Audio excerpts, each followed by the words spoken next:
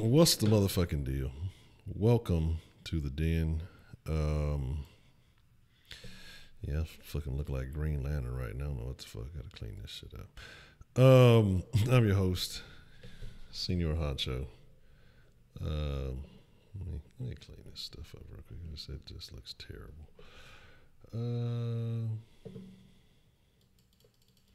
Well, that looks even worse. Hope y'all are all doing good tonight. I don't know what is today, Wednesday. Hope y'all are having a wonderful Wednesday. I hope everything is. That's about as good as it's gonna get right now. All weird. Definitely slightly underprepared, but y'all know what it is, man. I don't know what's going on with that. Oh no. I'm a little out of whack. Y'all gotta forgive me for that. But tonight, man, we're gonna talk about censorship. We're gonna talk about finding the right fucking shit to click. We're gonna talk about why do people want to censor others? Why do people want to ban certain language, certain beliefs, certain thought processes, things of that nature. But again, I'm your host, Ed Honcho. Welcome to the den. I hope you're all doing well. I need a fucking notebook. I ran out of paper. I don't want my fucking notebook. I'm all over the place this evening. So again, I apologize. This will work. And oh damn.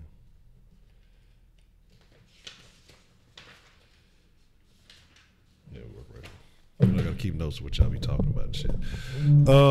So again, like I say, we're gonna talk about censorship tonight. We're gonna talk about, why do people want to ban other people from being able to speak their mind, speaking freely, why are places even like YouTube against censorship. It was funny, I saw somebody mention the Alex Jones, Joe Rogan. I didn't see it as it was going on, but I briefly saw something about it. I saw some memes already. But Alex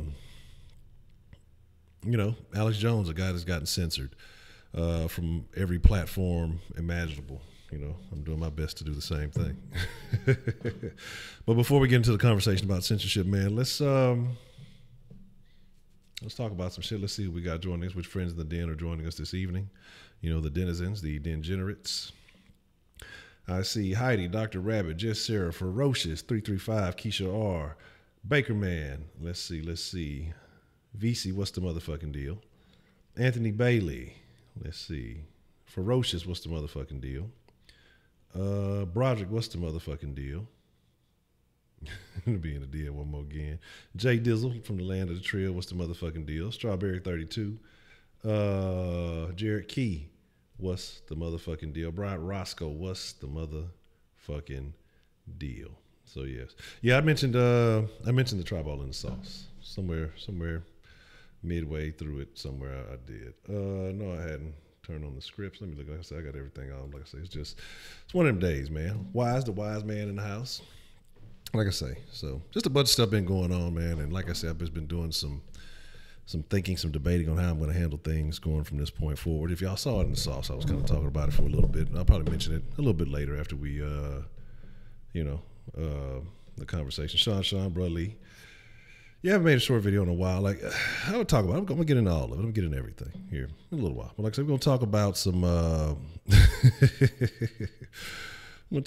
some, some censorship. And that's probably why I haven't been making short videos. Or not necessarily why, but they don't get that love. I made a video about R. Kelly, and it got no play, no rotation. I think maybe 100 people saw it.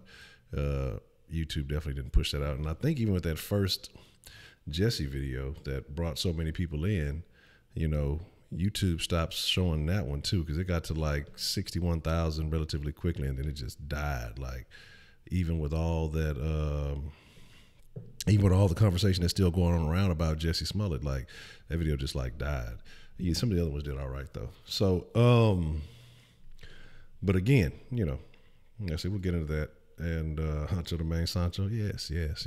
I used to be. I retired Sancho. But censorship, man. I'm a person, and that's why I say, I try to do the den a certain way. And eventually, there's goals to do something different, because I know there's only so much you can say on platforms that you don't control, because anybody can just come in and swoop in and say, oh, well, channel gone. We don't like what you're talking about. And censorship is something that I despise. Even if it's someone saying shit that I do not like, you know, I still pay attention to it. You know, what is your ability to dispute those arguments? And if somebody's saying certain things and you can't dispute those things, then, you know, are you right or wrong? Are you willing to challenge the way that you think about those things? And I think that's something that has to be considered. That's something you have to look at and decide, you know, what's what. Give me 1 second. I think we got, let's try this here. Let's drop it down just a little bit. Maybe that'll clean that part up. But, and I think that's something that you have to decide, you know, are you willing to challenge your beliefs? And a lot of people don't want their beliefs challenged. You know, I find it funny nowadays. You got a lot of people who say you can't say this and you can't say that, generally from one party or the other. And it's only the things they don't want you to be able to say is if it disagrees with their principles or what they hold dear or what they find to be important. And both parties do it. Let's just be realistic. And there's a lot of people who say a lot of things that people just don't like, but people would rather censor you than allow you to hear it. You know, we talk about music and censorship, games, television. Certain channels have to be marked a certain way because of censorship, because, you know, there's certain things you can't watch. Now, I think there should be levels, of course, by age. I'm not saying just let everything out for every, like, you don't want My Little Ponies out there in the streets wilding and shit. Be on the funny nigga, what's the motherfucking deal? And so my thing is, you know, there's censorship in realty, such a strip club next to a primary school. Yeah, exactly. Like, what is it? You can't be within, it's like 2,000 feet or 200 something. Like it's something with the number 2 in it. I know in Houston at least. You can't have certain venues, you know, within so far of a school, or, you know. And then again, like I say, there's a lot of standards that are upheld. You know, I think that there should be more strip clubs by the high school, so, you know, some of these young girls can have better options for employment. You know, they're like, fuck it, I ain't finna make it. No way. I'm fucking with all these young niggas that ain't buy shit for free. As soon as they turn 18, bam, we get out of school, go to work, bow. Okay, I'll be an asshole a little bit. I'm kind of joking, but I'm kind of serious. But so the strip club. Oh, I know what you're talking about. That fucking I don't even know what that is. What is that like a? What is that place? Is that like a? I don't know what kind of church that is. It's very. I know which one you're talking about, but I don't even know what that thing is. I see it all the time. So that would make a great club. Called the Gold Dome, the Thunderdome. But, you know, but being serious, yeah, I mean, there's censorship all over the world. There's certain things that people don't want you to see. You know, back in the day, there would be certain books they didn't want you to read. They would burn books that, you know, held beliefs that opposed, you know, traditional ways of thinking. And, you know, to make sure that people were only able to think a certain way. People want to control. Once you control the thoughts, once you control the ideas, you know, in a certain way you control the people. But that's where the internet came along. And right now, you know, there's places like China, and I'm sure in certain Indian countries and other places, where it's a bit more restricted. I don't know about India for sure, but I know China is restricted. They're on top of everything. China has a weird thing, like social currency, some type of thing they got going on. Basically, like your status, like if you're in debt or if you know, have certain issues, you know, just little things, like people can rate you. And if you have like a negative social score, like it actually hinders you from being able to move certain places, do certain things. I think that's very crazy. That's scary. But I wouldn't be surprised if something like that happens in America. I mean, basically it is what it is. If you're on any kind of social media, people are judging you and rating you for anything you say. I mean, you're getting prepared for that with the likes and dislikes. You know, I think there should be more. I think there should be dislikes, you know, on like Facebook and stuff like that. They just let you get the little angry face. There should be a fucking big red thumbs down. Say, fuck that shit. But yeah, you have a lot of these places who supervise what you're doing. You know, they have a lot of these people who have software to record, you know, where you're going or to ban you from going certain places. So again, I understand it in schools. You know, you need kids to be focused. Don't be going to fucking games.com. I think that's what it used to be when we were little. It was either games.com or some little shit that they hadn't known about yet. We would be on there fucking playing games instead of doing schoolwork. Newgrounds. But, you know, there's things where people don't want you to be able to say certain shit. And my thing is this. I think you should be able to say whatever the fuck you want to, any fucking time you want to. I don't think anybody should be able to tell you, no, you can't say that. If you don't like it, then don't watch it. Now, I think there are a couple of limits, and we're talking about, legality. We're talking about children. We're talking about certain things involving minors that I'm not with that shit. Motherfucker can hang for that type of shit. But I think that people should be allowed to express the way they feel as long as they're not committing a harmful act. Now, I know people say, well, if you speak these kind of things, it can lead people to take action. People who may not be strong of mind, it might lead them to go do things that may not be so good. For instance, you got the Michael Cohen thing going on today, and he was mentioning something about, and I think we're going to talk about that tomorrow. I think I might do a short video about that tomorrow. But he was talking about, with all the followers Trump has, and he's been getting death threats, and he's, pardon me, concerned for his family and things of that nature, and I mean, that's a true thing, because Trump could tweet out, if something was bad to happen to Cohen, some lunatic would go and fucking do it. I mean, let's just be realistic. But cool math. What you know about math? Oh, it's funny. And so just a lot of stuff to consider. When we talk about censorship. There's a thing or a belief that video games make people violent. I don't think that's true, because if that was the case, we'd have so much more. I think there would be a lot more mass shootings, mass violence, a lot more gun violence and things from younger aged children. Now, I'm not saying that there isn't any, but I do believe it'd be a lot more, because so many kids, so many people, even, young adults, whatever, that play video games. But if you look at the majority of motherfuckers who play video games, and especially who are just obsessed with them, knowing the publishers and release dates and people who work. I don't know anybody who built a video game ever. Like, I don't know anybody who fucking, I never looked at no video game credits. I don't even know the Nintendo dude, and he's popular. But you have these people who are obsessed and know all these people's history and backgrounds. There's nothing wrong with that. If that's what you're into, hey, fine. But if you look at those kind of people, those people are harmless. And if they were, I mean, come on. You know what I mean? Come on. They're not doing any damage. GTA, Crazy Taxi was the lick, though. That San Francisco Rush, shit like that. Those games were interesting. But most people that are playing like it, who are game obsessed, like they're the people who are obsessed with sports games. A lot of them are very unathletic. You see a lot of people who are obsessed with a lot of these violent war games are not the most physically fit. There's always exceptions, but people they tend to do well in their fantasy world, but not in reality. So I don't think there should be censorship in video games. I think if a publisher wants to make something, people are either going to fuck with it or they're not. I remember, back in the day, games like Duke Nukem and Doom and stuff like that used to get a lot of flack, early on when, computer gaming was starting out, because of the visuals, But again, if people want it, they'll buy it. If they don't want it, they won't fuck with it. So what about people that play Sims? Oh, yeah, they're terrible. They're terrible at life. People that play Sims, generally they fuck around. They look like how they used to look on South Park in the bottom of the basement. Fuck them Sim games. Like, I played the Sims a little bit. It's like only so much entertaining that you can do. Like, fuck all that digital fucking. I'm ready to look. But if it gets to the point where I'm trying to do a bunch of digital fucking on video games, I got to reevaluate my life. You know what I'm talking about? So there's that.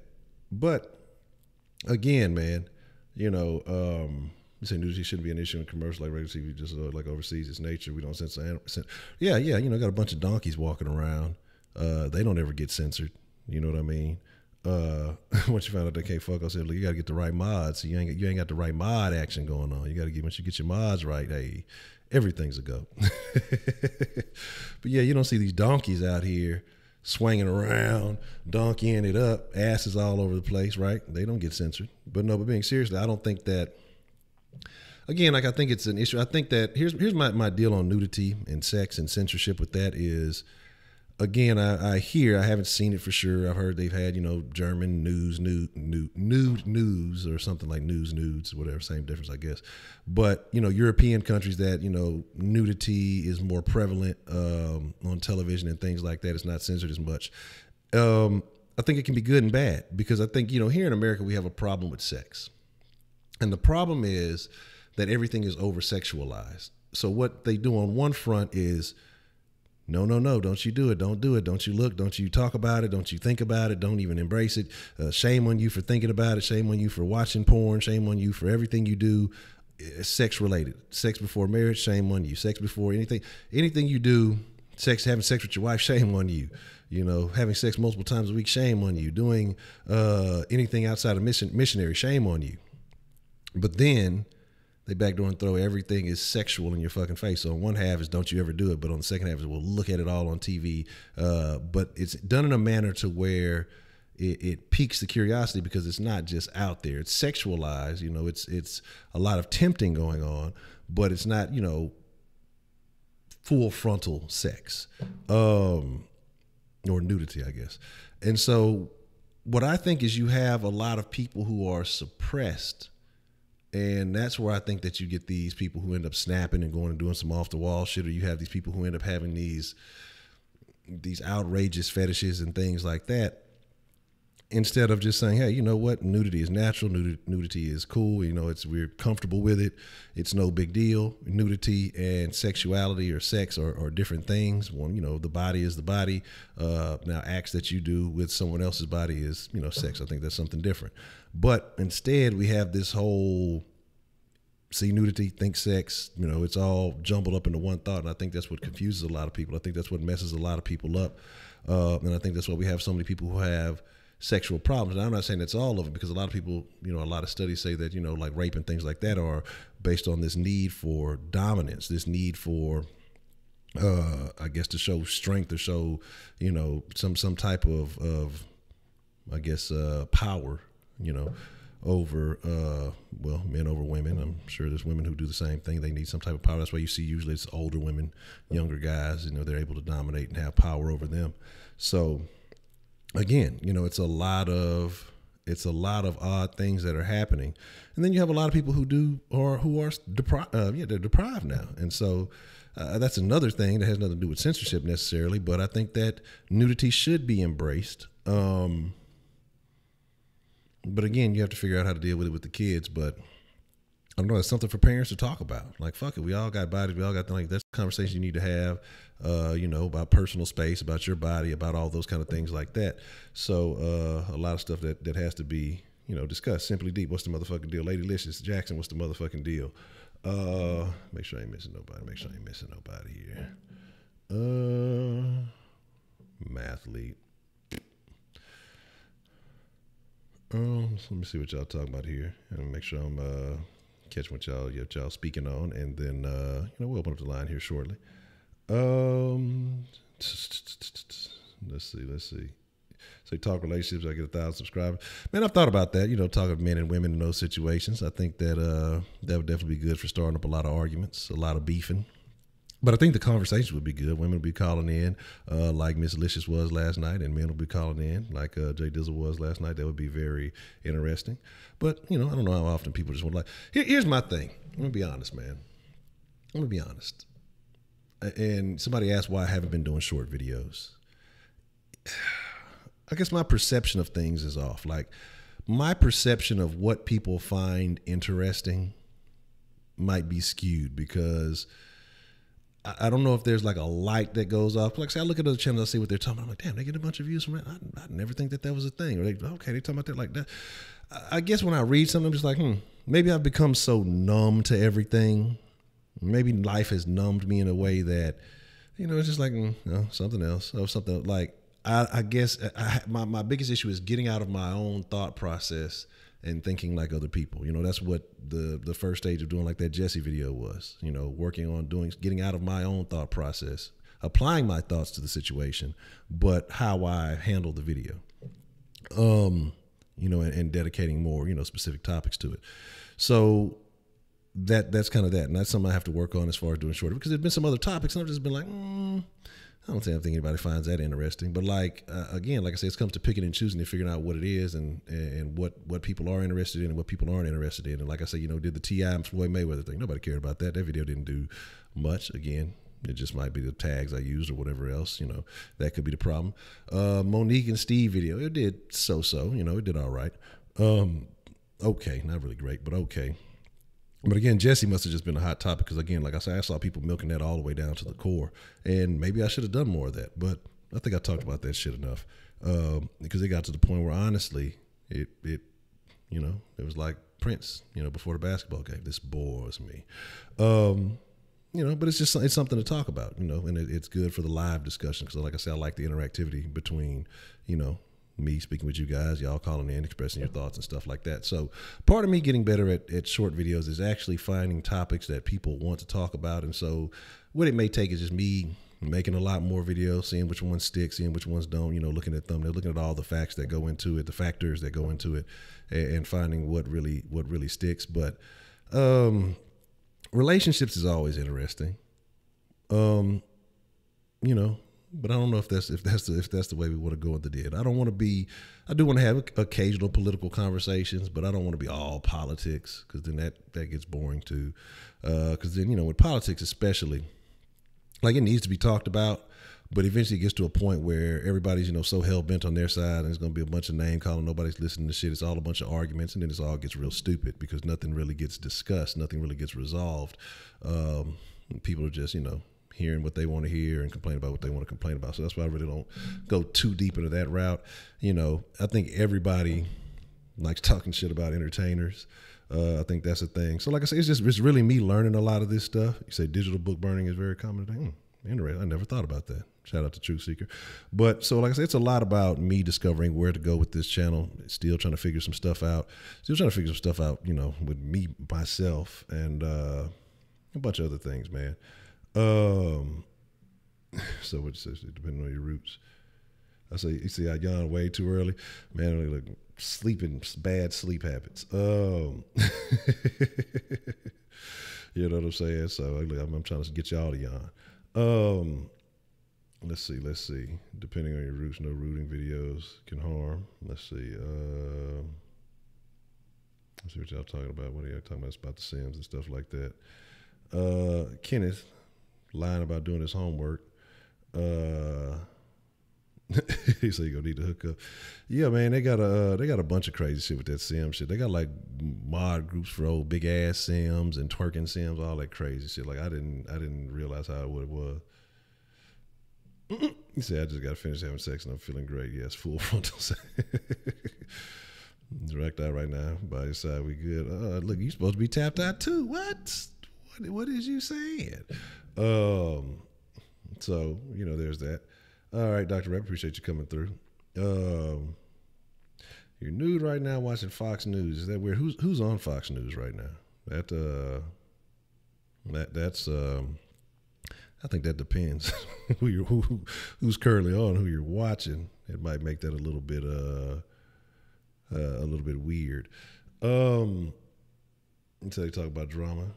Yeah, that's what I say. People like drama. People like, and I'm just not a dramatic person. I guess that's part of it. Like I like interesting things, sometimes, learning something I didn't know previously or, having discussions about things, see how people feel and think about shit. But, I just again, like I say, it's a learning process for me. I appreciate that, Truth Seeker.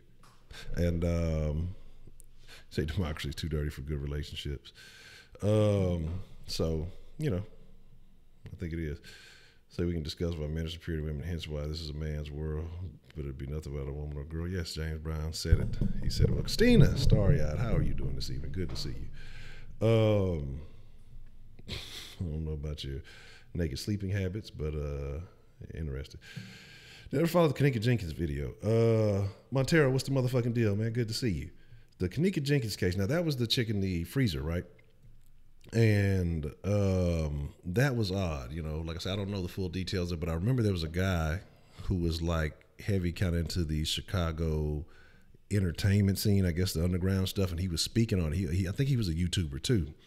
And funny, I think he had dreads and stuff like me, but he got to talking about it and how he thought that, there was some other shit going on, and he started getting, threatening messages to his phone and numbers that he wasn't even really putting out there, a bunch of shit, and he ended up getting killed, I believe, like shot in the head or something behind that shit. So I think that's very odd. You know, I think that's definitely something to definitely consider. Trannies being allowed in the Olympics officially, if that happened, we got a problem. If that happened, I'm finna do this is gonna be the Tranny in the Olympics channel from here on out. We got shit to talk about. So here's the deal. Let me open up the line, man. Like I said, we can talk about censorship. We can talk about a lot of stuff that's going on in the world. Holly, what's the motherfucking deal? Dating app experiences. Interesting. I haven't really used dating apps. Not really. I fooled around on the POF a little bit. But like my profile was my profile is like me. Really, I was like, man, I don't really want to fuck with y'all. I don't like this. My profile was like a negative ass profile. If you on this bullshit, I don't want to talk to you. If you on some of this stupid shit, I don't want to talk to you. All that other shit, you know, that type of shit. Yeah, man, that's my thing too. But I think you're starting to see some pushback from the women on the tranny topic, because those two little black dudes, man, I remember I made a tweet about this, and Man Things had put a super funny tweet under it a while back, and it shit got a bunch of traction. I was talking about these two black dudes who threw some wigs on and went out there and ran track. Essentially, that's what it looks like to me. But no harm if you feel a particular kind of way. I'm just telling you what it looks like to me. And these guys blew them out. They blew out these little white girls. Like, it was all white girls they were running against. Two black dudes basically beat the shit out of these all these white girls. And I'm like, man, they must have called them all kind of racial and fucking homosexual slurs and shit. Like, I wouldn't even be mad at them. Like, shit, these motherfucking girls, they working their ass off. And you just come in because you're afraid to compete against, you know, to feel like you're not capable to compete against other men. You take the easy route out. Like, my thing is this: regardless of how you feel, you know what you're made of, and you know you have the tools of a man. Go race against the men. Go do something for women's right. You feel like a woman? Well, go do this for the women's right movement, and go beat men at the sport. Go be the best tranny male athlete ever, or whatever you want to call it. You know, if Bruce would have got the surgery back then, who knows what he could have done for the women's right movement. But that's not what's up. You know, they just want to go compete against women, beat women. I've seen tennis players. I've seen, you know, fucking, what is it, like the water athletes, whatever you fucking call them, water sports. But yeah, in the water sports, not that kind of water sports, but the other water sports. But it's like, why don't they go do that? But instead, they compete against women. They make it hard on women. And for all you people say, I'm a woman hater, I care about the ladies. I care about equality of opportunity. And your opportunities are getting robbed from you whenever, you know, the transgender or whatever, either compete as the sex you were born as, or they need to form a completely independent league. You know what I mean? And that's kind of where it needs to be. That's kind of where it needs to be. That's what I think. Said the all-male draft class has all been run. I'm gonna learn to talk today. Has been ruled unconstitutional. Women will be drafted. You said it's official. Oh man, yeah, I got to talk about it. I got to catch up on that, because I saw the little shit. Like I say, the little track people, because I think they had their regionals or some shit like that. And let me actually open it up first before I put the thing out there. And those dudes basically went and swept the regionals. It's like, come on, man. It's not a challenge. It's not fair. You know it. And my thing is, how do you feel good about something like that? How do you feel? It's not because I trained hard and you're not fucking Jackie Joyner Kersey out there. You know what I'm saying? It's just like you're using a biological advantage. And this is where it comes in, though, because you have a lot of those crazy feminists who say, well, men and women's bodies aren't any different, you know. So, okay, you're going to have to pick a cause now. You're either going to be rolling with, you know, women's rights, or you're going to be rolling with the LGBT rights, or whatever you want to call it, because that non-binary shit ain't helping nobody. Sometimes you got to pick a side, you know what I mean? And they're going to have to realize, like, you're going to lose either way. If you're picking, you know, to be a woman or whatever the fuck it is, then you're going to lose, because then they're going to let the transgender trump that. And then if you're choosing to be, you know, a transgender or whatever, you know, when you hop in sexes or whatever the fuck it is, you know, you have to acknowledge the advantages that you have, but they don't want to do that, you know, but but it's just a crazy thing. And like I say, it's not to insult anybody, but let's just be realistic. It is what the fuck it is, man. So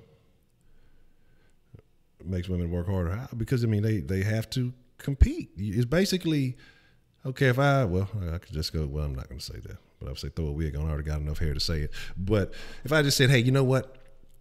I'd probably lose. I'm out of shape like a bitch. But if I said, hey, you know, I'm going to go compete as a woman in some, you know, local function, all right? And I go in there, I beat them all because I'm physically stronger, you know, or we're going to have a weightlifting competition or some shit, you know, where men are physically stronger, where men will benefit. Let's just be realistic.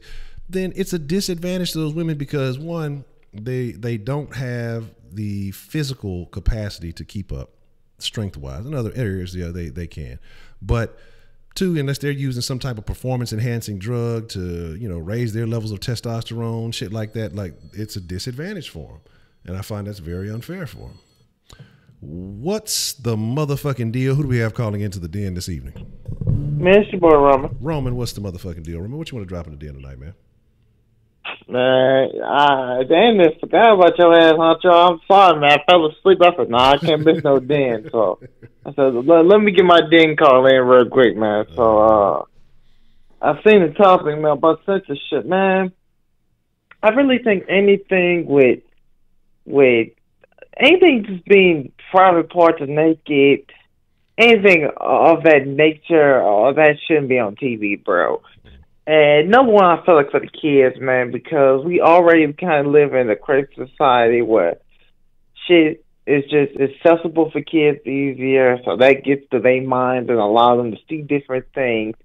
I think anything like that, man, needs to just be, I think that needs to be gone, bro, because that just gets ideas in their mind. And why are we pushing more sexual thoughts into kids' mind, and even some of young adults. I think that number one needs to be gone, bro, because you have to get older and get more developed brain to have stuff to learn shit like that. But also I think we should be censored. When it comes to, I think you really need to start to look at these reality shows, man. And I'm especially looking at black reality shows. I'm especially looking at black reality shows. I'm looking at the Love and Hip Hop and all that, man. Now, would they ever get canceled or shit like that? No, because they make just so much money. But I think censor them and get rid of them because they're not teaching good messages. You know, I mean, I know at the time, especially back in the time when reality shows actually was big and popping, but what's the point of having them anymore? You know, that all they doing is just, especially Love and Hip Hop, like it's making us look worse and worse and worse and worse, and we feed into this negative energy and this negative just I don't know. It's just this negative shit about us. We feed into it. Well, that's why we know people like the Johnsons and the Cardi B's and all that, and Steve Jobs, and we know people like that because we feed into it.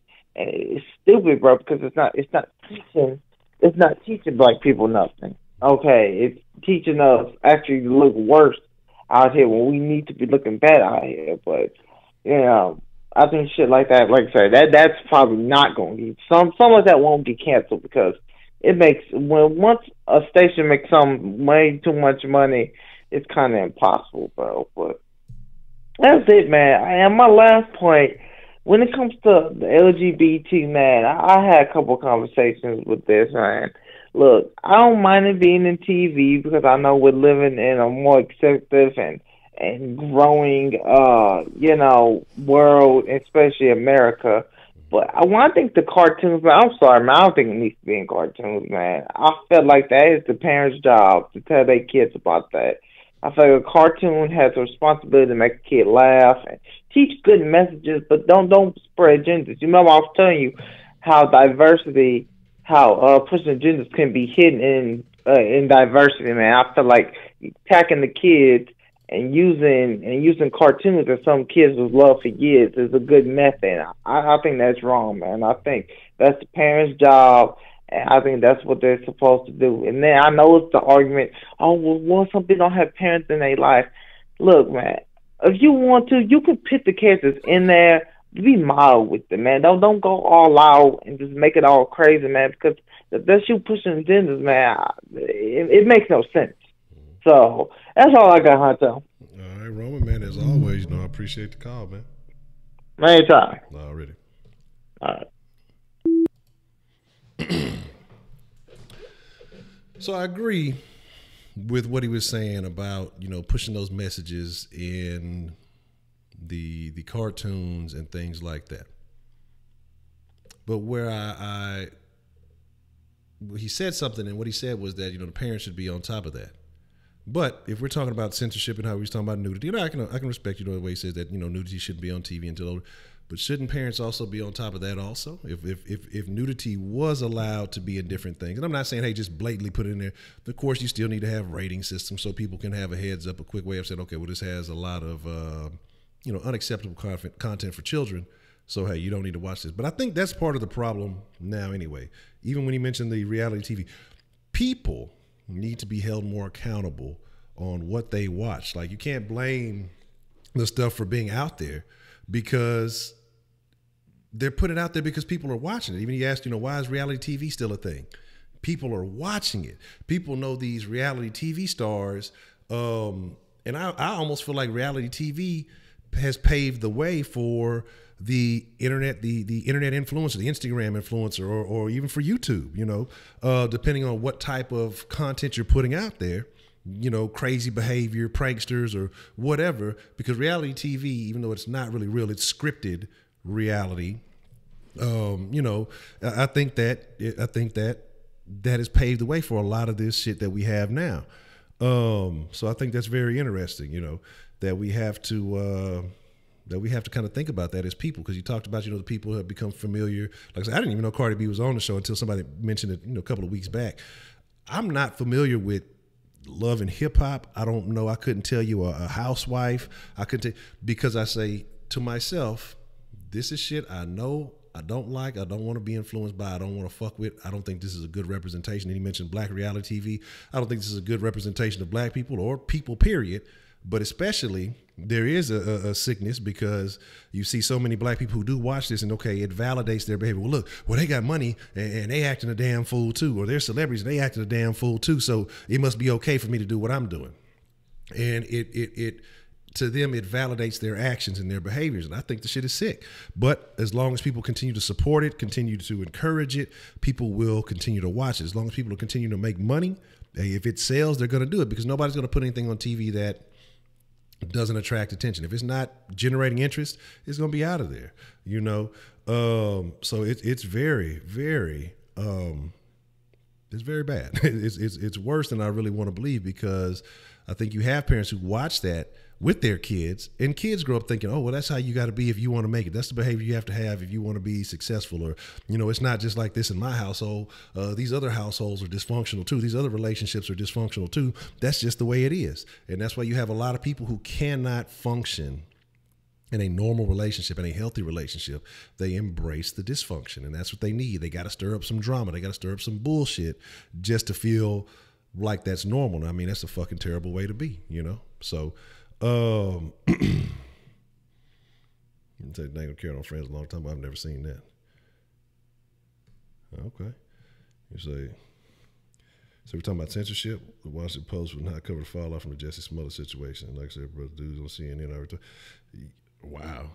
Well, and that's what I say. I really haven't been paying too much attention. I've seen a couple of people try to jump on it and, you know, make some fun of, you know, from the left, who were just trying to, you know, it's the same people who were all the way behind. I saw Don, he said some things, but I couldn't watch that too much because, you know, he's already fucking biased as shit, because I was texting Jesse every day. You should feel like a fucking idiot then, because he's been lying to you for days on end, and you willing to accept that type of shit. What's the motherfucking deal? Who we got calling in to the den this evening? Hey, it's your boy Josh again, man. Okay. What's the motherfucking deal, Josh? What you want to drop in the den this evening, man? All right, man. But about the censorship topic, it's just like, I feel like people want to stop people from like having a voice or being quiet. It's really because in life, you say to yourself, there's always competition, and there's always like, to be honest, it's almost like I was doing a paper over this, I think it was like last week, about why this about that epistemic of violence stuff, and why people want to like silence other people, and I guess it affects their narrative.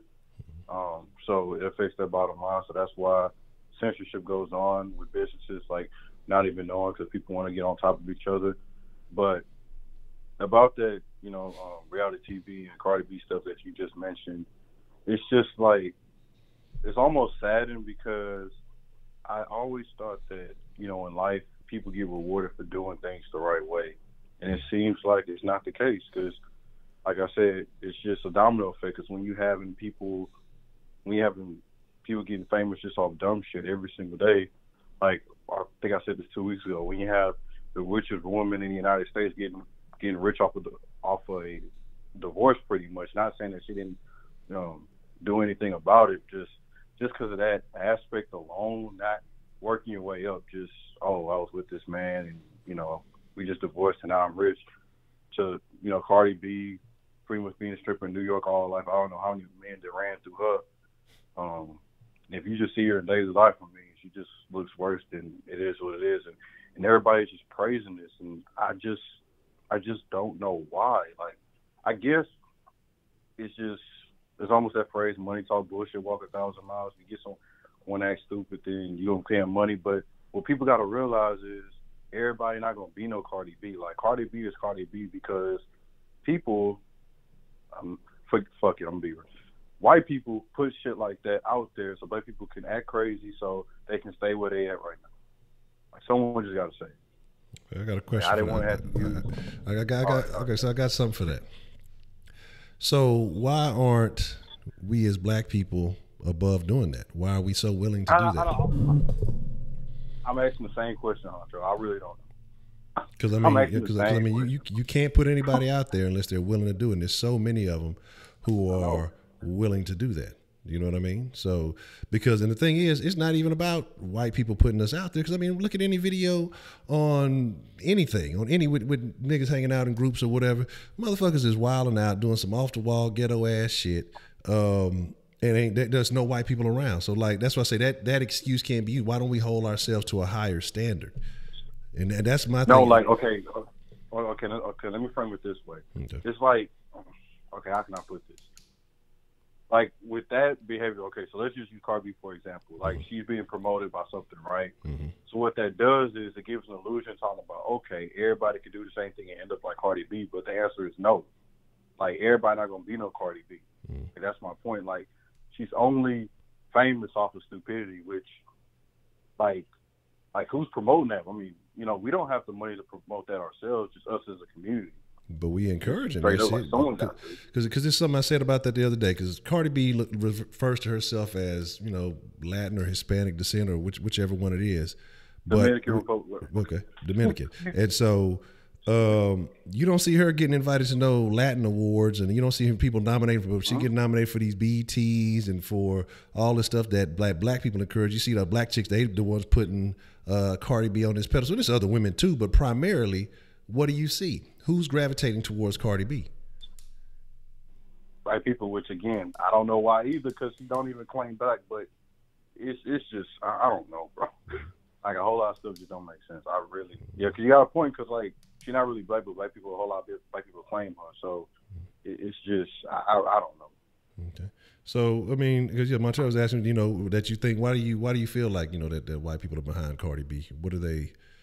How and in which way are they promoting? They're like, I understand money talking. I feel like maybe you're saying, the big network realizes that she generates a lot of attention and for her behavior, and I guess that's maybe what's attracting people. But again, if she didn't act like that, or nobody said, hey, okay, well, go out there and act like this. Now that you do have producers behind the scenes who say, maybe you might want to do a little more, this, a little more. But if she didn't already have that in her, if she didn't already, she was doing that shit when she was stripping and doing everything else before she ever made it on TV. And my thing is why, like I say, I get away from this. I try to get away from the white people made it, because when you start taking accountability for your own, you have strength on your own. You know what I mean? And it's not to say that I think you are right or wrong. That's why I ask you in the form of a question. Because, if you have accurate facts that this is what happened, then cool. But when you start, like I said, when you take responsibility, when you take blame, you accept power in the same sense. You know what I mean? And so you have control over, your destiny. You can have control over your actions instead of saying, well, it's somebody else's fault that this happened. That puts you in a weak state of mind. That's almost like that victim mind state. And that's where I want people to stop. It ain't no blame, regardless of what happened, and so let's accept responsibility, and then we can take control. You take power of your own actions, and you will see that your life changes. And every time I find a point, like, I'm not in no way, shape, or form talking about white people is making black people act like Cardi B in no way, shape, or form. I'm just saying, like, when that's being promoted, and that's what black people got to be, like, careful of, because what black people are seeing is like, okay, she's being promoted, she's being glorified and stuff like that, and people's like, okay, I can act like that and be like her. The answer is no. Like, and that's something that we gotta, and that's something that we have to take responsibility of. In no way, shape, or form, I'm saying white people making black people do any of this. Yeah. So, and again, I think that and you know, not to cut you off, but it's like, I think that comes down to us being more concerned with having black families, having more family, and the realization of parents being around saying, hey, that ain't the way to go. But instead, we, you know, again, like I said, we letting all this digital shit, we letting all this other shit, you know, teach the kids, or we putting these screens in front of these kids' faces, and, you know, not really paying attention to what's going on. We expect automatically that, okay, well, you know, if it's for kids, they'll know, or if it's, you know, and that's why you had the scandals that happen on YouTube and multiple times, and this is some new scandal they're allegedly saying has happened, but I don't think that's been real. But because at what point is it a person or a parent's responsibility to know what's right and what's wrong? You know, at a certain age, you know, you got to determine for yourself. But at what point do we start, you know, looking at personal accountability, and why we're the ones encouraging this behavior? Like I said, it's mostly black people gravitating towards us. So we want to sell black people something. So we're going to put Cardi B on TV. Then when the commercials come on, we're going to put, you know, black products that we want to sell to black folks, because we know they're going to be paying attention, because they can't wait to see Cardi B and her ratchet ass behavior, you know. And like you say, money talk, bullshit walk. And that's just kind of what it is. So when do we start saying, hey, you know what? We're better than that behavior. We need to cut that off. We need to do something different. Yeah. And to elaborate on my point, I'm like, you're pretty much right about it, but it's like people have it both ways. Because it's just like, you know, because, you know, like BET is like how it is, and, you know, from all the culprits of negative stupidity. Most black people are against BET for the same reasons you just mentioned, but praise Cardi B. Like, you see my point? And so that's what I say. Like, you got makes no sense, right? Yeah, and that's where people got to realize, okay, and that's where, again, you got to do some self-evaluation, and you know, it's a constant thing, because, you know, you can't say, well, you know, we need to be this, and this, but then we go and support this, or go, you know, promote a particular artist or whatever else it is. You know, you kind of got to get everything in accordance, you know, and that's what I think a lot of it, we have personal connections to somebody or something, and so we kind of overlook that. But we'll talk down and say, hey, you know, we don't want to deal with this type of behavior. This makes us look bad. But then, you know, like say, go fuck with Cardi B. Or we want more, you know, representation. Or we want more rights. But then you go and you promote somebody who is fucking ignorant like that, who is all about ratchet shit, you know, showing ass in public, you know, a lack of professionalism of anything, you know, and that's, again, like I say, so the people that we promote to represent us, I feel like as a group, we got some shit skewed, man, and we got to start changing some shit up. But that's not what sells. That's not the entertainment that people want. People want that bullshit for that entertainment. Yeah. Yeah, another thing is like, because even the people that claim that, oh, BET's one about, you know, white people, stuff like that. Because my thing is like, someone had to put a camera in front of Cardi B. Like, Cardi B didn't just strip and get famous overnight. Or maybe she did shit. I don't know. But like, someone had to promote that. Someone had to put money behind her at first for her to get where she at. So I mean, someone had to do it. So yeah, you're right. Like I say, somebody had to provide the avenue for her. She just took advantage of it, and now you got other people trying to gravitate towards. But that's a bit, man, Josh. I appreciate that. I didn't mean to put you on the grill like that, but I appreciate your call, man. Like, you good, man. Like, I don't mind clarifying it, because hey, like, if it's not clear, I don't mind, because I'd rather have a clear point than me just say something, have people confused and people don't know. Okay. So that's just me. I really don't care. Okay. Well, I'm glad, like I said, I'm glad, you know, you made your point, and, you know, like I said, we got to understand it. So, as always, man, you know, did the U of H make it out safely? You know, nobody got hurt, huh? Yeah, man, they probably on their flight back home. Okay. Yeah, they got security, bro. They not. Come on, man. Man, why you ain't working security, man? Look, tell the other job now. But when I just got there, and two, that I'm focused on me right now. Okay. All right. I'm just saying, you know, you get plugged in, man. You know, you might get hooked up with a Cardi B. One of them niggas go to the league. You in the dough, man. I'm just saying. I'm fucking with you guys, man. I'm fucking with you. I appreciate the call, man. All right. Shout out to Josh, man. Give it a good sport. I'll be giving Josh a hard time sometimes.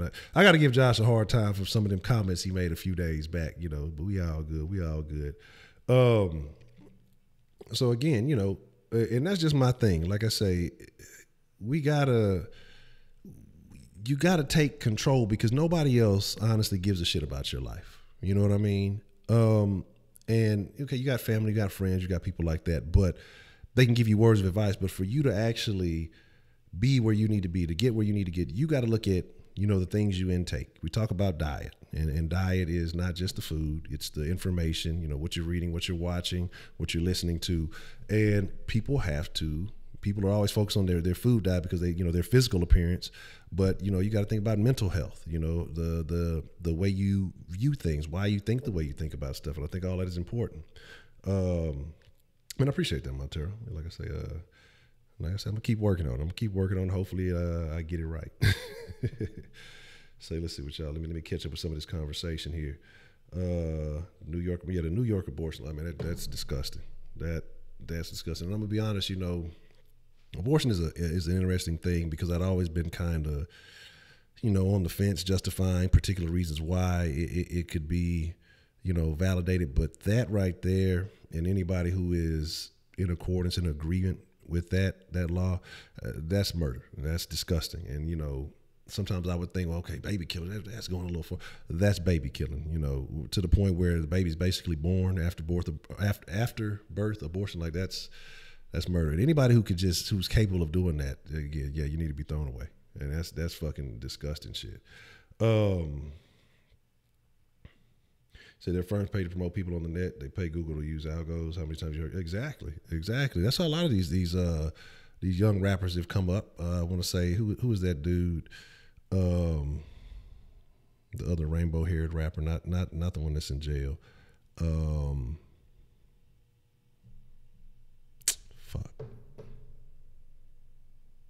Lil Pump, crazy ass name.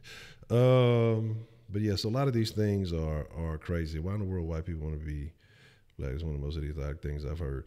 And that's interesting because I've heard that on, you know, when Chicago Mike calls in from time to time and he talks about how black culture has permeated. Like I say, I have my differences because I still don't know what is black culture outside of the music, outside of, you know, style, if you will. But I think that can kind of be more of a regional thing. Like, what is it? What is the quality? Like, I don't want to. I'm not. Obviously, I didn't get it because I don't have no fashion sense.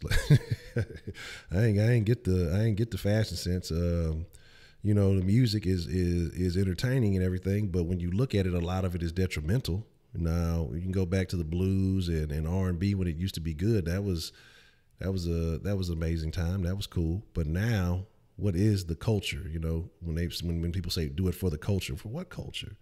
It's not a healthy culture. It may be a culture. Okay, you can have different types of cultures. That doesn't mean they're all healthy.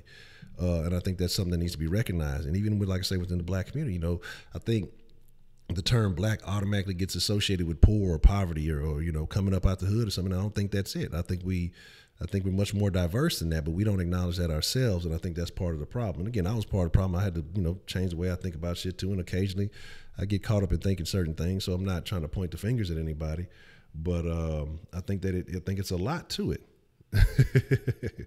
Hollywoodly, man, I appreciate it. Not man, but I appreciate it. Get some rest. Thank you very much. Appreciate the dropping the Denjamins in the den. And shout out to all the denizens, the friends of the den, you degenerates. You know what I'm saying? Alrighty. What's the motherfucking deal? Who we have calling into the den this evening? Hello? Hello. Hey, what's up, hon? It's Chicago Mike. Chicago Mike, what's the motherfucking deal? Speaking of the devil, how you doing? What's the motherfucking deal, homie? No, cool, man. What's on your mind this evening? Nothing, man. I just jumped in the room maybe 7 or 8 minutes ago, and I'm glad I did. And you picked up the point that I feel I have some ability to speak on, but I wanted to turn it back on you for your audience, man. I actually think they would like to hear you expound for a couple minutes, and I would like to take two sides of it. Why do you feel that people who identify themselves to be black as individuals or the black community as a whole do not have their own culture? And then conversely, if you could take a couple minutes and talk about what it is about other identifiable groups that you would say have a culture. What is it that's different there? Okay. The reason why I say we as blacks, we don't have a culture, because one, we're steadily at war with one another. You know, yeah, we have certain pockets, and that's why I say I feel like it's more of a regional thing. And even within those pockets, there is, you know, we attack one another. We can talk about all the little differences in which we, you know, divide ourselves, you know, from the light skin and the dark skin. You know, we can talk about, you know, you from this side, from that side, hairstyles or whatever. There's so many reasons that we, inside of our own cultures, that we divide ourselves, that, you know, the only time we come together is when someone that you would consider outside of being black is attack somebody. Then we all come together. But as soon as, you know, one of us, we're attacking, I don't know, we just dismiss it. It's not an overall concern for our well-being. If to me, in any other culture, if there was a prevalent amount of violence against themselves, that the people would try to root that out.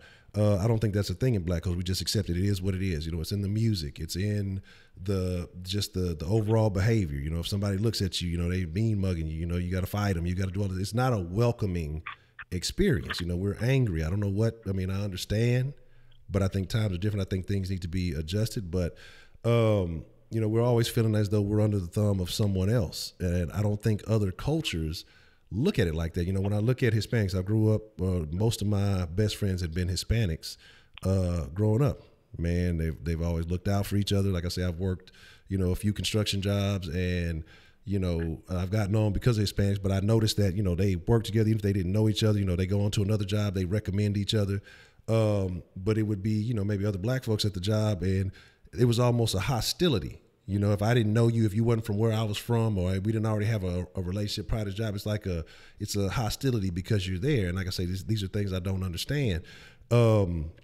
Other cultures seem to look out for each other, you know, and I'm not saying everything has to be race-based, but it's just like we look out for each other in the sense of danger. You know, other cultures look out for each other in the sense of, you know, helping with a favor. Hey, you know what, I know you're trying to do something, you know, trying to build up. Like I said, I'm not super familiar with the Asian culture. You're my only Asian friend, Chicago Mike. But well, I appreciate that. I appreciate the upgrade. That's cool. Already. But you know, the thing is, like I say, you know, like, but I've always seen Hispanics and how they, even if they did not even know each other, and there was always that sense of family. Like I say, when my mom was, well, when I was young, my mom, you know, she worked at the refinery, and she left me, I would say I was raised Jehovah's Witness, so she left me with another couple that was in the congregation. They didn't speak any English, you know, but they would raise me. I'd come home speaking Spanish and shit. She didn't know what the hell I was saying. But even from being that young, I just remember that sense of family. But in the black community, I see so much. It's like I've seen mothers who beef with daughters, you know, family members who just hate each other. Like it's, and I'm not saying that we don't have black families that are strong, but I think it's more outside of the impoverished areas, the families who work together to come up and they're proud of, you know, what they've done. But I think when you have more of the families that are on the bottom of the barrel, it's a lot of tension. It's a lot of infighting. And so to me, you know, it's a culture based around a lot of that shit. And to me, that's not a healthy culture. Like I say, I understand you because you had mentioned, you know, the style and how other cultures kind of emulate the style. And I understand the impact that has had, but that's taking the good aspect of it, but it's not taking the whole aspect of the culture. And so that's why understood. Let me ask you real quick, Honcho. Do you, I've heard this over the last couple of times we talked, would you say that what people call as a shared culture has to be unified? They have to share a united interest, ethos, mission, core internal, you know, concepts. Do they have to have that to be called a culture? Can a culture, for example, prison culture, not be identified by constant conflict, hyper macho, hyper aggressive, you know, testosterone driven? Would that not in itself, though it be marked by a lot of infighting, would that not be a culture? That is a culture in itself, and I don't think that it has to be unified. I think that's a more that's interesting because it's such a segmented culture with the, you know, confined within those walls. But I think a lot of that gets because of so much of the black community that has been in prison, that becomes a part of black culture too. But what my thing is that, like I say, okay, here's the situation, and this is why I say where we have dissension, where we split, is because, all right, say if you started off, you know, lower income, or, you know, you saw somebody who was in the same situation as you, who was Asian, and they came up and they did well for themselves, I would think that, I'm assuming that you would have, you know, well wishes for them. Hey, you know, they did it. They came up, they did well. That's a good example, or somebody to emulate or something like that. But in the black culture, when someone comes up or they move on to do better, it's not, hey, that person did it the right way. It's, oh, they're Uncle Tom, they're a sellout. You're hating on them.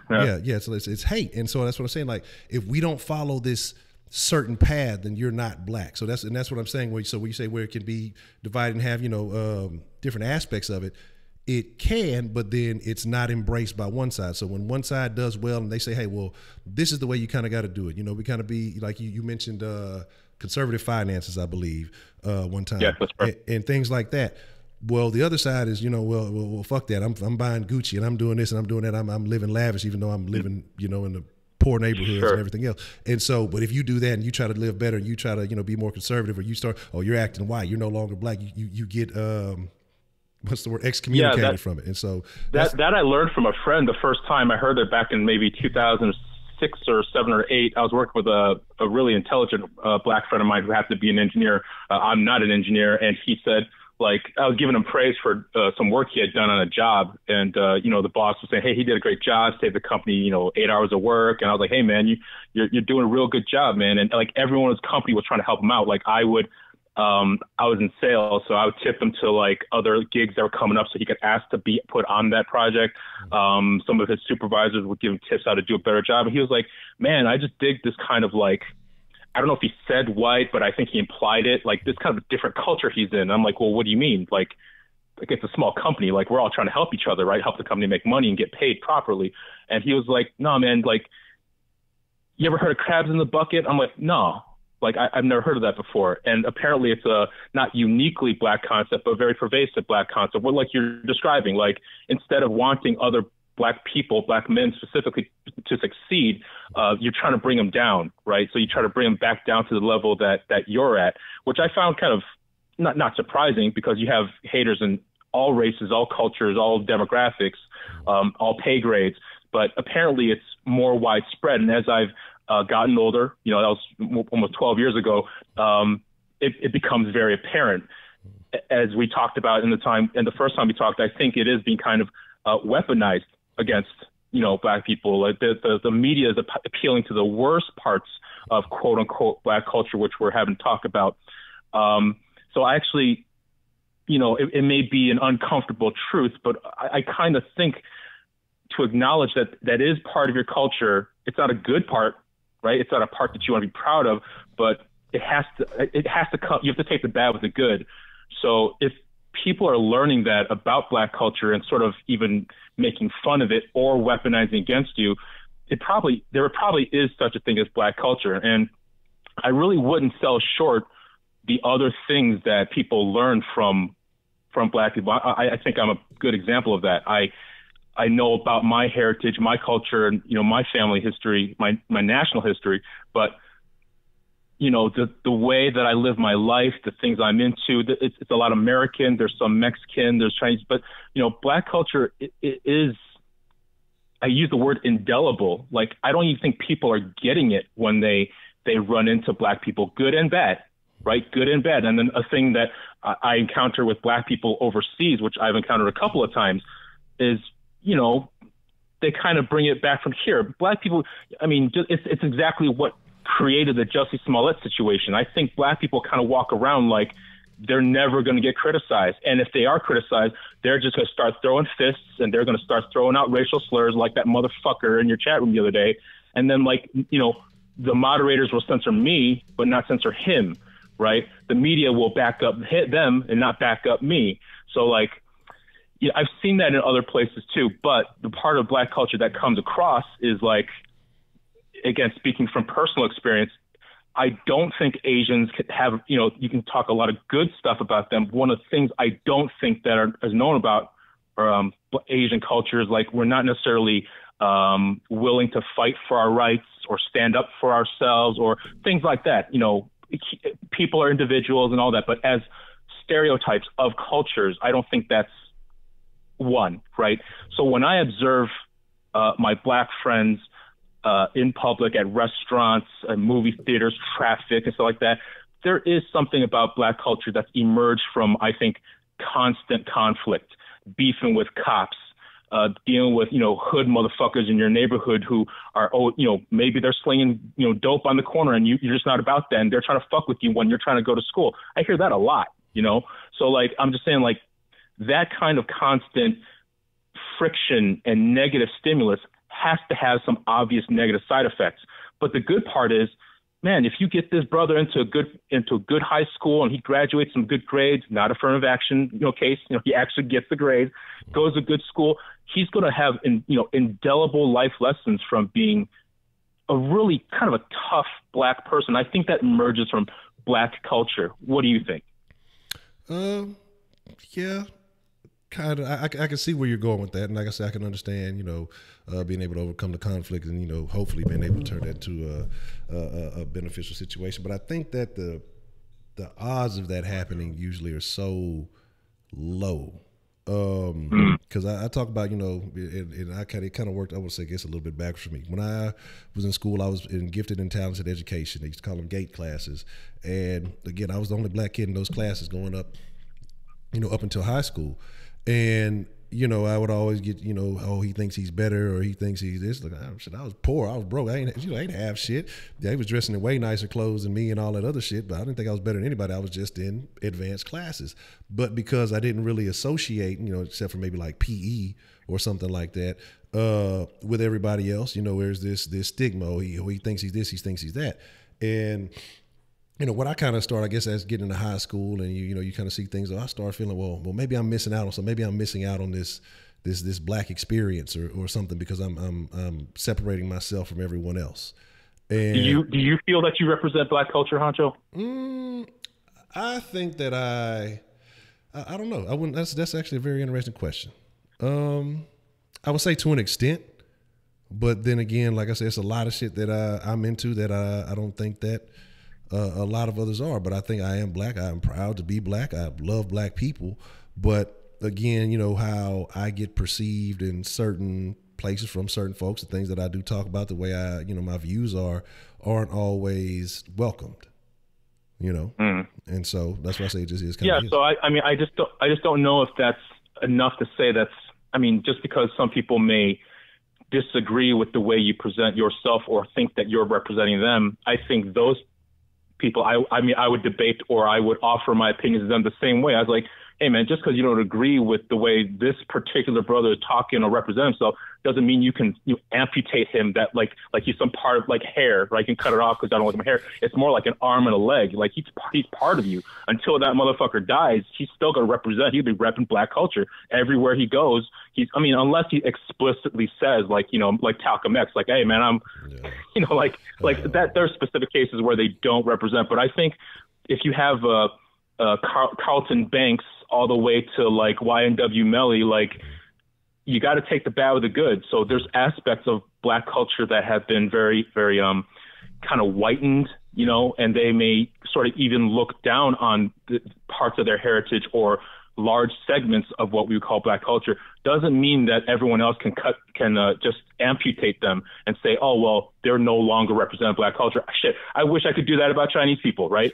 I wish I could only take the very best parts that happen to be like geniuses and business owners, break dancers, driving slam Celica, talking all kinds of shit, cuffing all kinds of bitches of all different kinds of colors.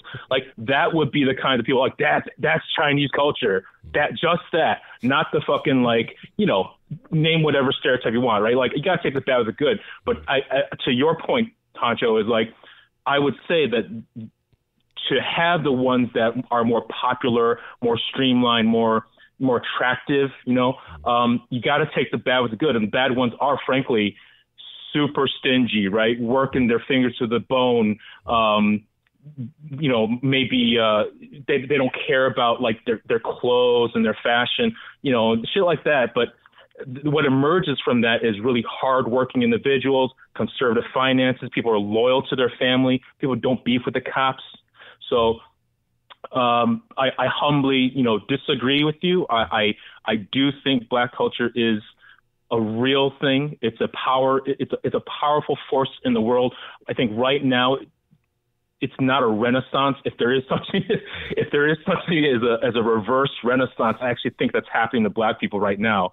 Like I think if Black people and everyone else, Americans, all races and all colors and creeds included, if we're not careful, man, like I think this left-wing media, the media in general, Fox News included, they are just trying to take the worst parts and feed it to the masses because it makes money. It's like clickbait. They are not highlighting, Black kids who are quote unquote nerdy, who want to go to school, who don't talk Black and stuff like that. They're kind of being made to feel ostracized. And then that's happening to Chinese people too. That's happening to white people for sure today too. So, I would like you to just think about that. We don't got to agree, but I personally think that if you go to another country, I've been to China, Taiwan, I've been to Philippines. The best parts of Black people are in those countries. They're med students, they're business owners, they're law-abiding citizens. And people also see that they're like Chris Tucker, man, right? They're tall, they dance, they can sing, they tell good jokes, their stories about America are good. So, keep your chin up, brother. I think there's a good people out like you, and I do think you're an icon of Black people. Like, so don't sell yourself short. I mean, you're about the blackest looking motherfucker I've seen, right? You're even sporting dreads and whatnot. So in a few years, when your channel blows up, like Montero M said, man, hopefully you'll be able to see that those parts of non-Black culture that you may not be seeing now really led for you to where you'll be at in a few years. Okay. Well, Chicago Mike, man, hey, I appreciate it. And like I said, we can disagree. We can respectfully disagree on certain things, but I appreciate you calling in and, in detail sharing your thoughts on this. Thanks, man. Take it easy. All right, you have a good one. All right. Shout out to Chicago Mike. So, very interesting. And again, like I say, I see it from one way. Mike sees it from a different. Again, that's the beautiful thing about perspective, is that we've all had different experiences on this planet. Red S, they've been asking about you. That we've all had different experiences on this planet, so we're going to see things differently. Let me catch up with what y'all talking about. And I know I saw Anthony saying, I'm just throwing all Black people. I'm not throwing, Black folks under the bus. I'm not disavowing anything that has happened to us in the past. But I can honestly say, look, and I've had my shit. I've had my situation. I'll tell y'all, I don't have the cleanest background. I've done some things that, I could say I regret, but learning experiences, things that I've had to learn from, that have gotten me to this point that realized, okay, this was a stupid decision. And, I was thinking in a stupid manner. I let these type of stupid things influence me. But let me take this call real quick and I'll finish that point. What's the motherfucking deal? Who do we have calling in on the den this evening? Hi, this is Sean. Am I on the line? Yes, Sean. How are you doing this evening? What would you like to drop on the den tonight? I got a couple of things. I had to call in. I've been following the topics down the line. We've been switching up, kind of see that goes on the den. But the first thing I want to kind of talk about is, I think early, and I'm going to drop it all the way down. I'm going to start at the top and go down. We were talking about initially, things that are going on in the messaging, in print media, television. And I think we all can agree that, that stuff that is projected out to us, and if we allow it to project within, it affects us and it controls us in terms of, I think there were some conversations about, the Cardi B's and the this and these types of, we got the girl in the man in the dress, that was the big thing, yesterday. But I think what I want to put a message out to everyone is that I don't want anybody to forget that they still have the power to control the narrative. And I think that this is where we're failing. So I'm kind of calling with a solution, because it's certain things I don't like about it. I complain about it. I want to go to the moon on somebody's mountain, because some things are so disheartening in terms of what I see going on around me. But I can't forget, nobody can't forget that it's all about supply and demand. So if they're supplying you a steady, diet of bullshit and fuckery, you know what I mean? You don't have to demand it or accept it.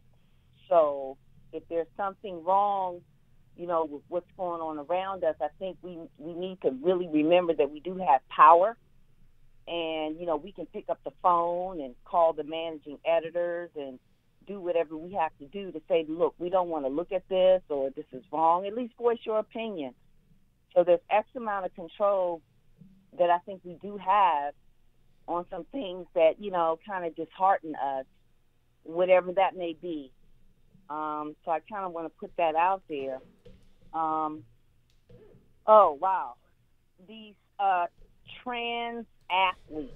Okay, that's another thing. Okay, I'm gonna go right on down here. These trans athletes, I don't agree with that. I think it's fundamentally wrong. At the end of the day, there's acceptance. I'm an accepting and loving person, and I don't have discrimination or transgressions against any person on this earth to what they want to be, because my philosophy is that I am not their judge and jury. Only the Most High is the judge and jury, and anybody on this earth that thinks that they can judge somebody else is wrong, and they may be judged, and they may not get into the gates of heaven. But at the end of the day, fundamentally, and this is written in all books. I mean, I don't care what religion or what book, if it's the Quran, it's the Bible, it's the Buddhist, it's the Hare Krishna. There's a fundamental human nature and nature of the earth and mankind and animal kind. It's like it's male, female, man, woman, even in the animal kingdom. So we can't get too far from that. I mean, we can be accepting in certain things, but a man is a man and a woman is a woman. And I don't care how you repackage it.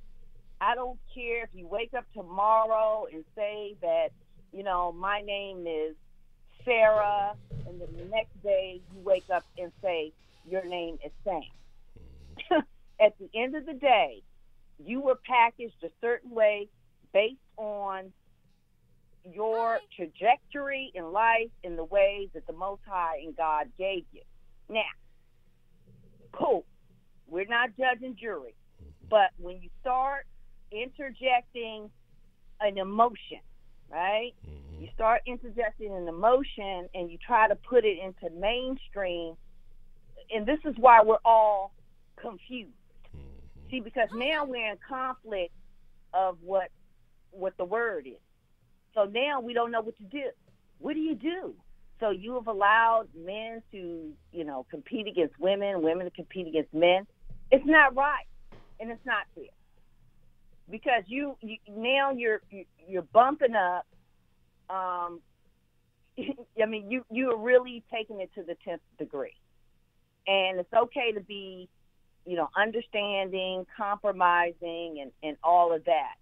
But once they start doing what they're doing, it's not fair. I don't think they should have the title. I think they should take the title from them.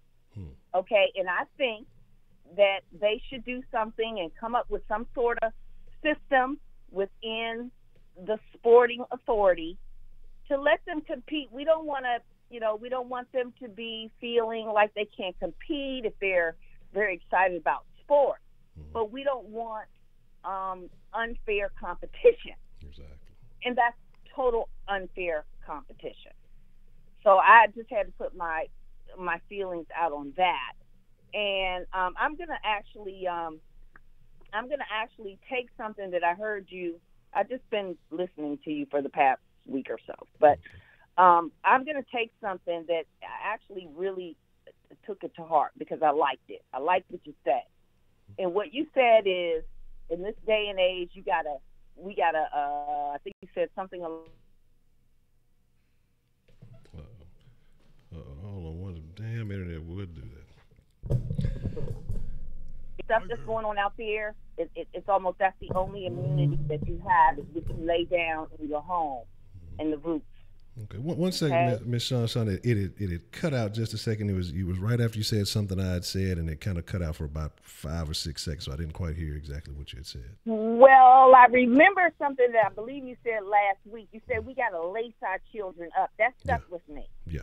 Okay. Yes, ma'am. I don't know if you can hear me now, but you said we got to lace our children. That stuck with me so much. I said, "Oh, I'm going to use that one." That's the truth. No, it's the absolute truth. You got to lace them up. And you got to understand, you got to give them compassion, tolerance, and all of that. But you also got to lay down your roots, your fundamentals, and your ground rules. I mean, because at the end of the day, they're going to go out your 4 walls, and they're going to be dealing with men in debutante dresses, okay? They're going to be dealing with transgenders running down the track field. Track and field is one of my favorite. And I grew up in sports. I played soccer, I played volleyball, I played softball. I tried to be a cheerleader, but all the girls hated me, so I couldn't be a cheerleader because all their boyfriends liked me. Let me so I find kind of out. got on a social level, I got ostracized out of cheerleading, but I wanted to do it all, so I understand. I'm a very competitive person. I understand sports. I always was in the sports, and I'm just totally against that. Yeah. And I just wanted to put my pieces out on that in the sports industry, what's going on in the sports, in the culture, in the television, and everything that we're dealing with. I'm going to take your words. We got to lace our children up, and it's all about supply and demand. They are supplying. We already know. We looking into it. They know they're feeding into. They're trying to control the narrative. They're controlling the narrative, and they're giving us a steady diet of bullshit. But that doesn't mean that we have to eat it. So I'm trying to let everybody know we know, even though they think we don't know, but we do know. But we don't have to accept that. And part of not accepting it is don't give them the demand. So if they're feeding something to you, doesn't mean you got to eat it. If they're supplying something to you, it doesn't mean that you have to be part of the demand. So if everybody wasn't sitting up there watching the hip hop and the Empire and the Cardi B's and the Nicki B's and all that, that's demand. You are demanding the filth. So if you demand it, of course they're going to supply it to you. So it's nobody else's fault but yours and mine. And I'm speaking hypothetically. Yep. So what I'm trying to say is that you can control that by controlling what your appetite is. Don't eat it. Don't desire it. You know what I mean? Don't be part of the demand. And if there's something that we're not happy about, you do have power. You pick up the phone and you call those CEOs and you call those executives and you tell them we don't want it. We don't want it for our children. You can take it and feed that shit to your fucking children. Okay? Right. Okay. Now let's get to the racial stuff. Okay. All right. So that I got that. That was the third line. That was going to be the initial call. Mm-hmm. All right. So now let's get to I am a black woman. Mm-hmm. Okay. This issue of race is a complicated thing that has never been addressed. It is not over, and it'll never be over until we can sit around and sit down and talk truthfully about it. There's a lot of stuff in mainstream and normal talking about culture and this and black people, and I get a lot of things of people kind of looking into us and our culture. What's wrong with black people, and why do they do this and why do they do that? What's wrong with them? One thing that I have to say before I get into it, I'm not going to get too deep, but I'll get deep enough. There's one thing that other races should know, and some of our own people should know. What part of the main problem is that most of our people don't even know who they are, where they come from. And a lot of other cultures, along with our own culture, have to understand that we were never given the true information or the history of our people. So we're almost a people who are, I would say, almost like nomads, who don't even know where they came from. But they do have a history. And the reason why we have difficulty with assignment with culture, because we almost don't have any culture, because all of our culture was taken from us. And if you take us 2 seconds to think, most other nationalities that came to America came with their family unit, their culture, their language, and everything intact. And you have to take some time to think deeply that everything that we had intact was destroyed. Our language, we couldn't communicate with one another. Our culture, we weren't allowed to practice all of the things that kept us united. Everything was taken and destroyed. And when you don't have, and you lose your language, you lose your religion, and you lose your culture, you lose yourself. That's what happened to us up until today. And it's been a steady diet, onslaught of degradation of our people up until yesterday. With our own president in 2019, it hasn't stopped. It still continues. Where the man just testified, actually, I think he testified today, how the president of the United States called all African Americans stupid. These are the kind of things and the degradations that we've had to come up under over 400 years. And this year will be the anniversary of slavery, actually. In 2019 marks the 400th year anniversary of slavery. So a lot of people don't even know that. We don't know anything about ourselves.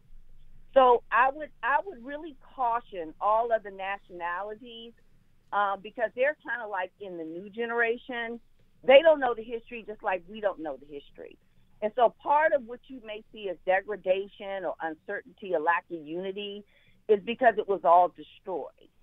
And it's not taught in the schools. But yet, we have to learn about other cultures, right? So all of that contributes to kind of all of the things that are going on with us. So it's going to take a lot. It's going to take a lot of patience, and it's going to take a lot of giving the facts, the truth, and our true history to let our kids understand that they're important. As I said, up until today, they're still being degraded. Then they're getting a steady diet of men in dresses, okay? And you've got the R. Kellys, the Jesse Smollett, and you've got all of that stuff. And, you know, what they're calling this is supposed to be Black History Month, of all months. All hell is breaking loose. All hell is breaking loose. This is Black History Misery Month. Okay? This is just a disgrace. But I understand it. You know, I totally understand it. But I think that other nationalities do not really understand our fight. Not only, and it's not just a fight, but our foe. And the pain and the hurt and pain.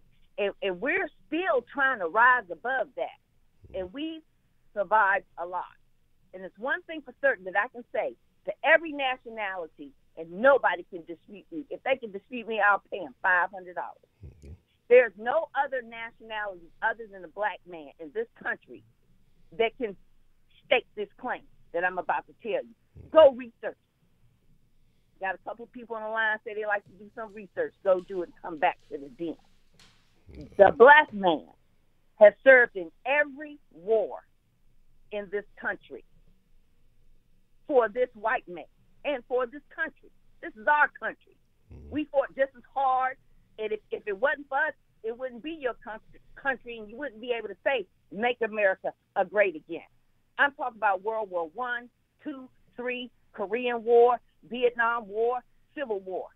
There's no other migrant that can say they have served in every war that this country has fought other than the black man. The black man is the biggest and the most loyal patriot. And I want everybody to know that, and that's your little history lesson. Okay. And if you want to dispute me, I swear to God, I'll pay him a $500. Anybody dispute me, let's do that, the Den challenge. So I don't want any black man to ever feel like they ain't a part of this country. Make America great again. It's always been great. And we are the true patriots. And there's no other nationality, Chinese, Mexican, Buddhist, Jewish, they can't stake that claim because they weren't here. They didn't land here at Plymouth Rock in the good ship called Jesus. The first slave ship was called Jesus. People didn't even know that. That's one of the first slave ships. The name of the first slave ship was Jesus. So part of our problem is that we don't know our history. And we are confused, and we need to get ourselves together. And we need to reunite with our brothers. We got our white brothers. I mean, they've been there since the beginning. You know, you got different dissections of white. Some people, everybody, they all white. But at the same time, they're actually different. You know, you got white Hispanics, you got white Jews, you got white Irish, you got, you know, their skin color is white. That doesn't necessarily mean that that's the way their mindset is. They're coming from struggle as well. Just because you see a white man or a white boy, you know, they have their struggle as well. You look at that Hispanic, they're coming from, you know, it's a lot of shit going on down in South America and down there, you know, in Hispaniola. Okay? So they got struggles too. So at the end of the day, we all right here. Okay? So we got to get our shit together. But it's one thing that I want everybody to know, that there's no bigger patriot than the black man. Because we served every war and fought for this country. And there's no Hispanic, and there's no Chinese, and there's no other nationality that can stake that claim. And if they can't, I will pay them $500. Okay. Because I know my history. Yeah. And that's all I got to say. I ain't trying to, when I call it in, I'm trying to be all fun and stuff. But I had to drop some shit on you tonight. That's all good. Sometimes you got to get really real with it. I mean, it be like that. Yeah, I had to get real with it. And my boy Chicago, you know, I'm good with you, you know. I see you got some little stuff. You showing your little colors a little bit there, you know. But we gotta slow down this little racial stuff. But censorship, that's the question. Yeah. You know what? And that was going to be, you know, all these other conversations got me into that. Let me tell you something about censorship. And let me tell you why it's good not to censor. And I learned that night before last. Because, Mike, you was going back and forth with somebody else, and I think you made some comments about it, like even tonight. But I think it was a healthy thing. And this is what we got to do, because I kind of feel like if anybody got little racial tendencies or whatever, get the shit the fuck off your chest. Get it off your chest. You know, it's okay. We need to talk about it. Okay? And people need to come up with the facts. And if you talking some shit that ain't right, hit your books, man. Get the history books. Get the truth. So the fact that the Den didn't censor the conversation, because I was a part about that, that's why I don't want no censorship. Get it off your damn chest, because I'd rather know what the fuck you feel than you to be sitting up hiding in the closet like a sister. See, that's what the Den is about. And I said, you know, the normal people, I didn't get offended by that shit. I was like, okay, here comes the racial shit. The true colors is flying. I mean, hey, you looking like a borderline racist, whether you know it or not. But it's all good. It's all good.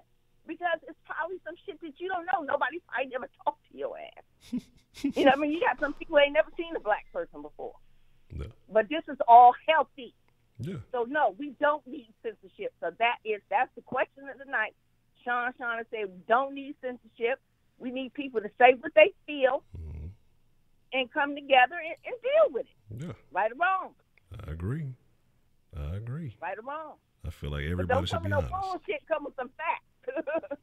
Exactly. You see? Come with your facts, and we'll hash it out.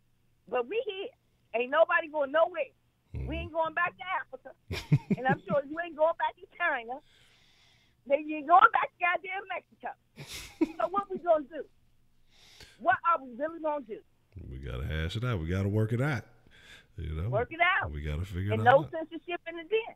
Mm-hmm. No censorship in the den. Get it off your chest. I'd rather you get it off your chest right here in this little, like, private kind of moment. Mm-hmm. You know what I mean? It ain't mainstream. You ain't going to get in trouble. Mm-hmm. Get it all off your chest right here. And then when you go out in the world, I'd rather deal with you here in the den and you go out here in the world and do right. Mm-hmm. Versus being all pissed up and angry. Yeah. And you know, you going out doing some stupid shit. Get locked up, be, you know, hate crime, or just do something dumb. Yeah. Or rather than that, just be disrespectful and not loving. You put that bad vibe in the world. And anything that you do out there, you know, that it has a vibration effect. You know, just don't put, no, I'm just not even into it. I'm not trying to put nothing bad out into the world because I don't want nothing coming bad back on me. Yeah. I agree. And that's all I got to say. All right. Miss Sean, I think you done lit the den up. I appreciate you calling. I appreciate you being honest and expressing all your thoughts and your feelings. And feel free to call back anytime. Okay. All right, Honcho. I still want to see your feet. Nah, y'all don't want to see them feet, I'm telling you. You just answer the question. So You hide. look, socks on. Socks stay on. Never take the socks off. Okay, hi, Sarah. Hi, Heidi. The girls is about to rock the den. They taking over. Look at that. We about to start some beef. Okay, bye-bye. All right, Miss Sean, appreciate it. Bye-bye. Bye-bye. Already. Shout out to Sean. And so, yeah, and the thing is, like I said, because I know the other night, and I'm not sure if this is the night he was talking about, we had some people come from some other pocket of the internet. I don't know who it was. They were calling on the line, and y'all know me. I don't really sweat the race shit because a lot of that shit is so phony, fugazi, just motherfuckers on the internet talking shit. But they came in with a bunch of racist jokes. You could tell they were scared to even call themselves. It's like, to me, that's what that shows you the level of cowardice that they possess. Because if you scared on the phone where ain't nobody even finna touch you, you nervous to crack your little jokes and shit. But yeah, so this is why I say it does exist, but to give so much energy to it if it's not really happening to you is where you lose me. You know, there's hundreds of millions of people in America. You're going to have instances of altercations. And a lot of time when people are angry about something, they look for what they think will cut you the most. And usually they'll try to say something racial because that's the first thing they see. They don't know anything else about you. They don't really know about you. So they'll use something. I just had an incident here in Houston. I want to say off of West Chase at a Kroger or something like that. I just saw it like about 20 minutes before the den that a Muslim lady got some shit said to her. You know what I'm saying? All right. What's the motherfucking deal? Who do we have calling in to the den this evening? What's up, Honcho? It's Mike again. I just want to let you know that is exactly, with all respect to Sean, that is exactly what I'm talking about, man. That is the kind of target that the media knows that they can identify with, create an action plan for, and market to, okay? And I'm not trying to say anything about history. I'm just saying that whole, like, we fought in every war, we black this and us, like, that is unique, not uniquely, but very much part of the current black experience that everyone sees, the puppet masters see it, the media sees, and they cater to that, okay? So I'm just saying, like, she should check upstream for that info and be like, am I acting like exactly what they want me to say? We built this country. We fought in everywhere. We deserve the rights. We. Once black people get past that and they say they cannot be motivated by this selfish kind of, tunnel vision, they'll stop making, bullshit ads for you and stop targeting with the things that you don't want. And that's what I'm saying, man. Like, she sounds like a very proud black woman, but yeah, we all know that. We all know what black people have sacrificed for. But if she can not speak like that, I think other people be like, hey, black people don't talk like that, or black people don't care about that. Black people are fighting for other people. We can't just make them focus on themselves, which I think is part of the problem. I'm out, bro. Okay. I appreciate the call, Mike. Interesting. Something that's very, very interesting. And I wonder if that kind of goes along with something I've said, mentioning, blacks and dealing with other races and observing how other races have handled situations in this country, not even just here in America, but in other countries where other cultures have been enslaved. But I think she expressed those points, but then also, like I say, she did touch on some other things. So it wasn't dismissive completely of, because I think what you have with a lot of it, because trust me, I get lost in the tunnels of black Twitter sometimes, and sometimes it's tough to get out of there, and it's just the shit I see. And I think that the shit I see pushes me further and further into my own current beliefs, because it's just a lot of people are disillusioned. But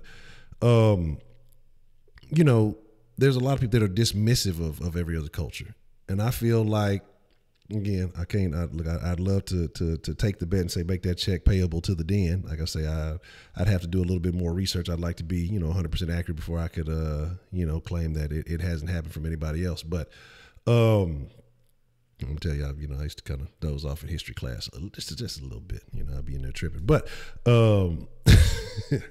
but the thing is, like I say, she acknowledged that the differences within the white culture, because trust me, it was a while before I paid attention to that.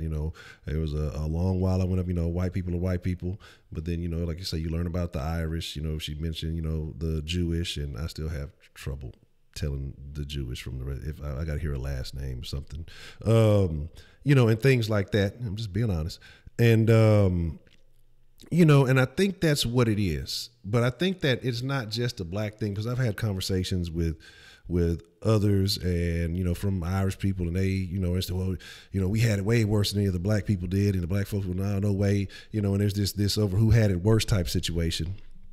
And I think all cultures, I don't want to say all cultures, because like Mike said, Asians, they kind of keep their head down and just get it in. But I think cultures are, you're inherently more defensive of you and yours, protecting the story, I guess, of your people, or what has happened, what has been gone through. So my thing is, I think that's just, I don't know, like I said, I don't know if it's just a black thing, but I think it's easier to push certain things to us because, again, the major difference in the spectrum of the skin tone, so I think it's easier, more noticeable when you stand out and you already have these feelings inside, especially like, like I mentioned, me being in classes where I'm the only black kid, there might have been, 2 or 3 other Hispanic kids, and, everybody else was white. Very noticeable difference, when you're taking class pictures, and a little dark spot, who the fuck is that? Oh, that's me, goddamn. Well, what the fuck? But, all jokes aside, I mean, these are things that you recognize, and sometimes it's internal dialogue. I told y'all recently that I had conversation with the little one and how, she feels about those things. And like I say, it's things that have to be acknowledged, but once you acknowledge them, I feel like you got to climb it over. She said something, though, that a lot of black people don't say, and that was that this is our country too. And I think a lot of blacks, they have this mentality of, oh, we were enslaved and we were treated like, man, I don't give a fuck about the 3/5. I don't give a fuck about all that other shit. I was here, born here, raised here. This is the country that I'm from. Would I like to know more about, my history and what roots, what ties, come from Africa? Yeah, because there's certain things, especially when it comes to diets and things that you not necessarily allergic to, but like foods that are beneficial for you and things like that. Knowing where you come from, your history and that lineage, there's things that's beneficial information for. Knowing, where my look originated, where did this originally come from? Yeah. But, because it was something that Broderick mentioned a while back, but do we necessarily have ties, or do I necessarily have ties to Africa? I don't know anybody in Africa, I can't sit here and say, and that is part of what she said, with the history being lost. But the thing about that is, and I speak of it often because we mentioned black history, at this point in my life, I'm more concerned about the black future than I am about black history, because you got to be familiar with it, absolutely, but there's nothing you can do to go back and change it. But what you can do is impact the people now to have a better future. And so that's where, I tend to put a lot more of my focus. What can I do to change the minds of certain youth who feel like, oh, we're disenfranchised, or look, man, it's certain things that people, I don't want to say but there's certain things that people are going to fuck with, certain things that people aren't going to fuck with. And when you got to look at what it is, the energy that you're putting out, is it pushing people away or is it bringing people closer? And I think we have a lot of people who put that energy out there and then validate, well, because my people were, done this, done that, done this. But did it happen to you? Did it really happen to you? How has your life been? And a lot of people have had fairly easy lives. I say, I'm not blaming anybody. If you weren't born rich, blame your parents for not taking advantage of it. And people get offended by certain things like that. We talked about the other day, like certain people, there was 6 of them, I got the names down here somewhere, that I was talking to the little one about, 6 people who were actually slaves and then went from being slaves, working for a master, to becoming millionaires. There are no excuses. Yeah, they're fucked up situations, but you got to figure out how to overcome that shit. If a motherfucker could go from a slave to a millionaire, and some people say, well, those were just anomalies. Well, be that anomaly. Be that motherfucker. Like, that's my goal. Be that motherfucker. Like, to come from the dirt and provide something worthwhile. It's not necessarily about being a millionaire. It's not necessarily but being an example of, you don't have to believe the bullshit that they're feeding you. Like she was saying, that they feed you bullshit. They'll feed you bullshit. But a lot of, and what I say, when we're talking about black culture and things like that, a lot of the bullshit that gets fed in there with the music is,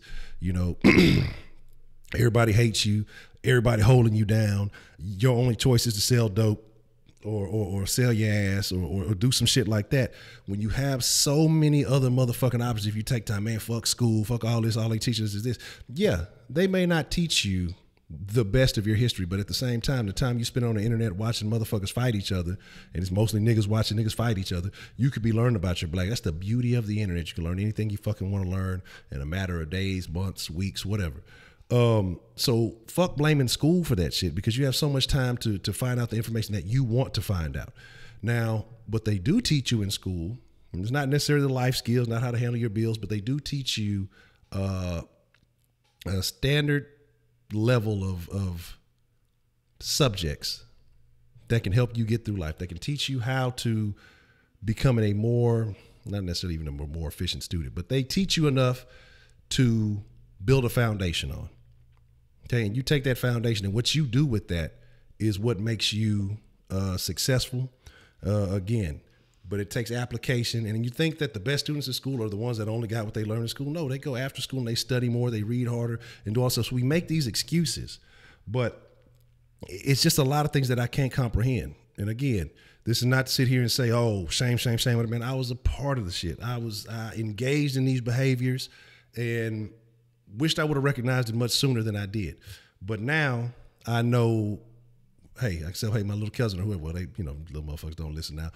Hey, man, you need to stay away from that. You need to not do that. You need to do something different. Hey, quit being so influenced by all the bullshit. That's why I say, honestly, I don't watch a lot of television. Television is full of, if it's not a live sporting event, I'm not watching it.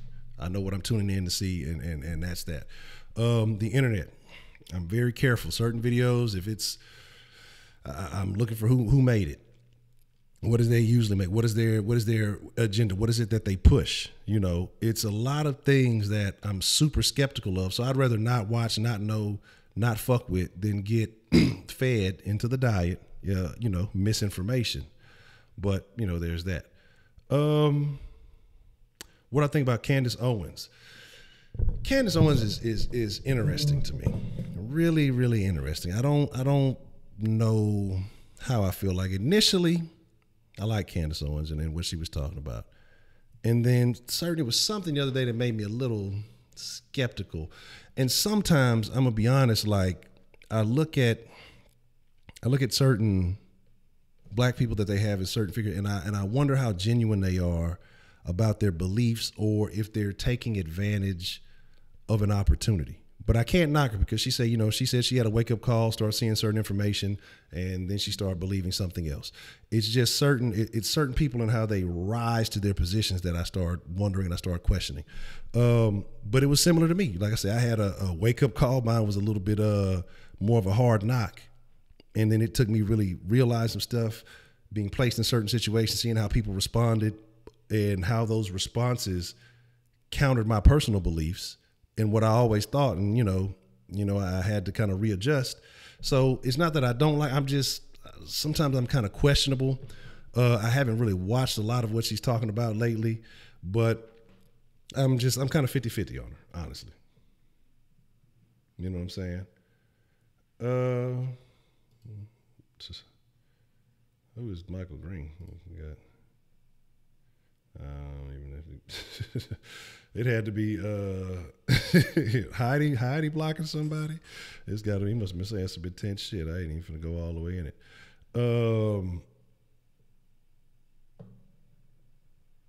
Okay. There we go. So I guess that is what it is. So again, I apologize. Like I said, I've been catching all the comments. You know what I mean? But let me catch up with some things. But again, yeah, I started getting into Thomas Sowell and some other things like that. Like I say, just sometimes, again, and I really started understanding the power of the media. A lot of shit I used to always say, people, they're talking about, liberal media, this. I'm like, oh, these people are crazy.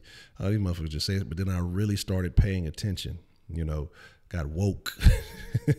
Some people claim woke. I think they go further to sleep. But I really started looking at things, and I started looking at, my situation. I said, okay, where in life is it that I want to be? Where am I trying to be? What goals am I trying to obtain? And so I started looking at people in the positions that I would like to be in. And then I started looking at their belief systems. And it wasn't all just black people. It was like, of course they are, because people say, oh, well, if you're black, you can't make it because of this, this, and this. Okay, so I went and found a list of successful black people that were not, rappers or entertainers or, in that type of industry. And okay, well, there's a lot of them. There's a lot of been business magnets. A lot of people from Atlanta had, insurance companies, and people from all over the place. There was a guy up in Detroit, and and I listened to all their stories, and the connection was, about providing good service, providing more value than you were paid for, because that always it benefits you in the long run.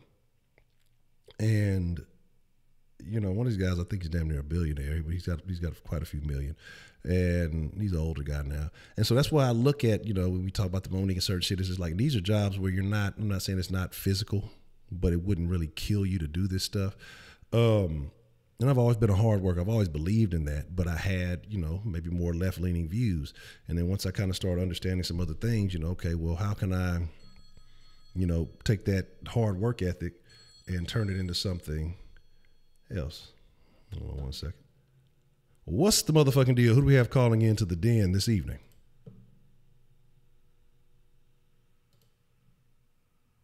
Hello. Hey, Honcho. What's up, brother? What's happening?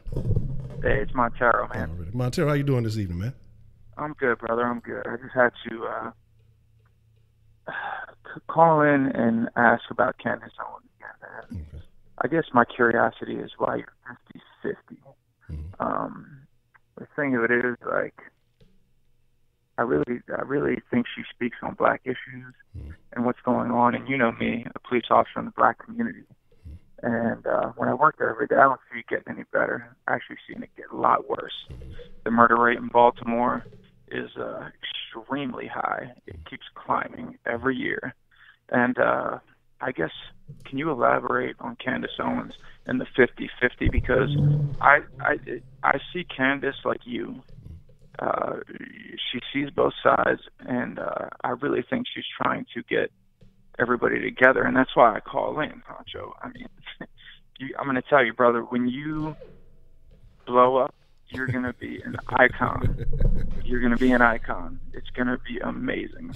I'm sitting here with 5 cops right now, and we love to listen to you. Yeah. We love to appreciate that. Hear both thoughts, both sides of both thoughts, and everything you say. So can you elaborate on Candace Owens and what you think? I guess you said she's kind of 50-50. Can you elaborate?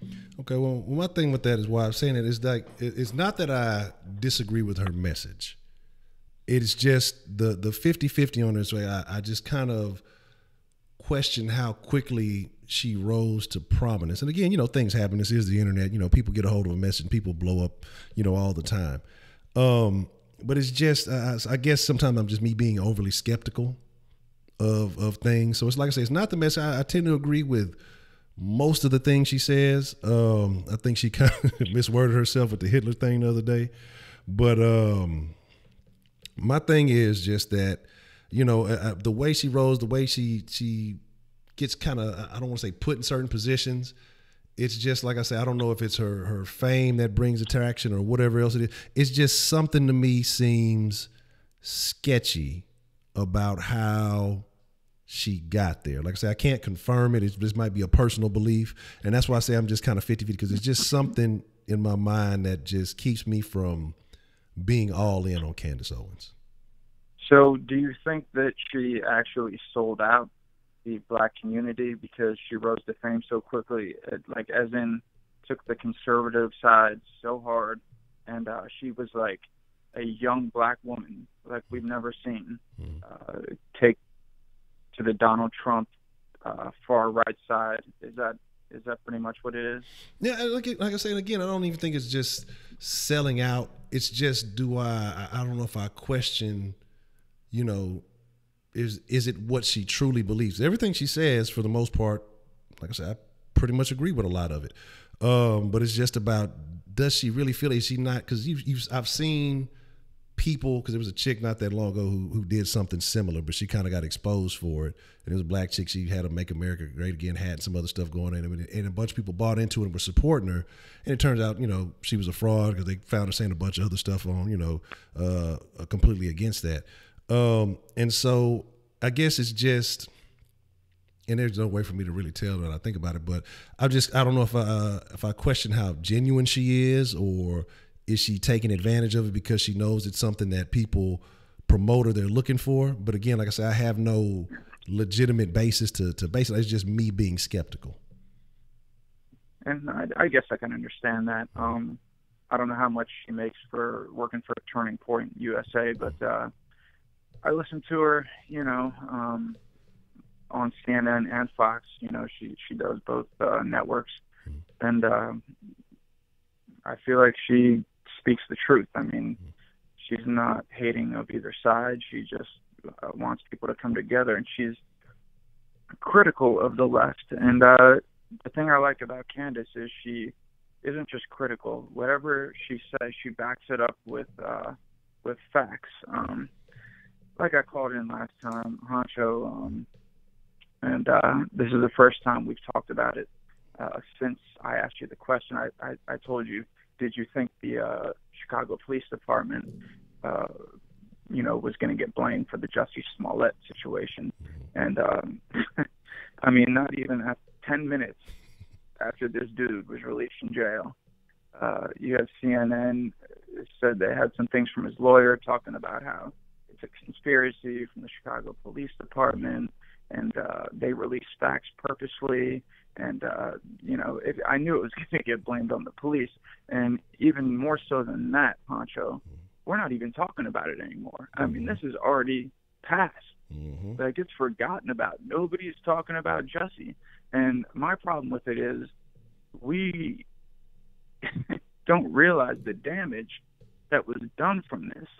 And I mean, to innocent victims, people that really went through this, you know, again, another thing in the media that we just completely forget about. And I don't even know what's going on with this dude. I heard he, you know, got taken off the last couple episodes, which is probably in their best interest. But again, you know, already the Chicago Police Department's being blamed for this, and the media, all of us have already forgotten about it. What do you think about that? Man, I agree. Now, like I said, I hadn't seen it on CNN because I don't watch them too much. But I did see a lot of, you know, his celebrity associates and a lot of other people saying, well, this is the same, you know, Chicago Police Department that, you know, did this or had this situation going on. And I'm like, okay, that's fine and dandy if that is the case, but this is a separate situation. You got to look at everything individually.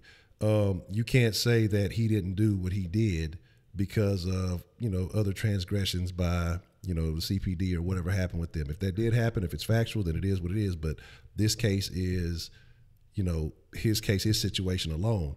And so that doesn't validate you not believing them just because, you know, you want to feel a particular way about it. To me, I mean, with the video was released of the guys buying the shit, and everything else in connection with it, I know they try to say, well, the 3,500 was for personal training services or whatever else. I mean, that but sounds Honcho, good. he signed the check. Yeah. He signed it. That's what I say. I mean, who commits a crime and issues a check to the bad guys? Yeah. I mean, Honcho, I'm not the smartest man in the world. I'm not. I swear to God. But that is ridiculous. Exactly. But I say, you know, to me, again, I think, you know, they have that Hollywood mind frame, and I think, you know, they're so used to doing the movies and the scripts that they believe that these scripts and these things, like, this is legitimate. People are really eating this up and they're buying into it because, you know, for whatever reason, I guess they think that they can apply that to the real world, and it'll fool people to win people over. And again, like, everything slowly came unraveled. And there's so many clues, in my opinion. Like I said, I'm not a detective, I don't know, but there's so many things, in my opinion, that are just pointing the finger that are red flags. That, I mean, come on, I don't see how you, unless you just have to just not want to accept it because you just refuse to. That the dude did that shit, man. Exactly, and it goes back to your other callers earlier from in the evening. We've talked about this before, Honcho. We really don't hate each other that much. We really don't. You know, we hate each other on the internet. We hate each other in groups, but you sit people down face to face. We really don't hate each other that much. Why do we keep doing this? You know, social media is ruining our relationships. Black, white, Mexican, Chinese. I mean, you could go on forever. Like, it's just, we keep ruining our relationships. But would you agree that we really don't hate each other that much? Other than talking shit on the internet, do we actually hate each other that much? And I don't think so. Because, like I say, you know, I think it's the idea, like you said, in groups, it's the idea of that group. And we're not giving the actual individuals credit for being who they are as an individual. And so we automatically associate certain traits with a particular group, and we hate those traits maybe, or we hate the idea of whatever that is. But like you kind of mentioned about the guy, when you guys sit down and you find common ground, you know, be a football game, some type of sporting game, in reality, there's so much more that we agree on, but we use these other little things like, it's kind of acting a little janky. I think we're back. Okay. There we go. But yeah, and so I think that we use these excuses to, you know, to separate, I mean, to separate ourselves in groups. But I think that it's that we're not acknowledging the individual. Once we come together as individuals, like I say, it's been bars or places that I've been where on the outside, it's like, this might not be the most accepting place for me to go, but hey, I want to have a drink. I'm gonna go inside and see what it is. Sit down, and the crowd may not look like my type of crowd, and sit down and have some of the best conversations I've ever had in my life with people. You know, Honcho, I'm telling you, working in Baltimore, Park Heights. I don't know if you've ever heard of Park Heights. Not familiar. Going there for a beer after work is not my natural habitat. It is not my natural habitat. But I'll tell you, when I sit down, talk to the fellas, talk to the bartender, we get along. We come together. It's insane how we come together as individuals. I'm telling you, I've said it before, we only hate each other in groups. Yeah. It's like this mob mentality. The right's guilty of it, the left is guilty of it, and we just go in this mob mentality. But if you actually sit down with a motherfucker, you sit down with somebody, talk to them, you'll find common ground. Exactly. I mean, Honcho, me and you came from different backgrounds. I think we know that. Yeah.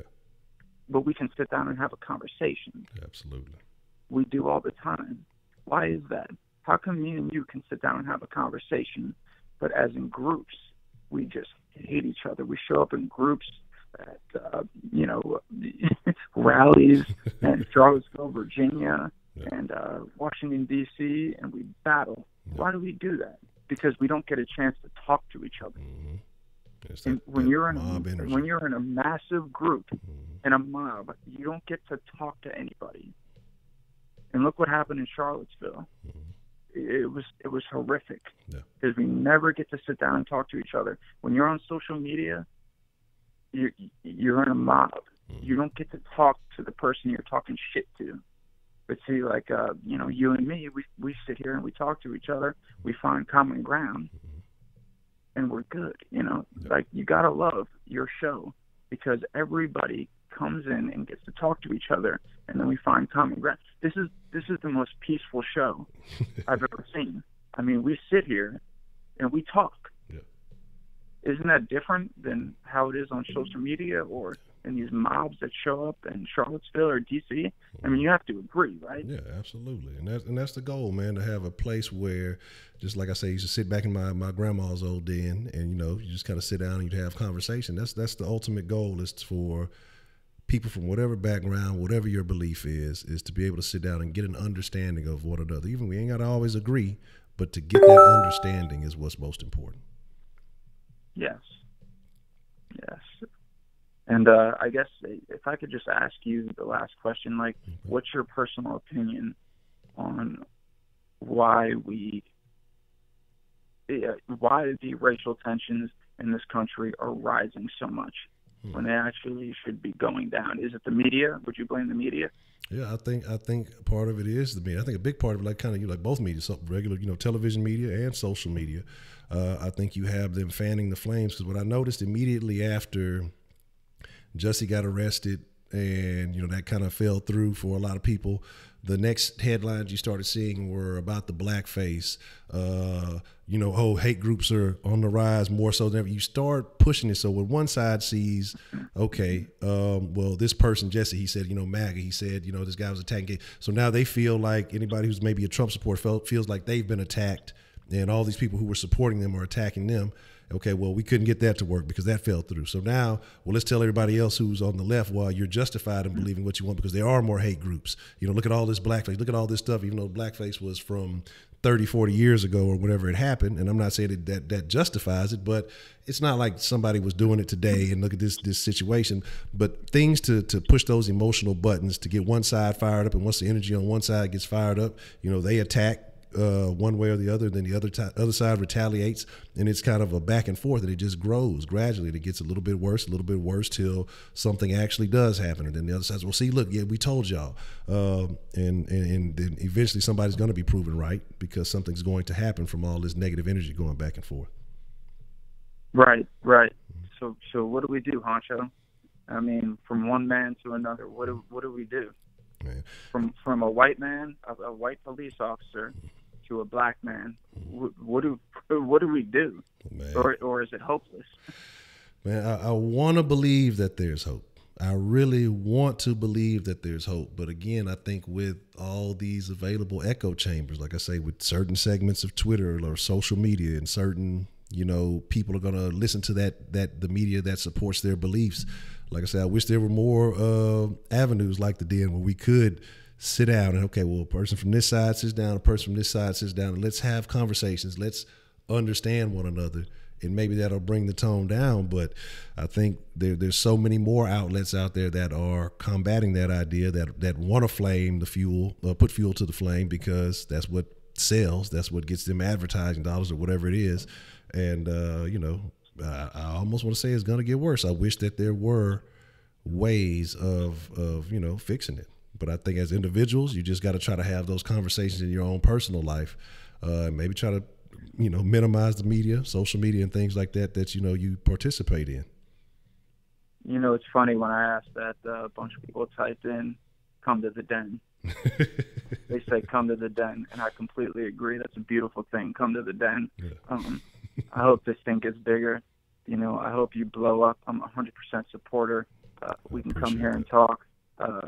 I thank God every day that I found you, and I found, you know, the Den, and me and my boys listen, and we're trying to learn. You know, as police officers, we're trying to see the other side of it, and it's had a great effect on us in the way we do things. So, you know, that goes to you, Honcho. You take credit for that. No.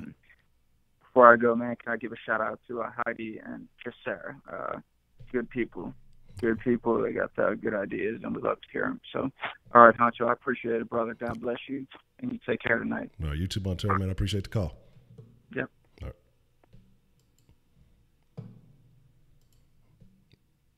Let me see. I got a couple of texts here.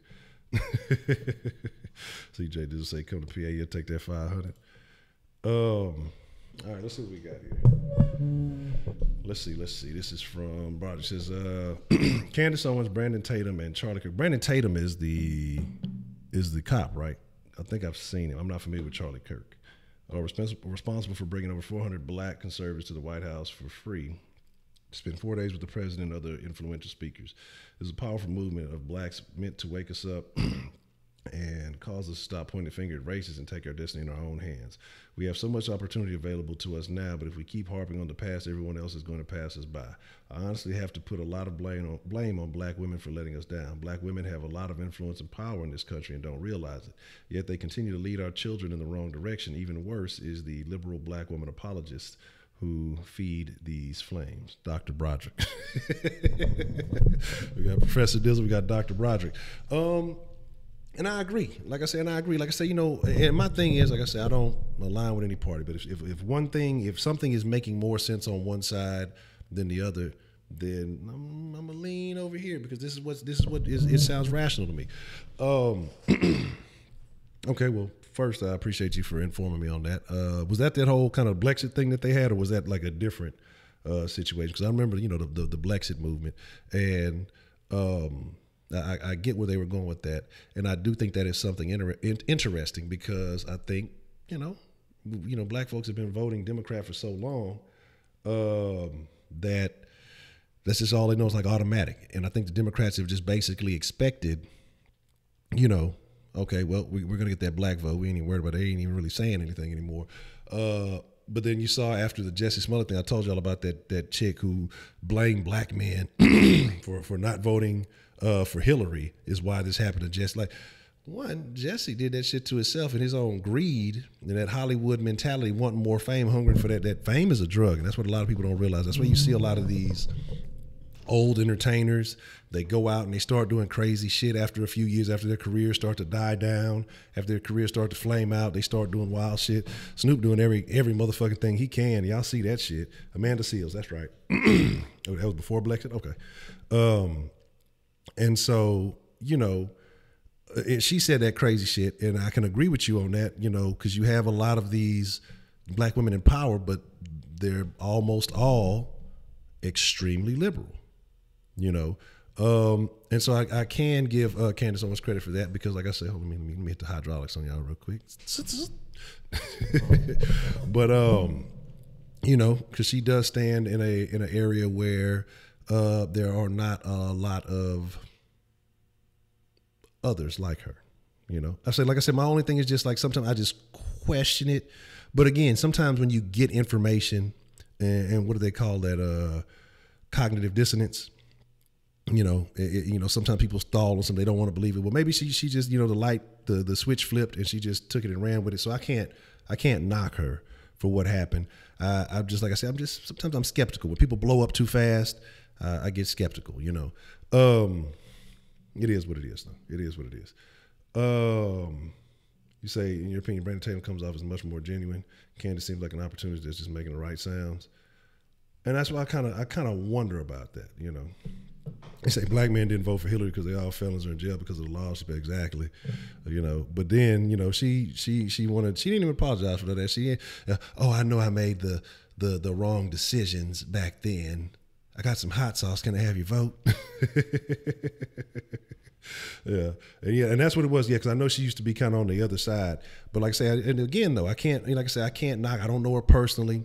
I just, you know, I just have to, I'm just kind of making sure it's not a situation, and she's been doing it for so long, so I don't think it's a situation for convenience, because like I say, it was just around the time I started hearing her name a lot, there was another chick who had a situation where she started some shit, and I don't know if she did like a GoFundMe or something, and just made a whole lot of fucking money, and then like basically when I was bullshitting or something, I forgot what happened with it, but she basically turned out to be a fraud. So it is very interesting. He said, thinking comes down to teaching our kids respect, morals, discipline, accountability. And I wish you would. About the power chancla.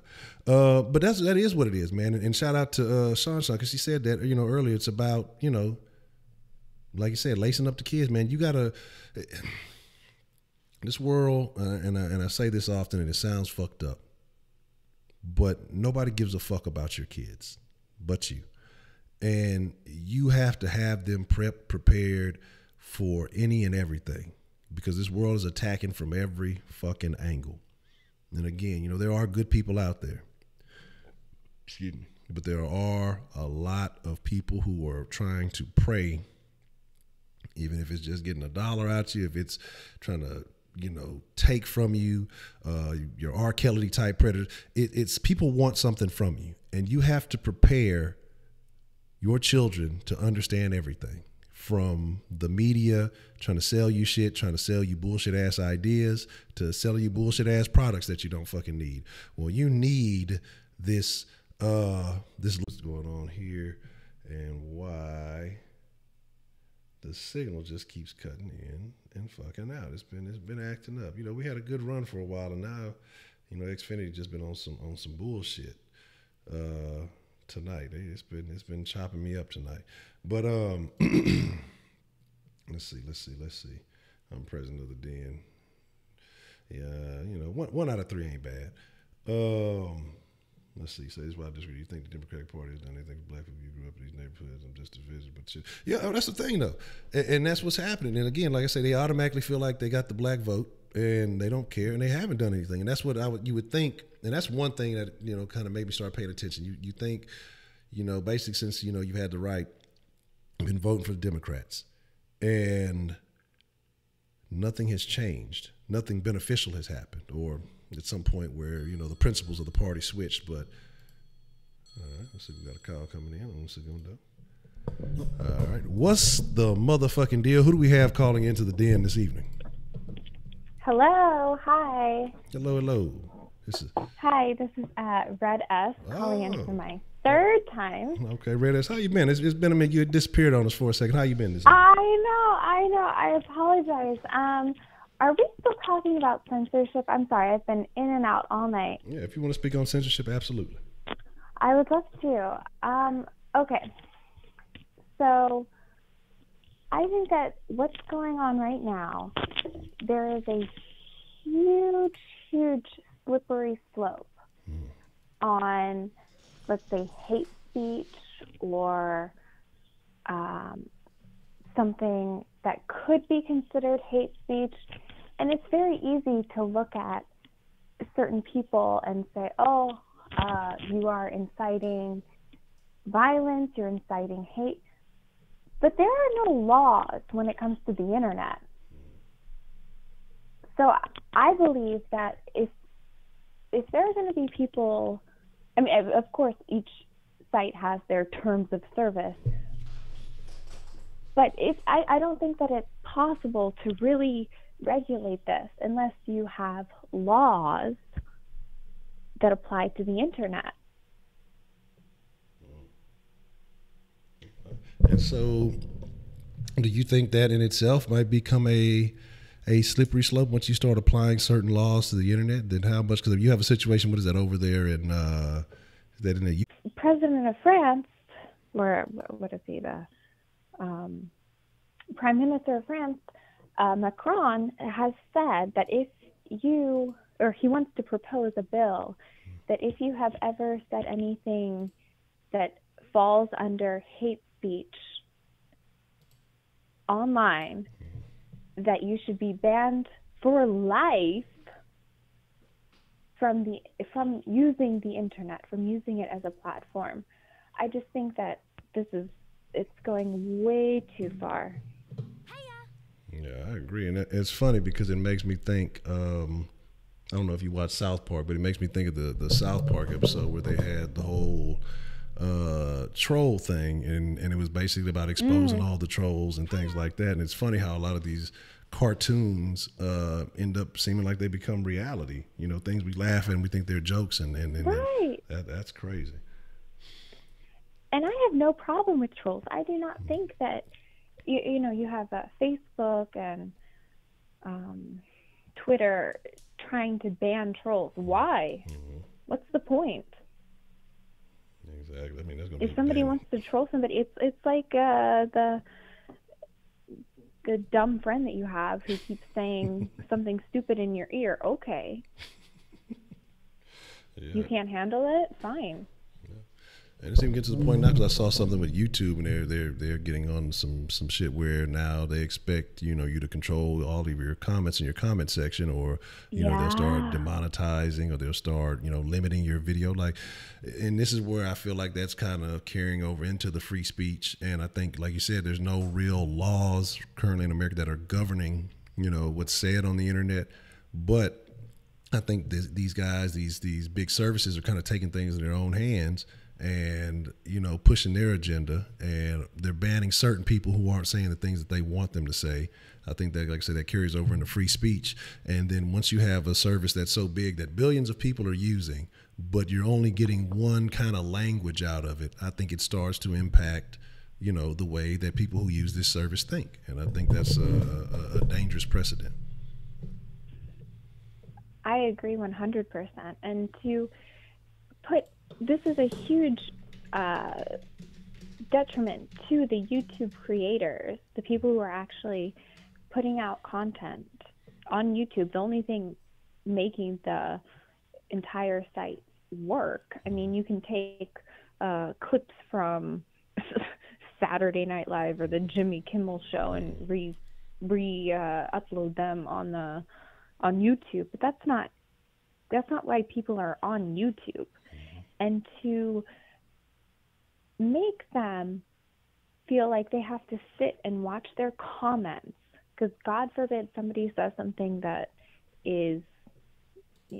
offends somebody or is not up to par with the current speech laws, or not speech laws, but whatever people are feeling is acceptable. Demonetize, take away the comments, disable all of the comments. Like, I don't understand what's going on. I really don't. And I don't know what their end game is, but it's scary.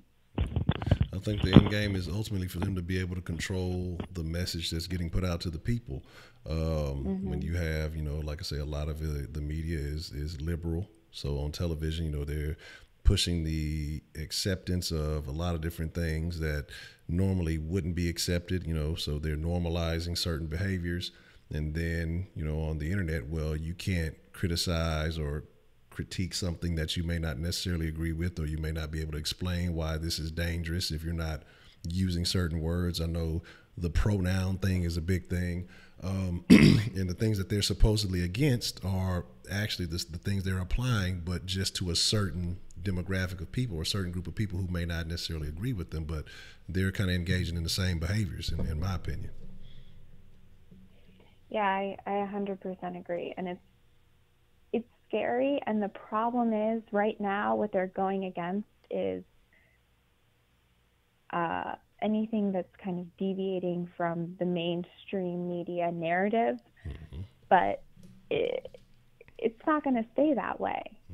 Anybody who in some way threatens this mainstream media narrative is going to end up having these same consequences. Right now, it's only happening to conservatives mainly. But it won't be long until it starts happening to the more progressive liberals as well. But I think that it's a terrible thing to do. Either what either needs to happen is there needs to be some type of laws on the book about what can and cannot be said on the internet, which I don't agree with. I think that's a terrible idea. Or, okay, don't look at something. Don't listen to something. Do people not have control over their own selves, their own bodies, their own minds? Just because something is posted and it could be offensive, don't look at it. If I don't like something, I'm not watching. If it's not entertaining or appeasing to me, then I'm not finna support. I'm not finna go and say, oh, this makes me so angry, I don't want anybody else to enjoy it. If I don't like it, fuck that. That's fucking stupid, or it's trash. I'm not finna go thumbing down and reporting. I don't care what the message. It could be something so off the wall or disrespectful or whatever it is. If it's for somebody, hey, I feel like everybody should be entitled to speak their mind, think what they feel. It's when you I don't know. It might have went out because I see the phone is back crazy. So I apologize to Red S if it cut out on her. I don't know what's going on. It is. It is acting crazy, and then tonight it has just been in and out. Man, it's been acting crazy. So I apologize for Red S for her her call cutting in and out, man. So I don't know what is going on with that. Yeah, look, they don't want me speaking. They don't want us to bring peace. They don't want us to have rational conversation. We got to either be on one side or the other. We can't be, having, calm, cool discussions. Let me check this. I'm gonna read your text and then we might. I don't know. Let me see. We might want to go a little bit long, but we might wind it up because everything keeps cutting out. So we'll see what's going on. Excuse me. All right. Broderick says, I have to defend President Trump as fiercely as I would anyone who I felt was being treated unfairly. He's not racist, and anyone who says that is very closed-minded and only wants to see racism in him to justify their dislike and shock that he not only won and had more done in 2 years than any president in recent history, maybe all time. It's still foolish for black people to hate Donald Trump when he is an open-door policy. He'll pretty much welcome any group of people to come to him and address the needs, and he's promised that if they do, and it makes sense that he'll sign it into law. Okay. Just like the bill just passed to funnel dollars into urban communities and prison reform. But if you don't ask, how do you know? How, excuse me. But the way this fucking text, let me make it wide so I can actually read it. Now I lost where I was in my place. But if you don't ask, how can you know if you can get what you desire? But it's hard for blacks to associate with Trump because the black community will ostracize them. Mostly black women and the brothers whose kids and the brothers whose kids those asses. Dr. Brooks, mic drop. And that's my thing. That's been my my deal. Love him or hate him. Let's be honest. Prison reform is a thing. He opened the door, like I said, to the whole Meek Mill situation. Meek didn't want to go talk to him. Jay-Z told him not to go talk to him because it wouldn't look a certain way. But hey, come over here and let's start this. What is it? The fucking criminal justice reform group with a bunch of motherfuckers who aren't even really in politics, just a bunch of motherfuckers with money. And then Kraft goes and gets busted. Wouldn't it make more sense to go talk to the man in charge? He listened to the Kardashian. I don't know, maybe she twerked it on him real quick and man, I'm talking shit. But he listened to the Kardashian and helped a couple of people get free, right?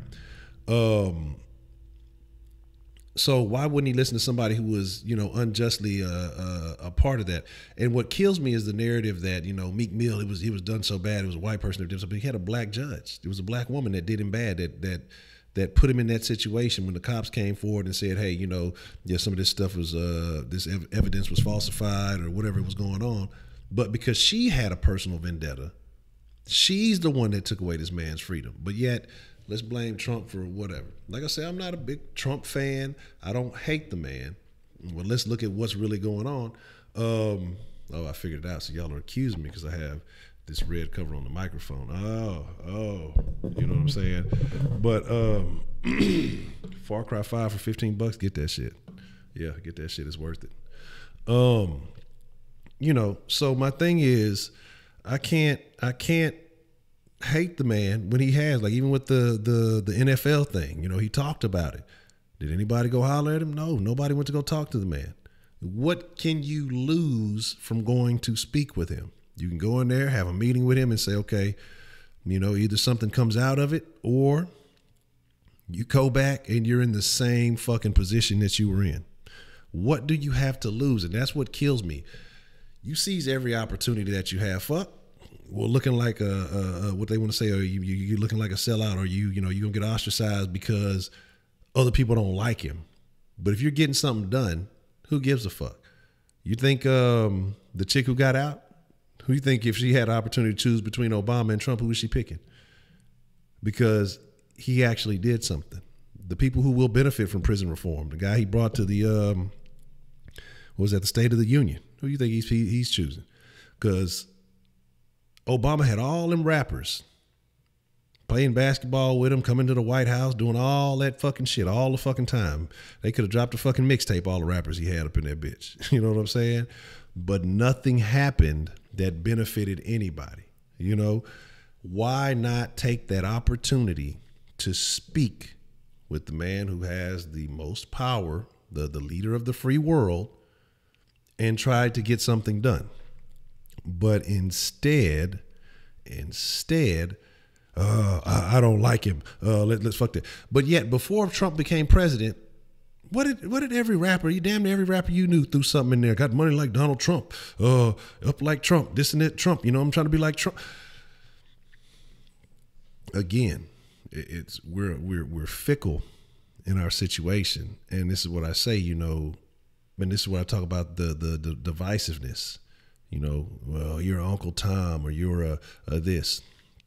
Ben Carson, very smart man, said some things that, excuse me, out of his lane that may be like, I don't know, Ben, maybe you need to stick to, you know, brain surgery, whatever. But in his field, he's a very intelligent man, because that's the thing. When you become so smart in certain areas, this is the thing. Like, you can be so hyper focused on, you know, what you study or whatever it is, that it kind of dumbs you down in other areas.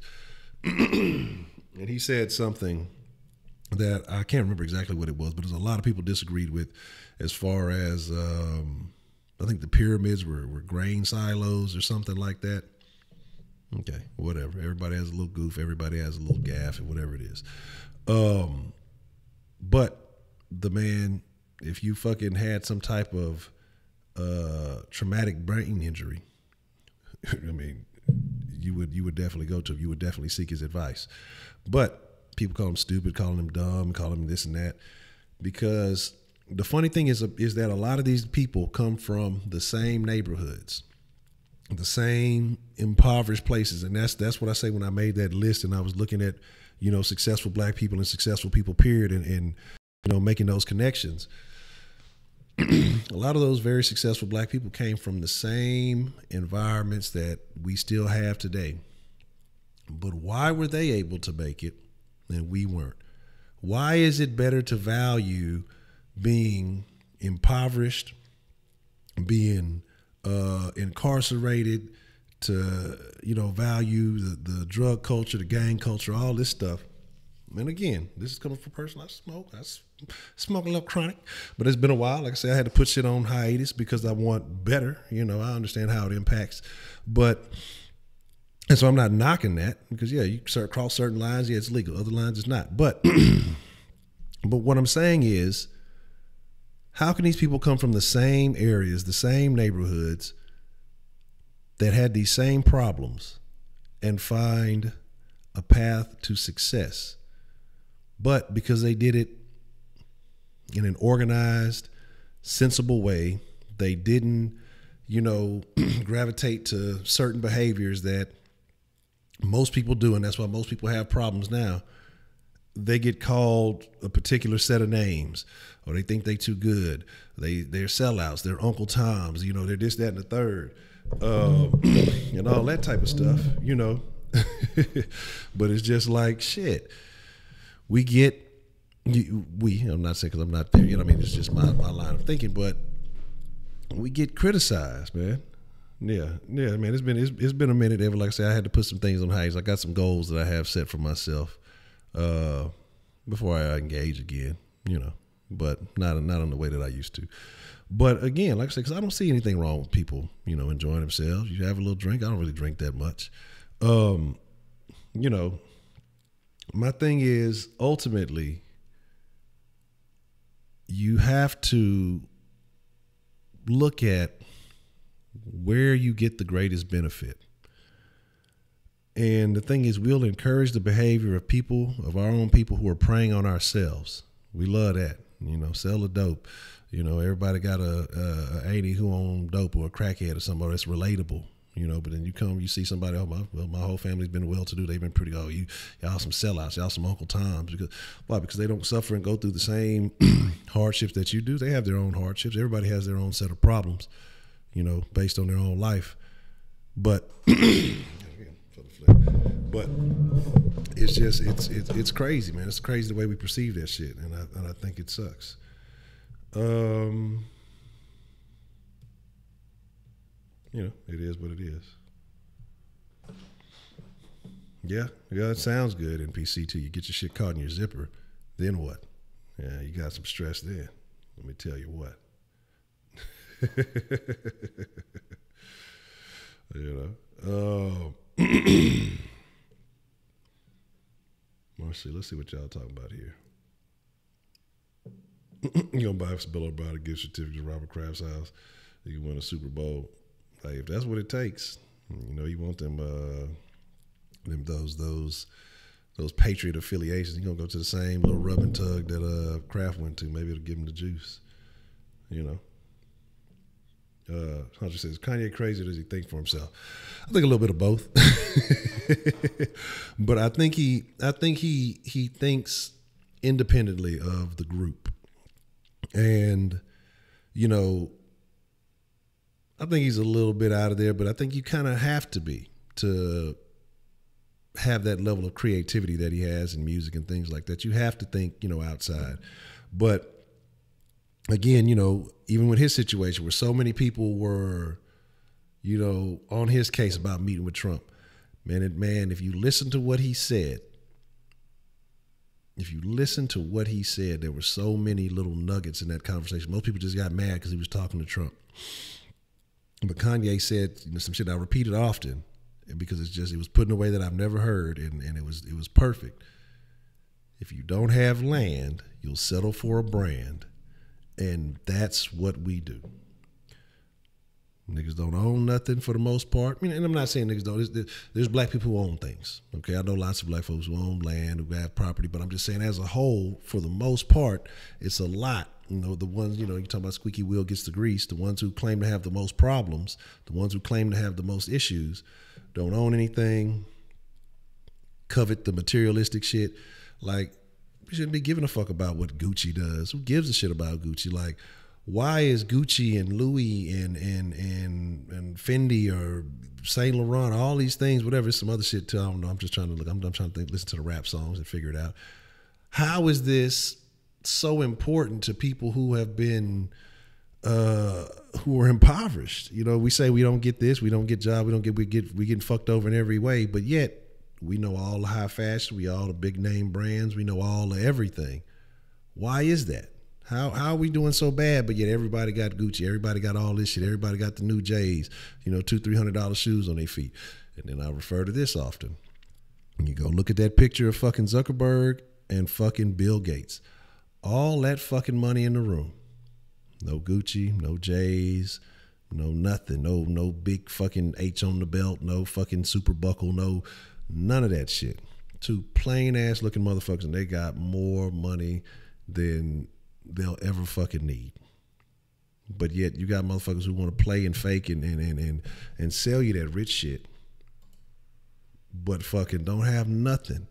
And they like to deceive other motherfuckers who don't know what money is. Like, that's what I say, man, I don't care about none of that shit. I ain't got no fucking fashion sense. All I wear is, usually I try to wear something from one of the channels that I have just for self-promotion, the Den or a Honcho hat or some shit like that. Because fucking Zuckerberg wears the same shit like every day. I heard that's, you know, because they talk about people when they don't have to make, people who do a lot of thinking, I guess, who use a lot of their mental energy daily. You know, you make so many decisions a day that, you know, you can deplete, mental exhaustion is a real thing. And so to avoid it being a decision that he has to make, he wears all the same clothes. You know what I'm saying? And so I can't knock nobody for that. Like, that shit is, you just fucking a girl that buzzed the top and then had to come out of pocket for 100 feet. Oh, that's terrible. That's terrible. That's terrible, man. Look, you gonna tell her, look, she gonna have to go natural, get a fade. Look, get one of them Halle Berrys. So, you know, I say Jericho Green. I'm not familiar with that one. Anybody who thinks for themselves be called crazy? Yeah, man. A lot of people.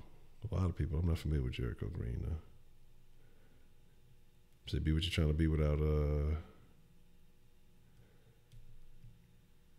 trying to fool it. Exactly.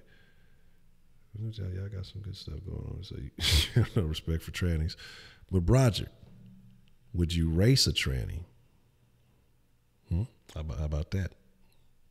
What if a tranny told you, race me outside then? How about that? Oh, yeah, that's what they the reparations thing. It's all good. Like, man, here's my thing. If they're valid and they're talking about shit, I'm not tripping on that. I'm not sweating none of that shit. If it's a valid YT or YouTuber, I'm going to check them out. Like, that's ideally what I'm going to do, you know? Because like I said, I like to hear good conversation, you know, hear people's thoughts. And I like to steal people's vibe. But I do pay attention to, you know, what other people do. And, you know, see in what ways I can implement or maybe twist something that they do that works for me. And if not, then I don't. So I have no problem with that. Y'all good. Yeah. Oh, man. Already, that's the bet, Jared. Exactly. Hey, make sure y'all check out the game of Triball at Triball League on Twitter. Spelled just like so. Yeah, and that's what I'm saying. Yeah, it's too late for all that now, but it sounds good. Reparation sounds really good, right? Hey, look, now we ain't gave y'all nothing yet, and we know y'all are starting to leave. But how about this? Hear me out. Reparations. And it's too late for that, man. Again, it's always the promise of something. But if you look at how they've been talking about reparations, there's a lot of caveats in what it would take, you know. Derek Grayson, all right, check it out. There's a lot of caveats in what they're trying to talk about. You know what I'm saying? Yeah, and I agree. And it's a wrap. After this don't work, it's all downhill from there. Do I have man, you know what? Don't listen to Heidi. She's gonna block me all. I'll be forgetting. I'm telling you, I get so into the conversation, I'll be forgetting to do the regulars. Hey, the Den Socials. Make sure you follow them on Facebook.com/Den Show Live, on Twitter and Instagram, different platforms, same name, at Den Show Live. So make sure you check those out. Would be greatly appreciated. And I got to get more active on the socials also. Yeah, and that's my thing too. Hey, honestly, I hope they do give out the reparations, because what's going to happen? I think here's the thing. Let them give out reparations, right? Because what's going to happen is the motherfuckers who ain't learned, the motherfuckers who ain't figured out, they're going to give all their shit away. You know what I'm saying? They're going to end up giving all that shit right back into the hands of the people who are business minded. They're going to be back in their situation. And then the only thing they'll have to talk about, remember that time we got reparations? Yeah, I still got that Gucci jacket. That hoe got a hole in it, but that hoe is live. And so, man, that's why I say that's not the answer. You said the Recovery Act. Okay, I got you. I'm taking notes. I got to get more educated. But like I say, at this point, and that's why I say when we talk about that, we talk about gentrification, we talk about all these things. You can't gentrify if the shit wasn't for sale, right? If the shit wasn't available for sale. So if people would have maintained, the properties or the neighborhoods or whatever it was, then guess what happens? It would have naturally went up in value, instead of allowing the things to happen that happens and then complaining about, well, white people are coming in there buying everything up. Yeah, it's cheap. And then they're going to fix it up. They're going to clean it up, and they're going to value the shit in the way that you should have. Or if the kids of the people who did own it and who did maintain it would have valued that business or valued that home or whatever else it would have been, instead of just selling it to get the quick cash, then those opportunities wouldn't exist. But, it is what it is. He's like, they're going to go get reparation check. Yeah, that's what's going to happen. They're going to get reparation checks. They're going to buy a whole bunch of dope. All the fucking value is going to be devalued. You know what I'm saying? It's going to because everybody going to have dope. You know what I'm saying? And shit, this motherfucker's going to be eating. The plug's going to be eating real good.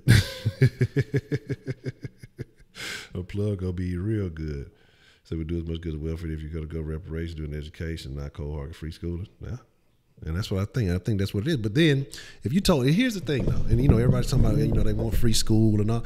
Man, if a motherfucker don't like going to school now, the public education system may not be the best in all areas, but it is free, right? It's free education. They're not finna go to free college. They're not finna take advantage of none of that shit. You know what I mean? Free college. You telling me I ain't getting that FAFSA check? Some of them motherfuckers who would get that fucking FAFSA check or whatever the check was, the Pell Grant or whatever, they go to school just long enough to get that shit and then drop the fuck out. You know what I'm saying? So, again, it's the mentality of people is what we have to understand and address. It's not none of that other shit. You know what I mean? It is what it is, man. Man, wow. You say 686 Harlem now, I wouldn't believe it. Man, I do believe. I have a homeboy. He was in one of those classes with me. He was a Mexican dude. And he's going on, I think he's on some liberal stuff. Like I said, I still like him, no beef. But he's a veteran, and, he went on to do some things. He's a Marine vet. And, and I think he lives in Harlem now. And I look at him like, wait, my nigga, but, well, not even my nigga, but, oh, well, okay. You know what I'm saying? So it is what it is. Say the only way to combat black foolishness is marriage. Man, Northam, y'all heard about Northam's wife though, right? The kids came, I think, to the governor's mansion and she gave them cotton. She gave, I think it was 2 little black kids. I think she gave them both cotton and told them, imagine if you had to be slaves or something like that. Oh my God, that shit was fucking hilarious. That shit is hilarious, man. And so, let's be real about our people. If we all got 50K, it would be smart for us to put our money together. But yeah, man, somebody can go buy a car, a low-level German engineered vehicle. Again, they're going to get their closet decked out with some shit. They're going to be stunting at the club with everybody else. The club's going to love it. Whoever owns a club during that, they're going to make a killing. Strippers going to win. The strippers going to... Motherfucker, niggas get reparations. The strippers gonna make a killing. Strippers gonna become instant billionaires overnight.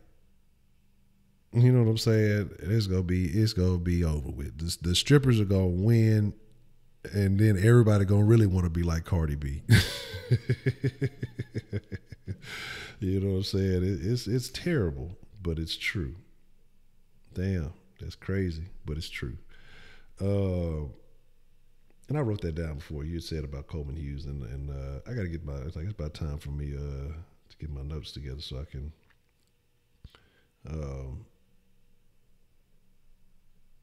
do some research and look up some of these things that y'all have been suggesting.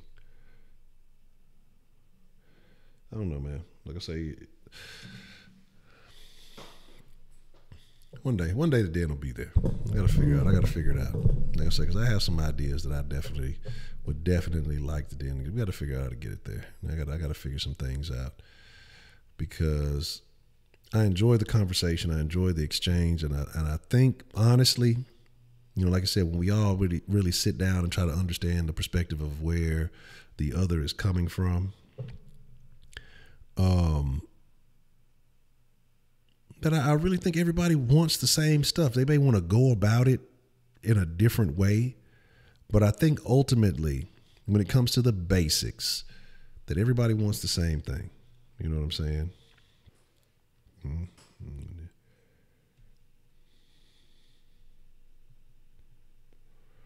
Man, that's a good one.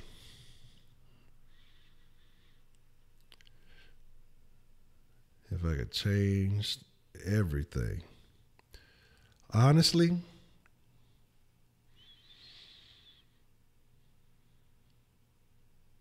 and I don't know how you would go about it, but I think kind of what was mentioned earlier about education, because I think education is the key to everything, because education, information unlocks all the other avenues. I used to say a nugget of knowledge will get you further than college, because there's certain people, they focus on one specific thing and they can make a life off of that. They may not be the brightest in other areas, but they know that one thing so well that they can make a living off of it.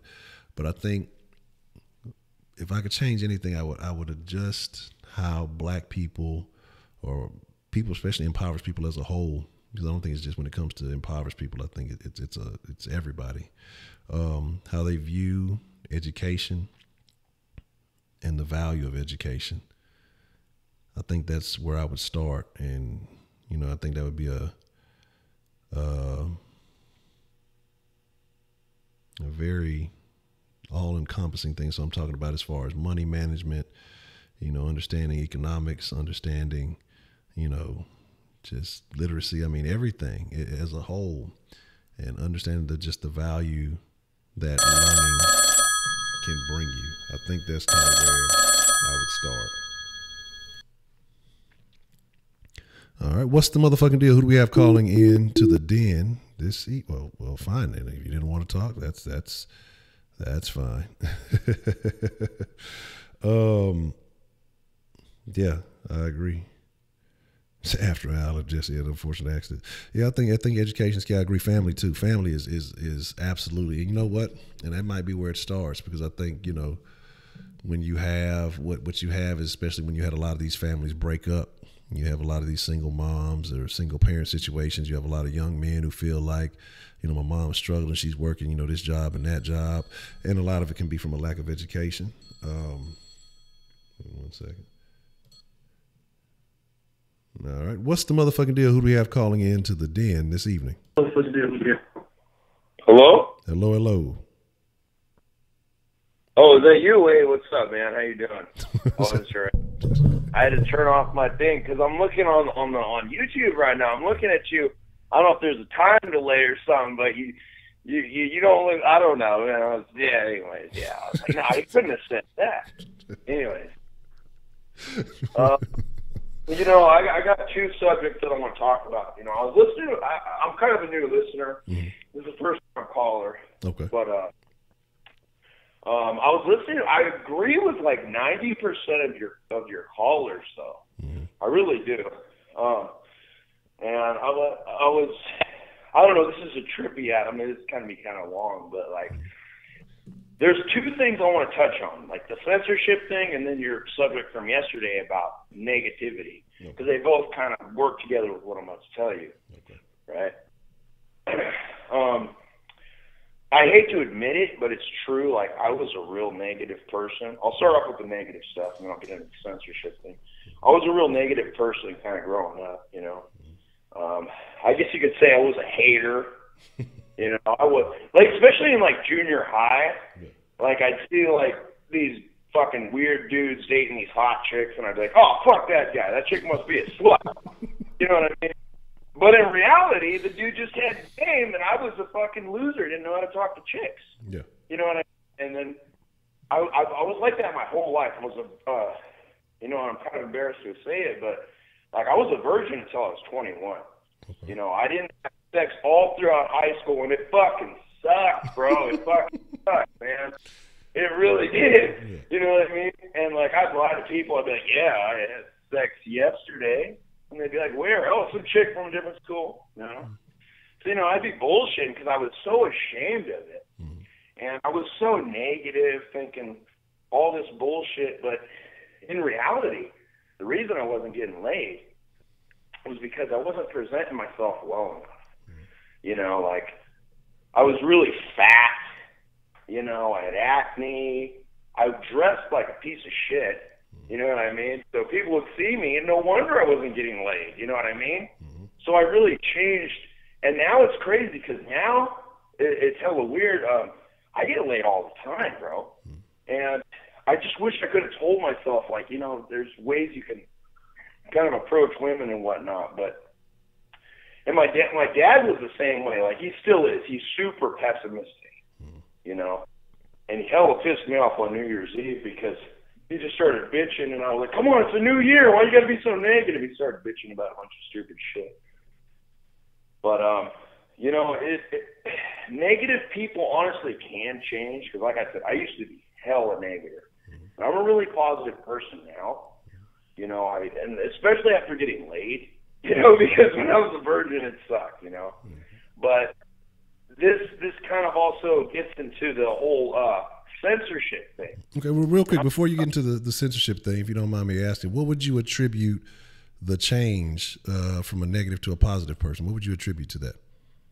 Honestly, and I know it sounds hella stupid, but it's the truth. Mm-hmm. I would say when I first got a girlfriend and started like having sex, because she told me, like, she changed how I looked at things. She's like, because she knew I was a virgin, and she was like, look at how you dress. Because I was really fat, I started losing a lot of weight. And the chicks that I couldn't get in high school wanted me when I got into college. So I ended up, you know, getting with a chick that didn't want me when I was in high school, but in college I was an OG, you feel me? Yeah. So, you know, I lost a lot of weight. I started presenting myself better, but she actually told me, like, you know, the way you dress, you know, you got to present yourself in a better way. So because of that, I started dressing better, and I watch my weight a lot more now. I'm in really good shape, and I don't have a problem, but I wish I would have done that better. You know, like, I wish I would have, because I was a stupid person. I was like, well, you know, they're going to love me either way because of the way I look. You know, they'll love me for who I am. And that's bullshit. That's not true. Like, if you want to get a super hot chick, you're going to have to work for it. You're going to have to start exercising. I mean, some chicks, yeah, they'll let you get it. But, I mean, you got to kind of present yourself better, too. You can't just, like I'd be wearing shirts to school that were smelly and had stains on them and stuff. And I just wasn't presenting myself very properly, you know. But to get into the whole censorship thing, and I don't mean to offend any of your listeners or anything like that. Like, I'm sorry if I do, or you personally. Like, I swear to God, if I say this, I hope I don't offend you, Honcho, because I'm not trying to, but, like, I'm not, like, I hate political correctness. And I know because you're more conservative, you probably understand, but, like, specifically, like, and I hope I don't offend anybody. If I do, I'm really sorry, any of your listeners, but I can't stand, like, Black Lives Matter. And I used to support it at first because I was like, you know, it's probably, I agreed with it at first, like, you know, it's, you know, because black people are treated badly by the police and whatnot, so I supported it. But when you dug deeper into it, because I don't know how you feel about this, because I know you're conservative, but you might support it, but I don't. But the further you dig into it, like, it starts turning into like a hate group, like it's just like an anti-white movement, and I just got really turned off by that. You know what I mean? Or how do you feel about Black Lives Matter? And I'm sorry if I offend you, because I know a lot of people. Oh, I'm angry. I'm steaming. I am fuming right now with your this. Now I'm fucking with you. I don't really fuck with Black Lives Matter either, because, you know, I thought, you know, initially that their premise was one thing, but again, like I said, they use these instances of dead black men dying to, you know, to push a different agenda, and it was more about the LGBT agenda. You know, when it should have been more, in my opinion, about, you know, the black men whose faces you were using, they weren't included in this. You know, it didn't really speak on that at all, and it didn't really speak on, you know, improving the black family, which I think are pillars in the community that need to be rebuilt. But yeah, I'm not a big fan, so no, I don't think you're offending me or really pretty much too much anybody in the group. So, but yeah, go ahead. Okay, yeah, and like, that's when I first started getting a hold of the whole political correctness censorship thing. And it started getting really weird, and it's going to sound weird to say this, you might not understand, but as a white, straight man, you're like the number one enemy when it comes to political correctness. You really are, and I'm scared the shit out of what's going to happen. I really am. I mean, it's getting really bad, because... And then here's another thing. I don't know if I'm going to offend your audience, but I'm going to be straightforward with you. I think, because I have to mention this, even though I'm not going to talk too much about this, I think 9/11 was an inside job, right? I think the government was behind it. And I think that, like, well, I don't think, I know. After that happened, we don't have a Fourth Amendment anymore.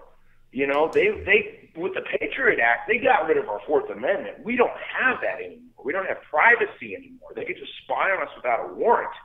And then after that, they're going after gun control. So they're going after our Second Amendment. And then they're going after our First Amendment with freedom of speech, with political correctness. So they're using that against us. It really is. It's censorship. No matter what you want to think. Political correctness is censorship. And the people, like, and this gets back to what I was saying when I was a negative person. People that are negative are going to buy into this fucking censorship shit. You know, they're going to buy into the whole political correctness because they're going to think like, oh, well, I'm not successful only because, you know, I'm black or I'm gay or I'm a lesbian or I'm transgender. So they need to pay, you know, does that make sense to you? Yeah, I got you. Huh? Hello? Yeah, I got you. Okay. Yeah. Yeah, so like they're going to play that card so they can validate their negativity, like what you're saying. Like, oh, the only reason I'm not successful is because of this or that, when they don't really think about, you know, overcoming their own issues. Like me, like I had to overcome that. It was a real big part of my life. And what was I going to say? Yeah, it's really scary. Like, I don't know if you remember, a few years back, there was a very forgettable movie. You're probably going to forget about it, but it was the Ghostbusters remake. That movie was fucking stupid, bro. It was retarded, right? Yeah. But here's the thing. They used political correctness against people that criticized it.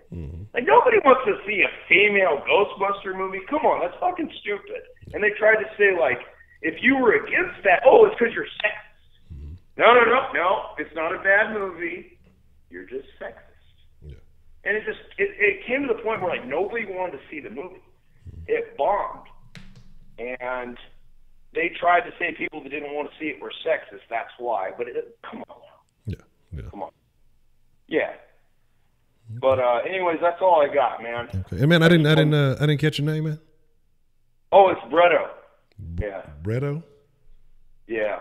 All right, Bretto, man. There was something else I was going to tell you, but I've had a few beers, so I was like, oh, shit, I don't even remember what the hell I was going to tell this dude. But it was nice chatting with you, Honcho, man. You're the man, dude. I really like your channel, though. You know that? Well, I'm a new listener, too.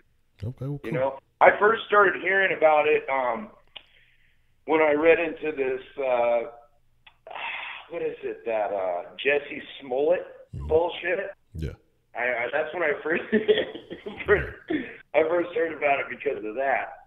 But yeah, I just it really is a trip, you know, because political correctness is becoming censorship. It's really all it is. Censorship with manners. I believe George Carlin has even said that quote. Yeah. And it's really fucking creepy. It really is. And if you criticize, what the scary thing is it doesn't even have to be like transgender. If you just criticize the whole transgender mania, they're like, oh, you're a transphobic. That's why you feel that way. No. I feel that way because it's fucking creepy. Like, I mean, just like you know, the whole movement, and I have nothing against transgender people, but just like trying to push it on like kids and stuff like that, you know, having a transgender UFC fighter, like that's just creepy. Yeah, that's just wrong. That is wrong. Like, what the fuck has come to this society? And like, you had another caller that talked about this. Like, why are we even fucking talking about this shit, dude? Like, why is it like it's a fucking UFC fighter that's a dude that had his wiener chopped off? Why is he able to fight like a bunch of chicks? I mean, seriously, let's think about it like how it is, bro. I mean, seriously. You know what I mean? I agree. Well, Mr. Bretto, man, I appreciate your call, man, and thank you for supporting the den, man, and hope you call in again soon. You take it easy, Honcho. Have a good one. Bye-bye. You too, man. Appreciate it. I'm not gonna lie. Transgender Mania sounds like a very scary wrestling event that I would not want to attend.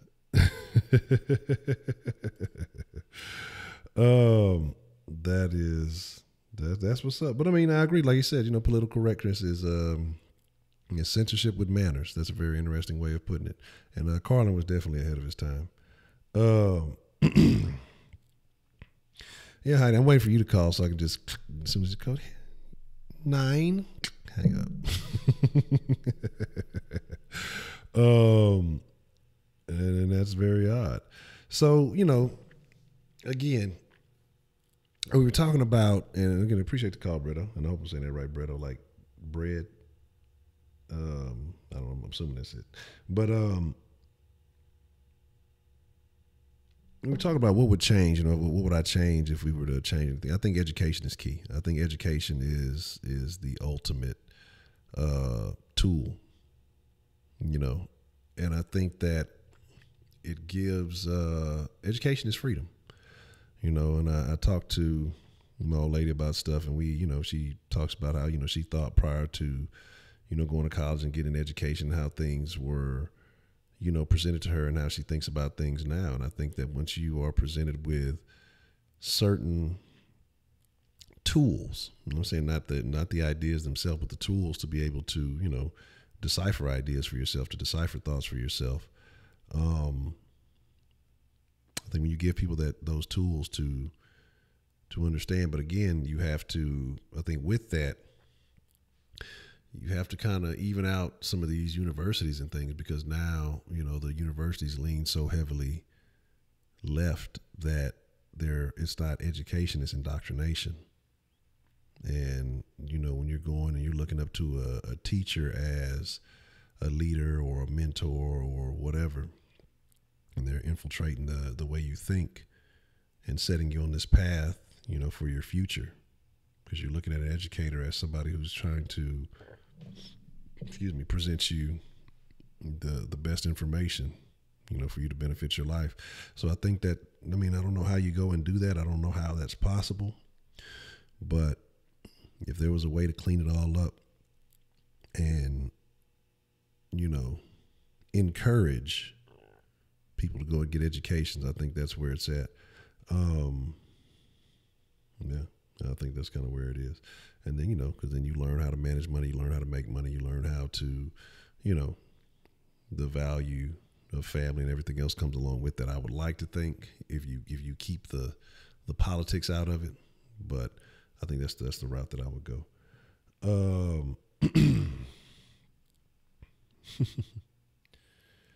Let's see what y'all got going on. You say, what time will I be going to sleep? Probably wrap it up here in a little bit. You know, just depends on just the energy of the conversation. If it's a good conversation, I try to keep the conversation going.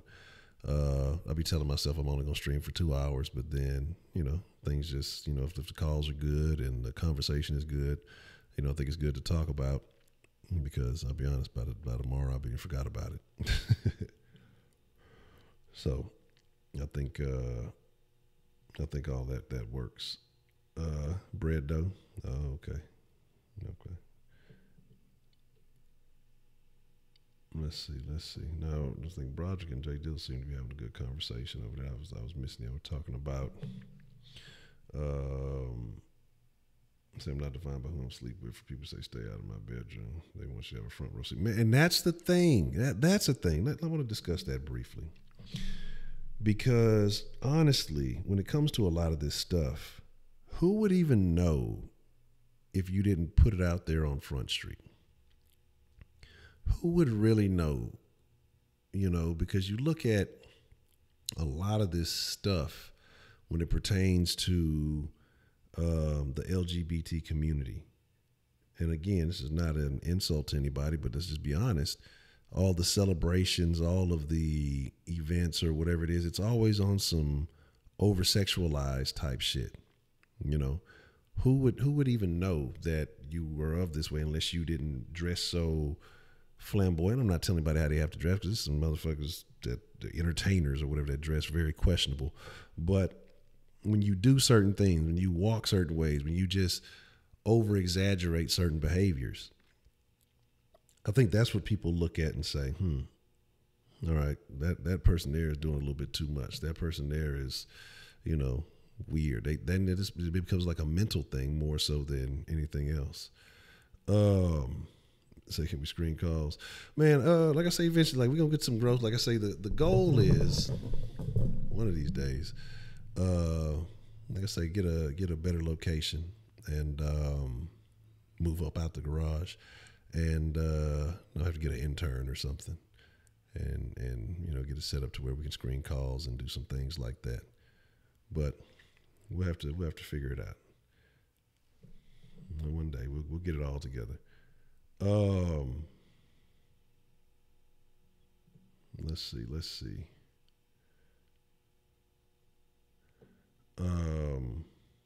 Yeah, but that was my thing with the Black Lives Matter. That's where it kind of changed my perspective on it. I'm trying to see where y'all were at. Okay, I think that's where you were saying about let's separate no skill jobs that really should be reserved for teenagers to build a work ethic from skilled labor. So there's welders that don't make $15 an hour. That's a skill, not a burger flipper. You said we have 3 generations of fathers, children, boys don't know how to have a relationship, be a husband, father. Yeah, and that's kind of where I was talking to, because now you have, and you see that a lot, and then you see some of these mothers who encourage the behavior, and that's what really makes me sick. Is they encourage their children to get out in the streets and behave a certain way, and then like Broderick was mentioning, you know, these no skill jobs that should be reserved for teenagers to teach them, you know, the work ethic. You know, the value of $1 working for some shit. When you have people who are, you know, basically grown taking a lot of these jobs, I mean, shit, that's doing a disservice to the teenagers. What's the motherfucking...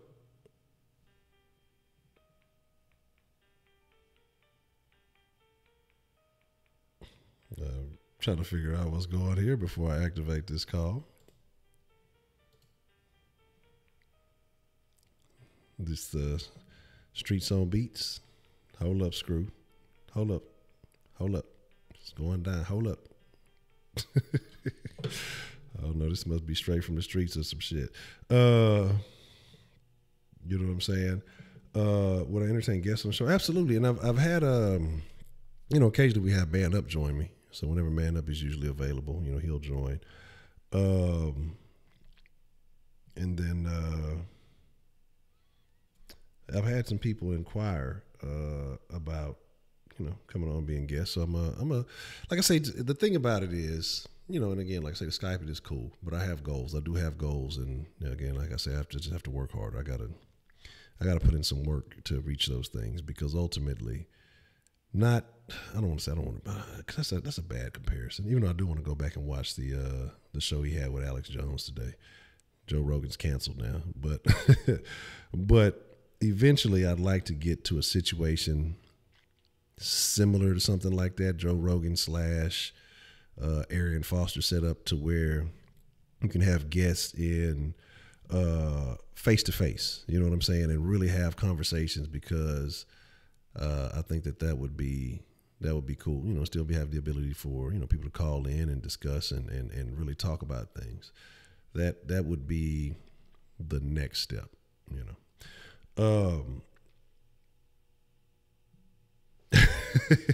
No, we were supposed to get you and actually no, there was a conversation. We still gonna have it. I hadn't forgot about that. Man, my timing just be bad. Like I ain't gonna lie, like because of other things that I do, and you know, trying to get things going, and my timing is bad. My scheduling is poor, and so that's something I definitely have to work on. But again, like I say, I gotta get up. We're still gonna do that, because you have a very interesting lifestyle. So I wanted to, you know, have that conversation. Then I think there was supposed to be a conversation between you and Charlene Fantastic. We're supposed to have a conversation, you know. So I think that'll be interesting. But yeah, like I was saying though, but when you have a lot of these people who, you know, never develop talent or skills or the ability to use that, and you know, then you have to stay in, you know, a minimum wage purgatory or whatever you want to call it. But yet these people go on and, you know, have kids and create more situations where we remain impoverished. And it really all comes down to decision making. You know, I mean, ultimately that's what it is. It's decision making. You have young men who don't know how to be fathers. You have kids having kids. You have young women who don't know how to be mothers, because their mothers weren't really mothers. And or if their mothers were present, you know, if they were working, if they were, you know, good moms, they were hardly home because they were working. You have a lot of them who have moms who are, you know, benefiting from, you know, the welfare checks and shit like that, and they at the club all the time, and they, you know, fucking with dude to dude, and so the chick thinks that's how she should, or the young lady thinks that's how she should operate. Or, you know, the young son sees his mom fucking with Uncle Billy and Uncle Tom and Uncle Ray Ray and Uncle Joe and all these, you know, uncles coming through, and he thinks that's how he's supposed to handle women. Again, like, you know, there's a poor precedent. And again, you know, there's a lot of things we have to fix. And I think family is important. I think education is equally as important. We got to figure out a way to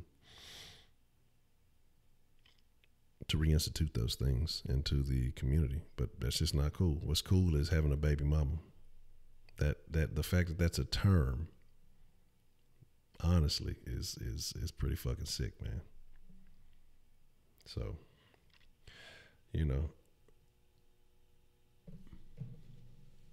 okay, I'll write that down.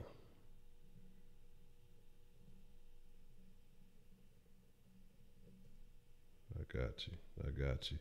And hopefully we can make that happen. Because like I say, it's like, man, I think that, and especially because I say, you know, then it's one thing, you know, I'm sitting here talking, we're taking calls, and I think calls are important, you know, people getting to hear different people's opinions. But I think that the energy people see when they, you know, really see people, I think that it establishes a different connection. You know what I mean? So, absolutely. I agree that being a parent is tough. And I don't have any biological kids of my own because that's a decision I made. Even when I was doing dumb shit, you know, that's one thing I knew. And I guess that might have been the benefit of my mom, you know, being married and us being a family from young, that, you know, I looked at my father's mistakes and said that, you know, I never wanted to be a dad like him. But then at the same time, I never wanted to be a fucking baby daddy. You know what I mean? And so, you know, that's just something that never happened. But, you know, like I say, a lot of y'all aren't familiar. A lot of the den OGs, they know my story, and just, I'm generally pretty open. I'm just not trying to be super repetitive and talk about it all the time. But, you know, from, you know, what led me up into this point, into the relationship I'm in now, you know, I went through some things and would have never thought that I would entertain dating a single mom. But like I say, I don't do the baby daddy thing. Or if you got, you know, like I said, I fuck with chicks with kids, but I'm not finna fuck with you seriously, because if you're the father of your child come around here with that bullshit, well, your child might be fatherless. You know, I'm not finna play no games. I see how motherfuckers act, so I'd just rather not be in that situation. But like I say, this was being different. You know, we both, you know, lost people who were very close to us, so we had some common ground, and just a lot of things that, you know, we discussed, we saw eye to eye. Wasn't a lot of foolishness on her behalf, like a lot of people who are in that situation, you know, educated and intelligent, and, you know, striving for more. So I value that. I find that very important. And so with that kind of situation, and again, like I said, so me becoming a part of that child's life, you know, I understand how important it is to have the masculine and the feminine presence for a child, to have that stability, to have, you know, people that you can speak to assist you with what's going on. I understand the importance of that. And, you know, it is, this thing's like trans roster. Oi, what part of Jamaica?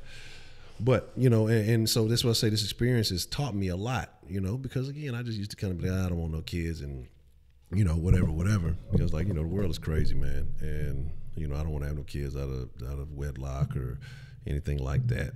Because I do believe that, you know, I do believe in the families, even though I didn't realize how much of a thing that was. And even though I always kind of had weird views about marriage and all that other shit. Sometimes you got to sit and figure shit out. But I learned, you know, hands-on how important that is, and seeing the growth and development, you know, me being a part of this child's life, and just, you know, understanding, sometimes valuing things more so than yourself. You know, I can't lie, because like I said, I know a lot of the time I didn't want to have, I can admit I was selfish. You know, I know that if I ever did have a kid, of course I'm going to put them above me. And I know this. But I was still selfish at times, so I didn't want to do that shit. So I was like, I don't want no motherfucking kids, you know what I'm saying? But you know, it is what it is. Who got the drinks? Who got some water? I need some water, some agua. Appreciate it, Simply Deep. But it is, and I corporate welfare is real. That is a thing. See, one of the harder thought transitions to do is to come to terms with my misinformation about Dems, the fact of political war for blacks, some dark political truths I learned there, but except I was wrong for a long time. What's the motherfucking deal? Who do we got calling in to the den this evening? You already know who it is. What's up, Honcho? Already. Professor Dizzle, what is the motherfucking deal? What you want to drop in the den tonight, man? First of all, I'd like to ask Sarah a question. No. Who in the fuck is scared of a slipper? Get the fuck out of here with this chocolate shit. Man. That slipper ain't gonna move me one way or another. Oh, fuck, I got beat with belts and extension cords. That'll move a motherfucker. When you hear that fucking cord cutting through the wind, shit, yeah, you get some act right then. But a slipper, man, if you don't get out of here with that bullshit. Man, look, I've heard stories about the Hispanic power of the chocolate. It has boomerang-like powers. Man. Yeah, but still, that motherfucker is soft and squishy. Fuck out of here with that shit. No, I don't understand what's so fearful about it. Mm-hmm. But yeah, we had quite a few topics tonight. Mm-hmm. Quite a few topics tonight, and me and Broderick going back and forth over what to do about the minimum wage shit. And I understand his point. I do. Mm-hmm. You know what I'm saying? Because you can't just raise it and then try to force companies to pay everybody more. But what I want to know is, like, what the fuck do we do to battle the inflation anyway? Because that's the reason why we having so many problems now. The cost of living and the cost of shit is so fucking high now. People with good jobs can barely afford shit now. They have to fucking cut corners and cut costs and do without shit. And it really shouldn't be that way. So it's just like everybody's supposed to get a raise at a mass scale to counteract it, or how do we enact some kind of law to reduce the price of shit? So we can't force the companies to pay the employees more, and then we also can't force them to drop the prices of the products. So how the fuck do you do it? That's my question. So if Roger could come up with an answer for that, I would love to hear it. That's why I would like to talk to him, like, in person, so we can go back and forth with that, because I like to kick around ideas, and just for a lot of people's understanding. Because the lady last night, when she was all hot and spicy, she was talking about how I waited so late to call in. Well, what I always do is I let people call, and then I let other people call in and have their chance for rebuttal. So if they saying what it was I was going to say, then I don't need to say it. You know what I'm saying? I let somebody else get the opportunity instead of me being the one calling and rebutting everybody all the time. I just don't think that's necessary. Cause this ain't my show. This your shit. So I think other people need to get involved, and I encourage other people to get involved all the time. I'll go out my way just to take a point, even though I may not necessarily agree with it, to go against somebody just to get them to call in. It's little tactics I use, even though I probably shouldn't be saying it, but fuck it. Don't matter if y'all know or not, because you don't know if I'm doing it when I'm doing it or when I'm not. But it's just to encourage conversation, just like the cop. He said he had other police officers listening. That right there, man, that's cool. Yeah. Because what it's showing me is not only is he trying to understand, but they trying to understand too. You know what I'm saying? And that's a big fucking step, is to admit that you don't know everything. And that's right there is one of the biggest problems that I run into with the cops that I encounter, is because they already have a perception stuck in their head. And so you have to prove to them later on what you were saying was legit, instead of them listening to you from the get-go and talking to you like sensible beings. That's the problem I typically have. Now, the ones that actually sit up there and just talk to you, person to person, man to man, woman to man, however you want to do it, I can dig with that, because, look, you listening to me, I'm listening to you, I'm looking at it from your side, and I'm telling you a story, and then you make a determination from there. I get that, but at least hear me out. Don't just come and just jump to a snap judgment because somebody else called in and said some shit, but you don't even know who the fuck they are. You ain't even seen them in person. So, like, who do you believe? Yeah. the person that tells the story first. So, Yeah. you know, that is what it is. And I think that, you know, whoever tells the story first does have a lot of influence, because just as natural human beings, once you get that idea put in your head, because you ever think about if somebody you never met and somebody that you know or you're familiar with says, oh man, you know, don't fuck with such, he a hoe ass nigga. You could have never met this motherfucker, he ain't never done nothing wrong to you. But when you do first meet that person, in the back of your mind is, oh, this motherfucker's a hoe ass nigga, even though you've never really encountered this person. So I think that, you know, people are naturally susceptible to those original ideas. And just Sarah said to tell you that, let me make sure I find the thing. She said she had a neighbor bring her some chocolates from Tijuana, and the bottom is made of actual tire. Oh, shit. He's throwing fucking good years at a motherfucker. God damn. Yeah. Okay, well, that's a little different. That's going to have a little weight and a little heft to it. So, yeah, that would fucking hurt. Mm-hmm. Okay. Damn, nigga getting beat with some firestones. That's fucked up. But on that note, I've had that happen to me quite a bit. You know what I'm saying? Everybody experiences that in the workplace because, you know, not all coworkers like each other. Exactly. But what I eventually learned is that tells me more about the person that's telling me about the other person than the person that they're telling me about. Because, and I always do this, if I know there's somebody I don't like, but if you're a new guy, I'll just tell you, look, you know, that's him. You know, him and I don't get along very well, but your opinion of him is your opinion. Yeah. I'm not going to tell you, you know, how I feel or why I feel a certain way. You just have to figure this shit out for yourself. You know what I'm saying? And then they be looking like, okay, but in the back of their mind, they don't know, so they just pay closer attention to the person. Yeah. And that's cool, which is what you should do, but you can't be objective about it. So that's what I'm saying. I just pay attention to both of them. Now, I know that you talk about somebody behind their back. I don't know whether or not you'll say that shit to their face. But that's the difference with me, because everybody that know me knowing I wouldn't say shit to nobody else that I wouldn't say to you in your face, live in 3D. That's how I get down. Yeah. Everybody who knows me know that. They be like, nah, him? Nah, he ain't finna say shit behind your back. He just not built like that. Yeah. Not. But what was the other point I want to talk about? Oh shit.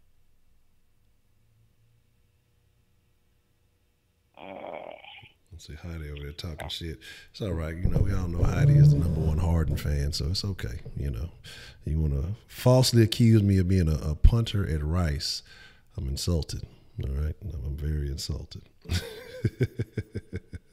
Jesus. I could throw a football over the mountains.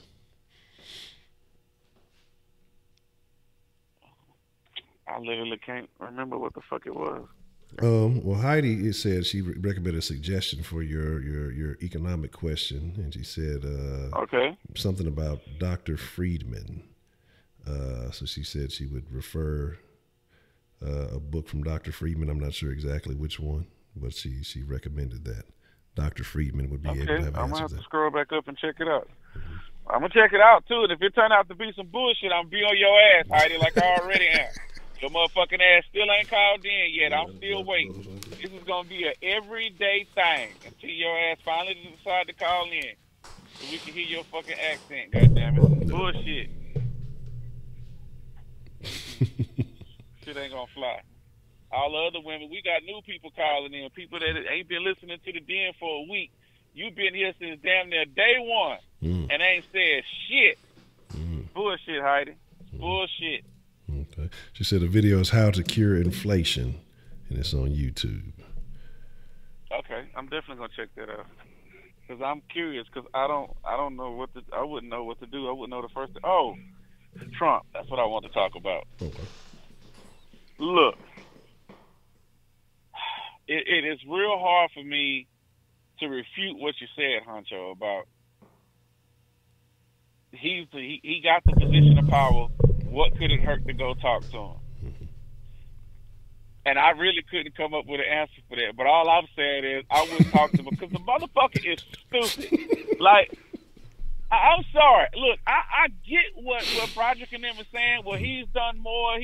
Because he don't give a fuck. Yeah. That's the thing that I can't fuck with dude. He don't give a fuck about nobody or nothing. Well, if he didn't give a fuck, then why would he sign the reform to help these people out? Because he just did it. Why the fuck not? Well, it sounds good. Fuck it. Why not do it? Like, okay, is that fucking simple? Yeah. Like, that's how you make decisions, bro? You don't sit up here and really think about it. You just go to doing some shit. And then, like, and he just fucking so damn random. Like, he just go off on some shit. And look, come on, bro. What the fuck did Kaepernick have to do with him? Nobody said shit about Donald Trump. He was talking about the police. He didn't say shit about Trump. Trump went out his way to make sure he made everybody know that he didn't like what this motherfucker was doing. Yeah. Because he disrespecting the flag. But see, I think nothing to do with that. I think he saw the angle though, because if I'm not mistaken, a while back he tried to get an NFL team, and the NFL was like, "Nah, fuck that." So I think he saw the bigger picture. Okay, well, we're gonna do a little PR damage on the whole NFL. Since y'all ain't want to fuck with me, I'm gonna fuck with y'all. And I think that's just kind of how he played. I don't know if he really was truly that concerned. I just think that he had the leverage and the ability to do so. Put a little dent in that industry. Hurt the pockets of a couple other billionaires and say, what, now fuck with me now. I think it was a power play. Okay. I think he pulls a little power plays here and there. Like I said, I won't say he's the brightest man to walk the planet, but I think he knows his lane. Right. And so and don't confuse intelligence with being slick, because the motherfucker is slick. Yeah. That's how he been, finding all these loopholes and all his business dealings all these years. Mm-hmm. And on the shit that you said earlier about the rappers always talking about being like Trump, they were just talking about having that amount of money. Okay. It wasn't until this motherfucker became president with all this other shit and how he been getting that money started to come to light. Them niggas didn't do no fucking research. All they know is this motherfucker got his name on the building and he a white dude with a whole bunch of money. So that's all they motherfucker was talking about. They didn't know all the underhanded shit that he do. And here's the other thing. I will have to concede to Broderick, because he's right about calling the dude a racist. I think it's the fact that he just don't give a fuck about people. So especially when he do shit that just show he don't give a shit about black people, quote unquote. Oh, he a racist. Well, no, he just don't give a shit. It's not just he don't like black. He don't give a shit about none of you poor motherfuckers at all. He don't give a shit about none of y'all. So that's just how I look at it. It ain't just a black thing. He don't care about poor people, period. Yeah. So that's how I look at it. So Broderick, yeah, you right on that point, bro. Yeah, you're right. And this is why I like coming to the den, because I'm also forced to look at my own thoughts and ideas to see if maybe I've been tripping all this time. And come to find out, I have. And Honcho, you afford me a little more balance. Okay. Also, with your optimism and my all over the placeness, you know what I'm saying? Yeah. But and that's what's cool, because we can all come in, talk about shit, and really discuss the hard fucking conversations. Have those hard conversations. Exactly. The shit that people be trying to avoid all the time. And that's why political correctness ain't helping nothing. Mm-hmm. It's not helping nothing. And like the other dude said, it does tie into censorship. And I also fell into the trap, was screaming out Black Lives Matter and all that shit. Then once I found out what it's about, I'm like, oh, y'all some hoe-ass motherfuckers for that shit. How y'all just gonna use these dead-ass motherfuckers and try to push this bullshit? Come on, bro. Like, damn. Like, people are so fucking manipulative. Yeah. Like Jesse Smollett, he just really don't know how much damage he fucking did. Mm-hmm. And that was some real selfish shit. Exactly. All because of him and his career and his stardom or fame or whatever the fuck you want to call it. I didn't even know who the dude was till he pulled this fucking crash dummy bullshit. Because I didn't watch no fucking Empire, because that shit just don't interest me. It just don't. Everybody said, oh, you need to watch it. Why do I need to watch it? I don't even like musicals. I don't care like nothing that. About that. Well, I'd rather make my own shit. Yeah. Yeah, I don't fuck with no music. Yeah, you're right about that. Niggas ain't watching no fucking music. And also, a lot of people, and I'm sure that some of the people in the chat also understand that we also hard on our own people because we fucking deserve it. Yeah. Like the opportunities that we do have, we don't take advantage of this shit. And like we was talking about the Africans probably a couple of weeks ago, how they come over here and take for fucking every advantage of all the opportunities. And look at us like we stupid because we are stupid. And I say we because, as Honcho said, I was stuck in that rut too. Yeah. I was going through the same thing. But here's one thing, Honcho, that I just don't think that you seem to understand quite so much. I don't think you give yourself enough credit. The fact that you figured out what you was doing, what you could have been the problem and not everybody else. The fact that it took you, that you learned that on your own, that nobody else had to tell you or teach you or nothing. Yeah. That you came up to that realization on your own, that you had enough common sense to figure this shit out. Yeah. I think you deserve more credit for that. Yeah. And you also have to understand that other people, they not going to see the big picture like you do.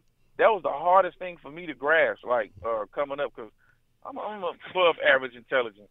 I thought everybody was as smart as I was. Yeah. They not. I thought everybody had as much sense as I had. They not. So it was just utterly fucking confusing. Like, I don't understand what y'all don't understand.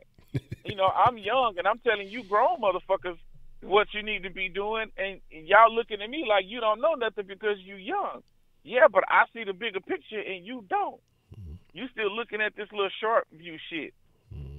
I don't understand it, Honcho. Like, how do you not want to learn shit? All this shit, all these possible fucking shit that you see going on around the world, how do you not want to figure out why shit works the way it works? Like, what goes on in your head? Like, what the fuck can possibly intrigue you to keep living? Like, what are you even living for?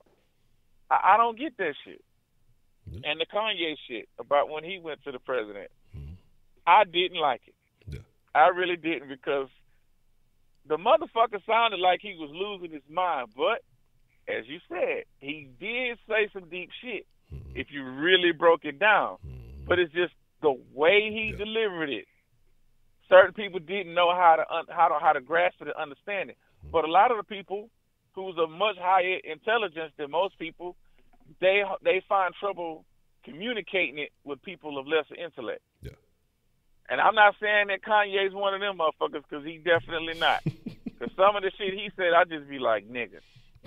Like, come on, bro, really? Yeah, and I agree. It was a couple things he said. I was just like, I don't know if I'm rocking with you on that. Yeah, I don't know about that. Like, you know what I'm saying? He go off on the deep end, and I do too sometimes, and I get that. So I understand where Kanye coming from. But just, I think what we really need to do is to make better choices. You know what I'm saying? Instead of, and like Broderick said, if the motherfuckers gave us $50,000, motherfuckers just go spend it instead of investing it or pooling it together and trying to do something to where not only would it benefit everybody, but it would benefit everybody and their generations to come. But we don't see the big picture. We so fucking short-sighted that it is killing us, literally and figuratively. It's killing us because we so short-sighted.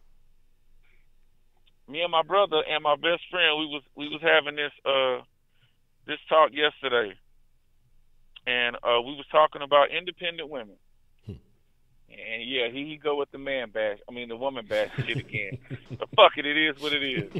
This is what I don't understand about what women who want to be career-minded women don't understand.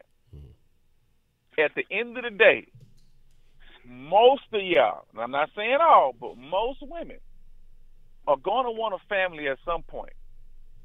So what they tend to do is they'll go to high school, they'll fuck around, to do the two, but, not do the do with them necessarily. Then they go off to college, and then their mama telling them, look, you need to work on yourself, put your head down, get in your books, don't let these boys fuck your shit up. Because if you become pregnant, you're going to have to put all your hopes and dreams on hold for this motherfucker and this baby. And I understand that. I do. So let's just keep going. Once she get out of school, then she goes and tries to find that job that she wants. So once she gets the job that she wants, and eventually she's going to want to move up in the company. So now that she's got her cushy little job, got her little crib, got her little car and everything, doing her independent woman thing, which again, I'm not knocking because I understand it. Now she starts moving up, and now she got dudes that she fuck with on the side just to get her rocks off. You know what I'm saying? Because everybody got needs. Yeah. You know? So she eventually climbs up the ladder to get to the big job, either VP or president or whatever. They get all the way there. Now she's uber successful. You know what I'm saying? She you know what I'm saying? She got enough money for the rest of her life. She don't really have to work again. So she's good with all that. She got a nice house, nice car, all this shit. And then slowly but surely she starts to realize she ain't got nobody worthwhile to share it with. So now she's like, you know what? I need to find somebody. You know what I'm saying? I'm financially secure. I've gotten pretty much as high as I can get in the company or whatever it is that she's trying to do. So now she's on a frantic hunt trying to find a man that's gonna fit exactly what she needs out of a guy, and at her age, because now she's damn near 40ish. Okay, so she hunting for a man who also don't have all these problems, no baby mamas, good credit, all this other shit. Somebody that's her equal, which is also a cool thing. I get that too, but this is what y'all fail to understand. Y'all forget that men like younger women. So all them years when you was pretty much pushing the men away and was pushing yourself forward, that was your peak time of men wanting you. Yeah. Now that you 40, niggas ain't checking for no 40-year-old bitch. Sorry, we're just not. That's just keeping it 100. Yeah. I know it may hurt somebody's feelings, but they're just being honest. When you was 22 and busting out your shirts and everything, niggas was trying to hit that. Now you 40. You working like a goddamn athlete trying to keep yourself healthy, but for the time, like, hey, I'm finna let these titties fall down a little bit. That ass ain't gonna be as tight as it once was. Niggas ain't checking for that. Yeah. And so you up there working out like a bad woman, trying to vent your frustration. Then you come to a realization that you can't find a dude that's gonna fit all these parameters that you set for a dude, and what you go out there and say, man, you niggas ain't shit. Yeah. So, like, because of the choices that you decide to make, which you are more than entitled to make those choices, that's the price you pay. And that's the thing about not being PC. You can say whatever it is that you want, but you also have to be prepared to deal with the consequences. So it's consequences with everything. Yeah. Now, I'm not saying that being independent is a wrong thing. That's not what I'm saying. But what I'm saying is you really need to realize the common sense nature of the men and women relationship. When you young, that's when you better prepared to have children and all that shit. That's what men want. Men want a fine young tender. We don't want no old bitch. I'm sorry, we just don't. Yeah, this is true. At the same time, most women don't want no older man, broken down and all that shit. They want a young man, strapping young man. So it's the same for both of us. So don't act like you don't know that, even though you're highly educated, but you don't understand something so simple. I don't get that. Everybody wants a family, to somebody to share their life with. You know what I'm saying? Achieving all your goals and shit, that's cool. But at the end of the day, who you going to share the shit with?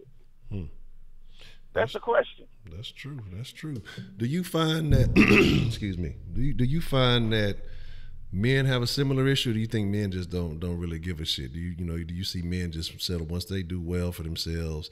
They're more equipped to just take care of a chicken out of trophy wife situation. Here's the difference, Honcho. Here's the difference. If a man want a family, I can have a family at 60-something years old because I can still bust that nut and impregnate a chick. After a certain amount of time, a woman's not able to have kids unless she's willing to adopt or something like that. So theirs comes with a clock. Ours don't necessarily come with a clock, so we good at any time, at any age pretty much. Okay. I got an uncle, not an uncle, he's my great uncle. My great uncle just turned 80 not too long ago. He got a 14-year-old daughter. Oh, damn. Yes, sir. Damn, I ain't mad at him. Stay up, player. I ain't mad at him. Great unc still stroking. I'm like, what? Boy, fucked me up, bro. got that Clarence Carter on in the background. I'm getting it in. Yes, sir. Oh, yes, man. sir. No games. No games. But it's just certain things I don't get. Why some people don't understand how simple certain things really are. Mm-hmm. They just overlook the simpleness of it. Yeah. But anyway, that's my call. I'm gonna let somebody else call in. I'll let you in, or whatever comes first. All right, Jay Dizzle, as always, man. I appreciate the call. All right, Chief. All right. And man, what he said is absolutely true. And we talked about, as far as not being PC, it comes at a cost. You have to be willing to take all of the, if any, repercussions that come with that. And so Officer Montero says, man, I appreciate that. Let's see where we at. What's the motherfucking deal? Who do we have calling in to the den this evening? Man up, what's the motherfucking deal? I was just talking about you a little while ago. Man up, how you doing this evening? I can't complain, man. I just turned you on. I heard your deals are going off. And the little parts that I heard, I got to actually say he's right. Excuse me. But there's one thing that I think when he was talking about women being in their career, it's one thing that I think he's right, don't get me wrong, but there's one thing I want to add on that. I also think that in today's society, today's world, I want to say the last maybe 10 years or so, if that. Now, ain't nothing wrong with a woman going to go kill hers. That's what a lot of us men want these days. You want a woman that, that we, just in case something happen to us, we get into a car accident where we going to be out of commission for a minute or whatever. Yeah, we want our woman to have our back. Now, ain't nothing wrong with that.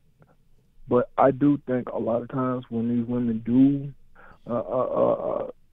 get successful, come up in the world, I guess you could say, and I'm not, like he said, I'm going to say it myself too, I'm not going to say every female because I know this is not true. So, because I know women, like say, you talking about all women, and I'm saying it right now, not all women, only some. Anyway, my thing is this here. A lot of them sometimes get big-headed and think that they got it going on for themselves. They don't need no man. And I think once you get that level of success in your head and you start thinking you don't need no man, I think that'll mess up your mind frame. And then let me switch it on to the guys as well too. A lot of guys get that way and so start saying they don't want to get married, have no kids or whatever, because they know these days women take them to the cleaners. You know what I'm saying? Look at that dude that just that might be getting divorced from that owns Amazon. His wife supposed to be getting like $68 billion. Who in the fuck gonna need that much money? Anyway, I'm getting off topic. But $68 billion. Who in the fuck need that? Anyway. Men get that attitude as well too. You know what I'm saying? So I think, my personal opinion, if you can find someone on your level while you're young, like maybe in college or fresh out of college, whatever, and y'all come up together, I think that eliminates some of that stuff. Now, what he's talking about with the biological clock, about women and men having kids, I 100% agree with him on that one. But I think if you can find someone on your level, both of y'all coming up together, that'll eliminate a lot of that stuff. Now, I'm not trying to tell nobody right now go start a family right now while you're 20, 25. That's still your decision, your choice, your business. You do what you do. But I think that if we come up together, now you make it to the top yourself. Now you want to go find somebody. Because like you said, men ain't really checking for no. I can be 30 years old. I'm not checking for no 45-year-old woman. You know what I'm saying? And I'm pretty sure ain't no a 45-year-old woman trying to check for no 50, 60-year-old man. They want someone on their level. I'll put it like that. You know what I'm saying? I know I do. Like I said, even though my wife is older than me, but we still on the same level. She's only a little bit over a year older than me. You know what I'm saying? So we still on that same level with each other. You know what I'm saying? So, and when we got together, we was, I ain't gonna say, well, whatever. But we building up together. You see what I'm saying? We was on the same level as each other. And I think if people do that these days, I think that'll solve a lot of issues right there in my book. Okay. I agree. All right, Dan. Go ahead. And I agree. In that way, when y'all on the same level, like the same page, I think it makes it easier to rise together. One's not feeling like they're carrying the burden of the other one, and I think it makes it easier for both of you guys to rise up. So I definitely agree. No, that's just my take on that. But once again, though, I want to say now I'm gonna flip it on Jay Dizzle, because I remember what he said to me about a week or so ago. I think he has evolved. He's starting to think like me now. I just gotta talk some noise to him. Me and him cool. I gotta talk some noise. Anyway, I'm gonna holler at you, man. Talk to you later. I appreciate it, man. Up. All right. Already. That's the best. Shout out to Man Up, man. We're going to see when Man Up available again. We're going to have to get him in the den sometime soon. Man.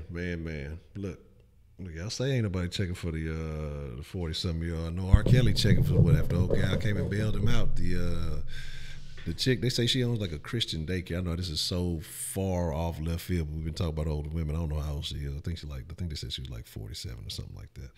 I might be wrong. But the chick who came and bailed him out, who came up with the $100,000 to bail his ass out, look, shit, he better be checking for something older than that. Look, he fucking with all them young chicks. They ain't got nothing for him, shit. But he might not get that opportunity again.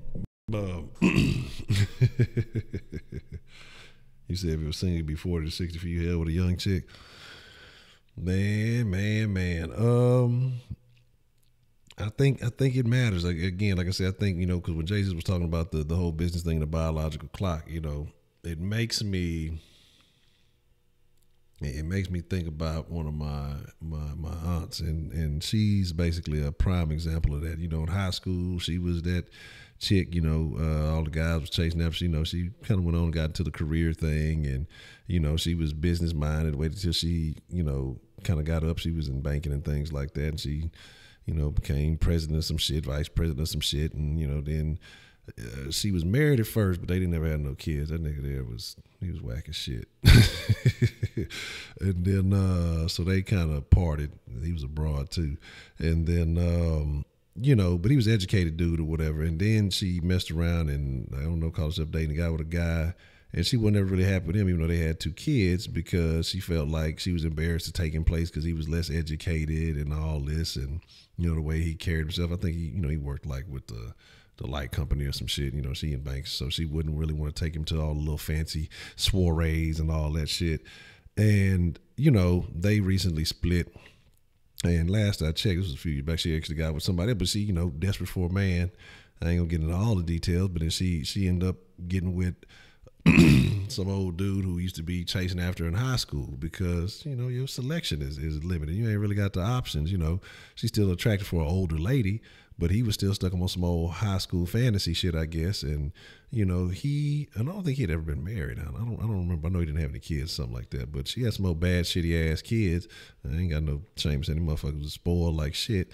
And so from what I heard, they only been together about a year, so they about to get divorced. But now she in this state, like her mental state ain't the best. She's having to deal with getting older, not being the young filly, as Whoop would say. Not being the young filly on the block and not getting that attention that she was used to getting. And, so it is what it is. So, what y'all over here talking about? Let's see. Yeah, she on the daycare. That's what it was. Daycare be making money. Shit. But for every week you win a cash prize from Heidi. Yes, Heidi will supply you with the cash prize. So look. You can believe her if you want to. Just look for a check with Heidi's name on it, and she'll call you from a Nigerian area code. So expect that. Exactly. Yeah, there you go. Exactly. Ali knows. That's what I'm talking about.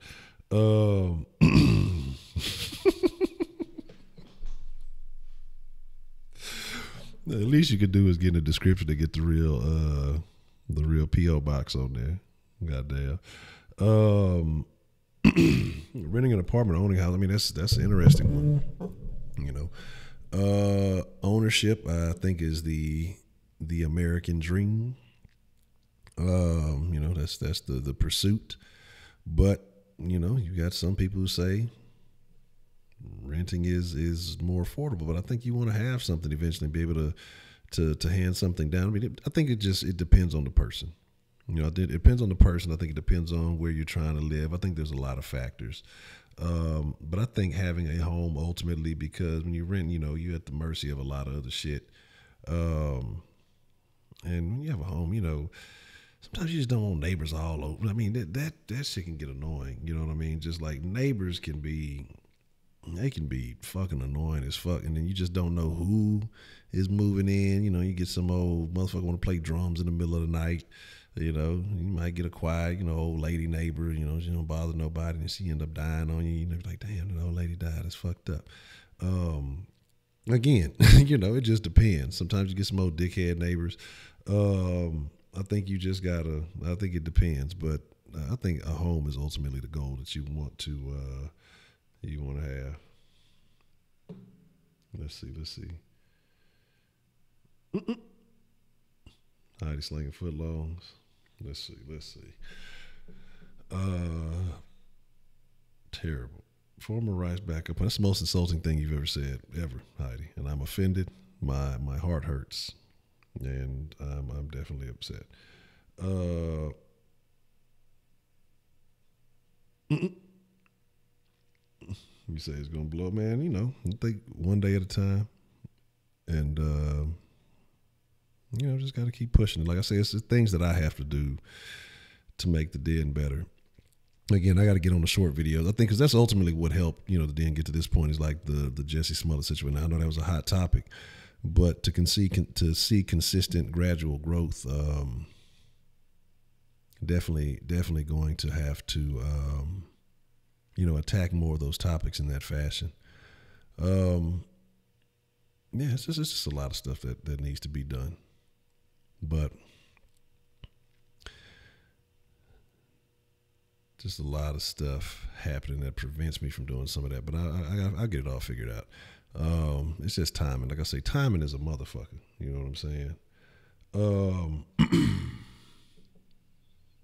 You said, so why are you not getting consistent view? Well, you got to look at it like this, okay? If you are not a fan of a channel, you have no idea what it is. Okay, so say you see a video about R. Kelly, you want to know what's happening with R. Kelly. You see a video that says R. Kelly situation, you know, McDonald's jail, whatever, and it's a 5-minute video. And then you see one that says R. Kelly situation, you know, jail, burgers, whatever, and it's like a 15-minute video. And then you see one that's 4.5 fucking hours. You know what I'm saying? You gonna be like, shit, I think I'm gonna catch this 5-minute video. Or if you got some time, you gonna watch that 15-minute video. But you're not even gonna entertain that fucking 4.5 hour video. And so with me doing mainly more streams than, you know, easily digestible content, it helps. I mean, it hinders. But then it's about the topics too. You know, and so, you know, everything counts on YouTube. Thumbnails, you know, does this thumbnail stand out compared to that thumbnail? I got to go back and look at some things I did. Yeah, I see I went a little while without yawning. With the Jesse thumbnail, and just look at some things again. A lot of stuff to work on, but, you know, slowly but surely growing. Hopefully get to the 2K mark soon. And that was something I really wasn't expecting as recently as it has happened. Or as it, you know, if things keep going as recent as it can happen. But yeah, like I say, it's just more work on my end and just a better understanding of, you know, what the people want. You know, ultimately it's this conversation that we have, but if I continue to create the smaller videos and then continue to lead people to the, you know, the late evening conversations every night, I think that the people who fuck with the videos, they'll watch it. If they like it, cool. But then I think people who catch the conversation see that it's something different than what's happening, I think, in other areas of YouTube. And then, you know, they become a part of it. And I think it turns into something different. So,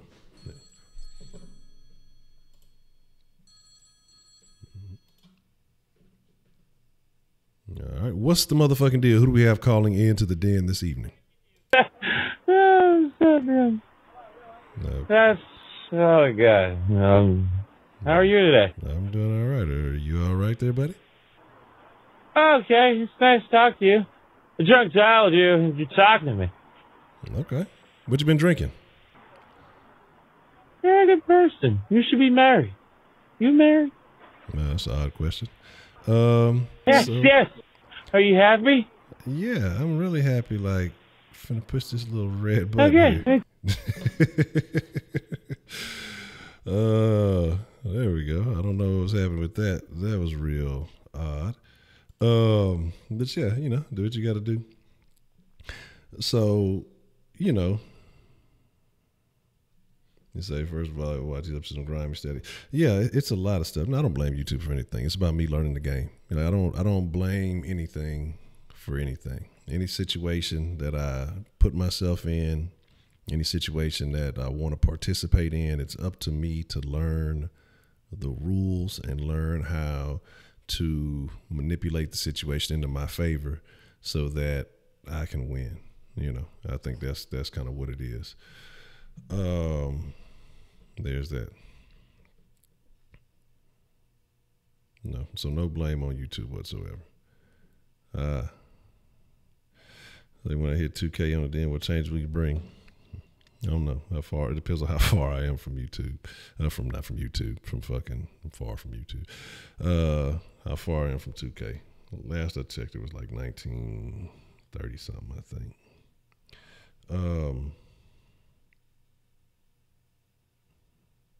Okay, I'm just saying those.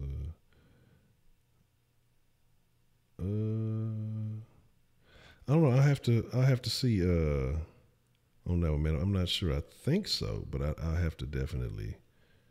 I have to check to see if that is the case. Okay. That's Miss Sarah. I hope it is. I hope it ain't one of those crazy bots. But you know, I don't know what it is. All right, man. I appreciate you coming through. But you know, again, like I say, it's always about growth and progress. And like I say, I try to pay attention to what things generate the most attention, and then, you know, what things I could improve on. You know what I mean? So I think that's just kind of what it is. And so, yeah, okay, 1941. So what is that? 59. So we got a little bit to go. But every night say Trump. Yeah, I don't know. Like I say, I might start throwing a couple of political topics out there. Isn't Cohen supposed to be talking for like 2 or 3 days? Like I said, I didn't really catch everything that he was talking about today, but I'm gonna catch him, you know, and see what he's got going on, because I know that'll be a topic a lot of people would want to talk about. Already, well, I appreciate that, Sean. What's more important currently, the Den or Saw Sports? Let me be frank and honest, because that's all I can give you. I can tell you my feelings about both of them right now. Saw Sports is kind of, it's where my heart is, where, I don't want to say where my heart is, but Saw Sports is where the plan is. And I love Saw Sports because of the conversation, H-Town based for the city, and what that's about. Because I don't think that H-Town conversation is being had anywhere else. But my deal with Saw Sports, and the thing that bothers me about Saw Sports, is inconsistency, essentially. And what I mean by that is, okay, I'm not a big baseball fan. That's still something that I gotta, you know, get. That's my fault. But even then, people don't care that much about baseball. People want to talk about football. So even if the Rockets, like when they were doing well last year, nobody wanted to talk about the Rockets till, what, Game 6 or Game 7 of the Western Conference Final. Everybody wanted to come fuck with the Rockets once they were in that spot. Nobody was fucking with it. you know, and I don't know if that's been part of my impact of why I haven't been doing as many rocket streams or whatever else. I know timing is part of that, but so once football season is over, you know, soft sports kind of dies off. Now there are still a few tried and true fans who come through every night to call in, express their points, you know, the little things that happen. But soft sports only gets those bumps when it's actually football season, game day, you know, something major happening football related. So that's cool, and I love that because that's where, you know, that's where I've been learning the YouTube game and everything is there. But the den is the versatility of the conversation, the fact that we can talk about so many different things, you know, being frank and honest. It's not so much speculation like, you know, Saucy is, because you just wait, what are the teams going to do? What's going to happen here? Nobody talks about Houston. The news is so, you know, you're getting little bits here and bits there. It's a lot of assumptions. So, I've got a call coming in. What's the motherfucking deal? Who do we have calling into the den this evening?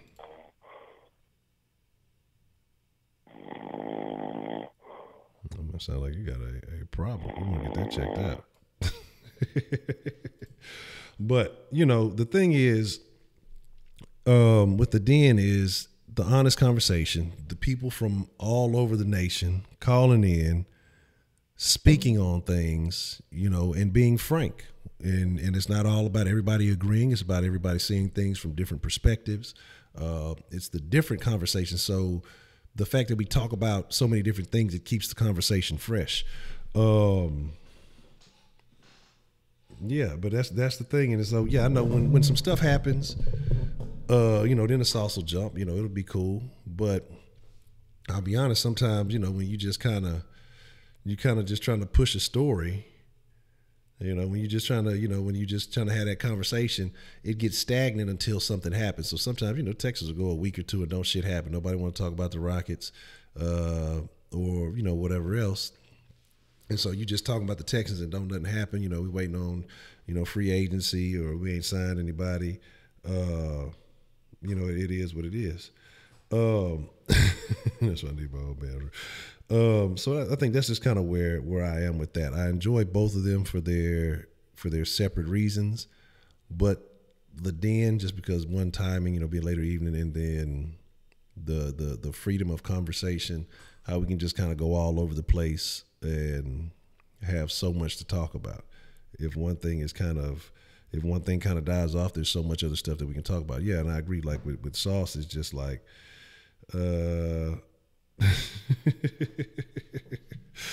you know, it's always just like, okay, well, it's just more opinions about what the Texans are going to do. Then we all end up being wrong, and the Texans do some old bullshit, and then we mad about it. So, oh, that was you? Oh, okay, my fault. I didn't know what was going on. I thought somebody was pranking us. Well, that's unfortunate. You gotta put a little finger on it, with a little feather or something, then act like it wasn't you.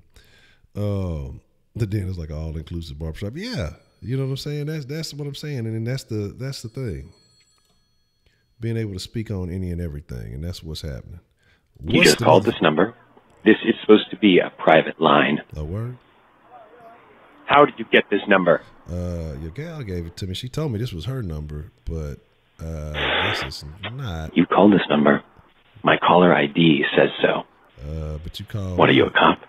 No, but you called me in the den and the people of the den, so I was like trying to. Oh, you're lying. I can hear it in your voice. Hey, look, you don't want to be calling this number again. Don't you call me Things a Jesse. Can happen.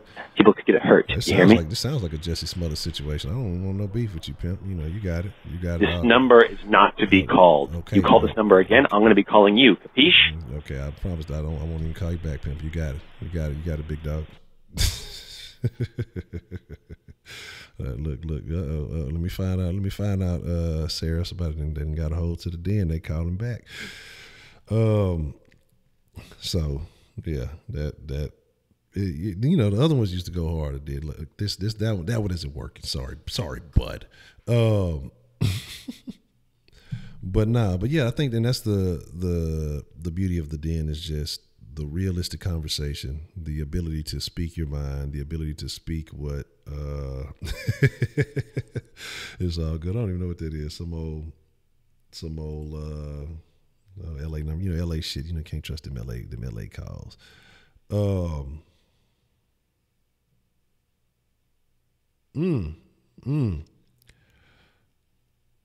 Yes, we you know what, we might have to talk about that. We might have to talk about that. Jay Dizzle, because y'all know I think that's gonna fire some folks up. They're gonna be like, oh hell, what the fuck? No, hold on, Honcho, what you talking about? Yeah, but yeah, Mrs. White is a gangster. I don't want no smoke. Mrs. White, that's my dog right there. But like I say, but the thing that makes it so good is, like I say, it's y'all. It's not even just, it's not about me.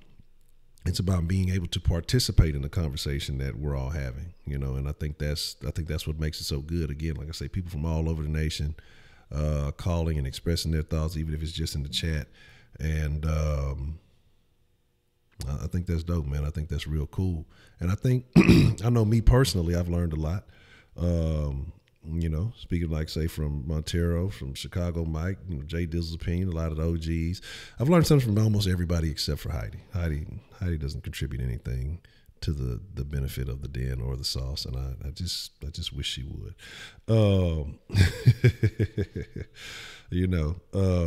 But everybody, and everybody who calls in, from Sarah sharing some of her stories with us, and getting to see the world through other people's eyes on similar topics. Because let's be realistic, we have our own groups, in reality and day to day when we go through life.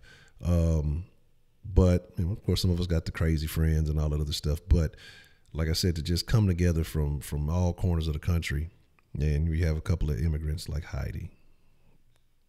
But to hear how people think, to understand how people feel, and to talk about real shit that people are uncomfortable talking about in day-to-day life. So I think that's dope. Who is Kenneth? I don't know any Kenneth.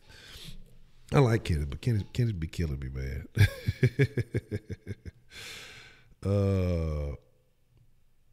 And so, Den Folk. Yeah, Den Folk is good. There's a lot of good names in here. You know what I'm saying? So, I'm just switch them up because there's so many good ones.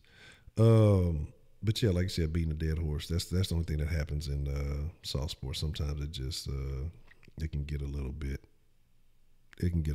repetitive.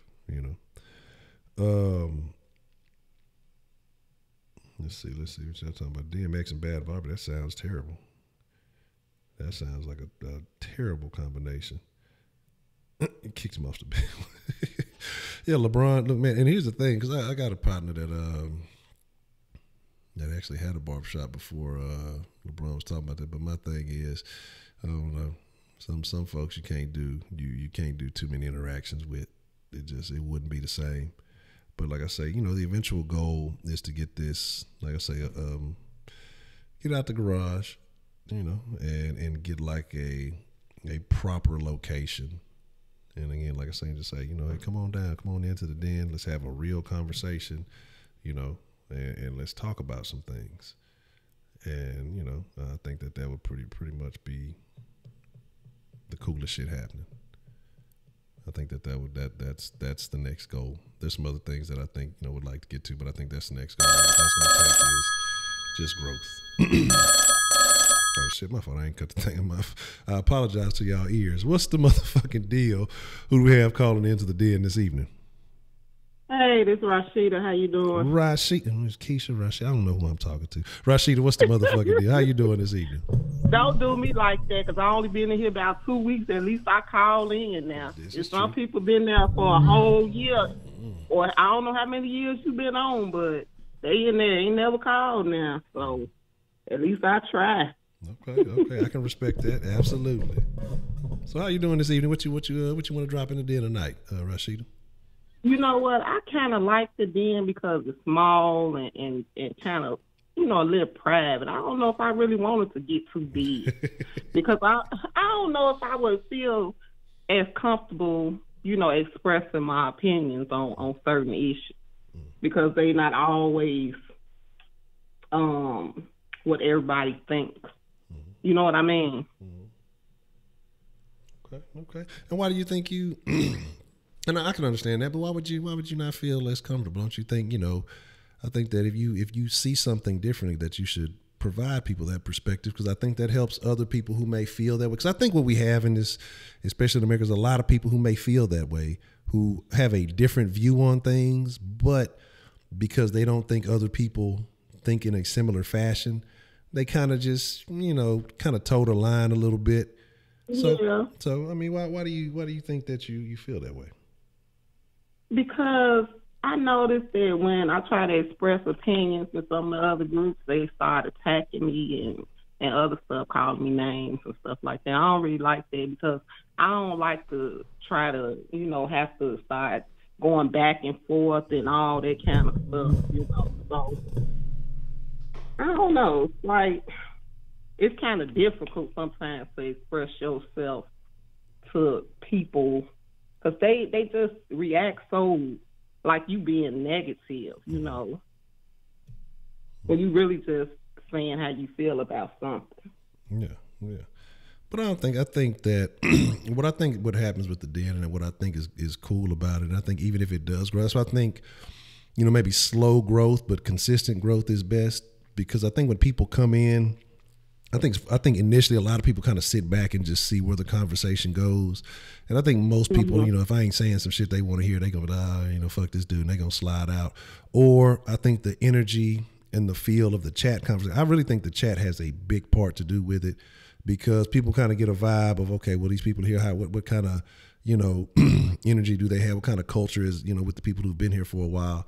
And so I don't think you'll ever run into a situation, even if we did get, some growth, that you would have to deal with people, trying to accost you for having a difference of opinion. Because I think that for the most part, I think we'll all remain relatively reasonable. I think the people who stick around. And that's what I like about the den. That's what I like about the den. Like, even when we disagree, I don't see people just, you did.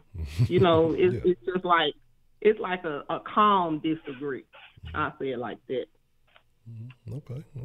And I can say so. Don't worry. If you grow, you will always be welcome to, express your thoughts and your opinion. I think what happens is when you go into other groups and those other places, it's a lot of similarity in the environment. So those people already have a culture and a group think. And so when you try to stray from that, then that's, it's like bees, they gonna attack, you know what I'm saying? They all gonna come and try to sting you because you upset in the hive or whatever, even though you just, being realistic. Some people don't. That's why I say those echo chambers can be bad, because some people don't want to hear the truth. They want to hear what makes them feel good. And sometimes the truth is not gonna make you feel good, but you have to, you kind of have to deal with that.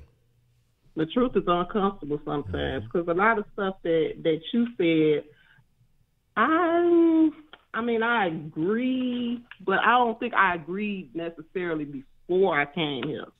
It's like the way you put things in a different perspective, and some of the other people that call in too, the way that they say things makes you really like open your mind for thinking about something. Yeah. Okay. So, is there anything specific that you didn't agree with initially that your mind changed on here in the den? Like a lot of the things about, as far as like black women and things like that, and the independent thing, I kind of feel like it has kind of crippled the black community a little bit. I feel like that because I feel like that we overcompensate when raising a kid to try to fill that void of that man that's gone. So sometimes we baby that young man to a point where we're not really raising him to be who he should be. You know what I mean? Like, we just really need a lot of these black fathers back in the house. Yeah. I agree. Or even if they're not in the house, have a more active role in the lives of the kids and stop all this, we don't need a man, when we know we do. I agree. So what do you think could be done to maybe change that perception? Because what I see a lot now, especially like I say, when I be on Twitter and some of these other platforms, they got some shit when women say, hey, you know, I do these things and I do want a man. They start calling, oh, you a pick me. You out there, you know, trying to do stuff for a man. You hoping that he pick you. Oh, did he pick you? Did he call you back, sis? This little crazy shit I see. So what do you think can be done to kind of change that perception, or maybe change the mentality of, you know, women who feel like, you know, well, I don't need a man, but to help them see that, you know, maybe a family structure, at least, you know, having that man in the picture is what's best for the child? I think that'll have to start with the kids, the next generation, because I don't think at this age that people are really gonna change their perception unless they really, really, really want to, you know. You know, probably like seeing more positive family models in the house, you know, and things like that. But a lot of times you're probably not going to even get that far in the conversation. Yeah. It's going to be closed down because a lot of times when a person's saying something you don't want to hear, you just tune them out. So, because we couldn't have had this conversation, I would say probably a year ago. Really? Because I was so, I don't need a man, blah, you know, on that whole independent black woman thing. So, yeah. Okay. So do you think there may be, with some of these, you know, maybe single mothers, do you think there is envy for other women who may have that family structure going on, or do you think there's envy for families, or what do you think that is? I think probably deep down there is some envy, because I think, you know, that's human nature to want to share your life with somebody. But at the same time, you wanna do your goals and things too. So. Okay. Interesting. But I don't think it's just like, oh, I hate women that have kids and a husband. I don't think it's that. You know, it's more so I want to find a man that's gonna match what I bring to the table. Okay. And it's kind of difficult the older you get. Like y'all did say, it is difficult for older women to find that man. So, but I don't even know if it's all about her appearance as much as her attitude of not feeling like she needs a man. So you're not gonna have too many chances to do and say what you want to say. Because you'd be like, come to her house and then you say something she don't like, and she's like, oh, it's time for you to go. You ain't got to come back.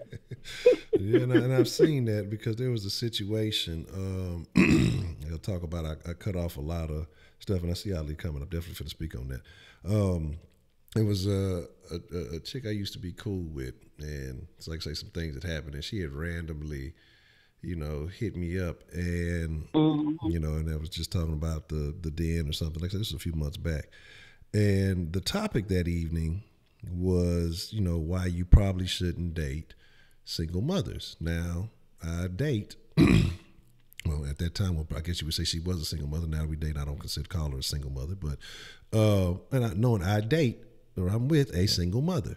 But she saw that headline because she's a single mother. And that's why I say I was kind of laughing about you said, you know, if we could have had this conversation. She saw that, got mad and got offended and, oh, really? And then all this. And then, you know, they got mad about nothing. But you didn't really pay attention to see what the conversation was saying. You know, it was just reading that headline and then taking it personally and, you know, kind of running with it instead of seeing what the conversation really was. So I can definitely see what you're talking about, that as soon as you say certain things, you know, certain people shut down and it's hard to get through to them.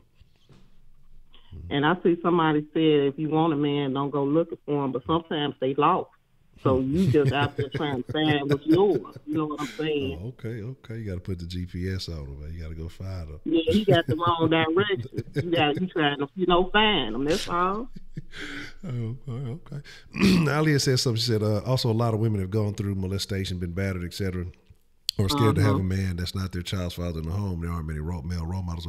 And I agree. And and I think, though, because you have two kinds. You have some that are just too willing to have any man around, and that's why you see instances that happen, like with Adrian Peterson not that long ago. I think with the death of his child from one of those one of the mothers of one of his kids.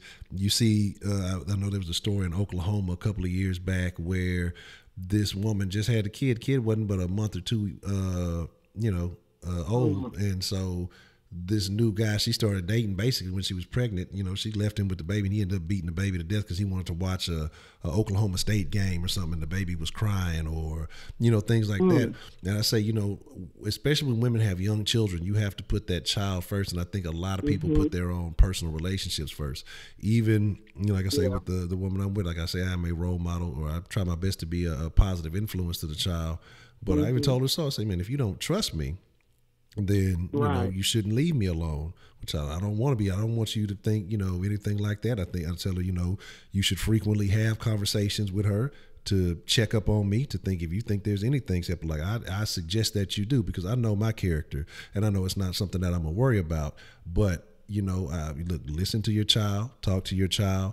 If she thinks that I'm a bad presence, then then we don't, we may have to go separate ways. But the thing is, I was a bit stern and, pointing certain things out, and she didn't like me too much at first. And it wasn't because I was doing anything bad, but it was because I was correcting certain behaviors that she was used to getting away with. I was catching somebody, and now, she loves me to death because, she realized that I've helped her grow and understand things, that life is not going to always be easy.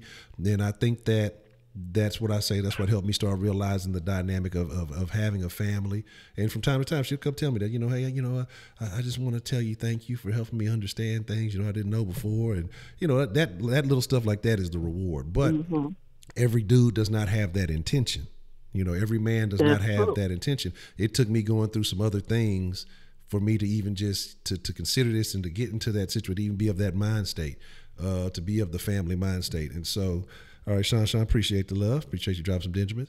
But every man doesn't have it. And I think women should take more time to evaluate these new, especially if you already have kids, evaluate them before you bring them into your life, I think that's very important. Every man should not be meeting your kids. That just doesn't even make sense. Why are you bringing this man to your house, meeting your kids and everything? I don't understand that.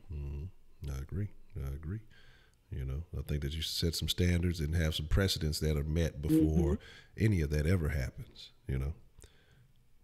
So I feel like a lot of these fathers, they have a right to be concerned with the mother just bringing any old man around her kids, and she don't barely know him. All right. Like, I understand everybody get lonely sometimes, but you can meet your needs without bringing him to your house. Yeah, I agree. And sometimes you got to inconvenience yourself. Sometimes you may have to go without. That's just if it's for the best of your child, that's what you have to do. They have all kind of toys and everything else. You can manage. It'll be okay. You're going to have to stock up on some inventory, huh? That's right. It's safer. It's safer anyway. Yeah, but like I say, sometimes that wanting that human connection might not always be the best at that time. Might not always be the best for the long term. I think but people are so in a rush to do things these days that they throw a lot of that what's the word? They don't evaluate the situation beforehand, and so I think we've got a lot of problems. Okay. Because I know even my brother, he had met a young lady, and she was already bringing her kids around. I'm like, that's not good. I'm glad that my brother not that kind of person, But I just thought that was moving way too fast, The kids calling me auntie and everything. I'm like, huh? Who? Auntie who? What? Aunt your mama? What you? Right, Auntie who? Yeah. Exactly. No. That's funny. But again, and like I say, but there's some people who just try to move into that situation too fast, that just want to get too close too fast, and people not realizing that you could possibly be putting your children in a very dangerous situation. Right. It's a lot of hurt women out here, and then they find a decent man. They just try to hang on for dear life. Like, you got to still be careful and cautious. Appreciate the love, Sean. The rewind. Yeah, you got to be. And it's, again, like I say, it's sad that it has to be like that, but you have to take precautions to protect yourself and protect, your family, especially, even though I get a lot of people saying I hate the women, I love the ladies, but I just, I think ladies have to hold themselves accountable and to a higher standard. The same way I talk about situations in the black community or anything else, I believe it's about accountability and higher standards instead of blaming, this party or that party or whomever else. And, I think that, women have something special, and you got to understand the value of what that is. And if you, too free with it, or you too out there with it, then it becomes devalued, and that's just, what it is. You know what I mean? And you can't blame anybody else for that if you're not establishing your worth. I think the problem with a lot of us is that we're not ready to receive that word yet, because we so focused on letting the black man know what he doing wrong that we not ready to hear what we doing wrong. So until we clear that out, then I don't know about how far the change is gonna go. You know what I mean? Okay. But it definitely needs to happen. Okay. But like I say, it's just, it comes down to an individual basis, and the ones who want to receive the message. The same thing with men, with black men that realize, hey, with certain areas we got to change to be better. The same black women who are accepting that message and accepting of change, they will see the benefits in their life. They'll see the success in their life, and the people who don't will be the ones that still complaining, still pointing fingers, and still suffering for it.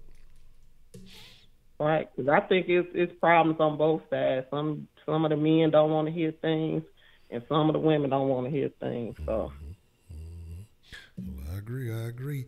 Well, Miss Keisha Rashida Benita Aquanetta, I don't know what game name you're going by today or tomorrow, but I definitely agree. And you'll never have to worry about the den, excuse me, being an unfriendly place for your thoughts. I just go by Rashida from now on. Rashida, okay, all right. I'm gonna start giving you a hard time. Okay, I just had to make sure we got the right name. All right, Miss Rashida. Oh, I'm glad you give me a hard time. That's like part of being in the den. I know what I'm saying. Already. Okay. Well, and I like how you handle them trolls too. Just hit that button, click. No, they ain't worried about it. Like I say, they try to, they go for something, but I ain't here to give it to them. So it is what it is. I see. You just be so cool. You be like, okay, let him get his last few words after I hit this button on him. Goodbye. Exactly. Oh man. Well, okay then. Okay. Well, thank you. Well, I'll be tuning in tomorrow. All right. I'll be looking for you, Miss Rashida. All right. All right. Have a good night. Good night. Ready? You said I was on channel, they were dropping, but I got only $2. Put cash name in your community notes. You heard me? Men's and women's bathhouses, and I appreciate the love, Miss Sunshine. Thank you. And men and women's bathhouse buildings appreciation groups, sewing circles, community recreational meeting, reading clubs have devalued over time. All men benefit. I agree, and I agree. And I think that men need more of that. And like I said, it doesn't have to be just race based. I think that men as a whole need to come together, and I think that having these conversations, as a whole, as a I don't want to say as a sex, but I guess that is what you call it. But we need to, and I think especially bringing in younger men, and I think older men can benefit from it too. But to show that there's a different level of expectation. Society can try to blur these gender roles and all these other things, but that's not what it is. There's just certain things that are meant to be a certain way, and we just got to deal with it, man. We just got to deal with it.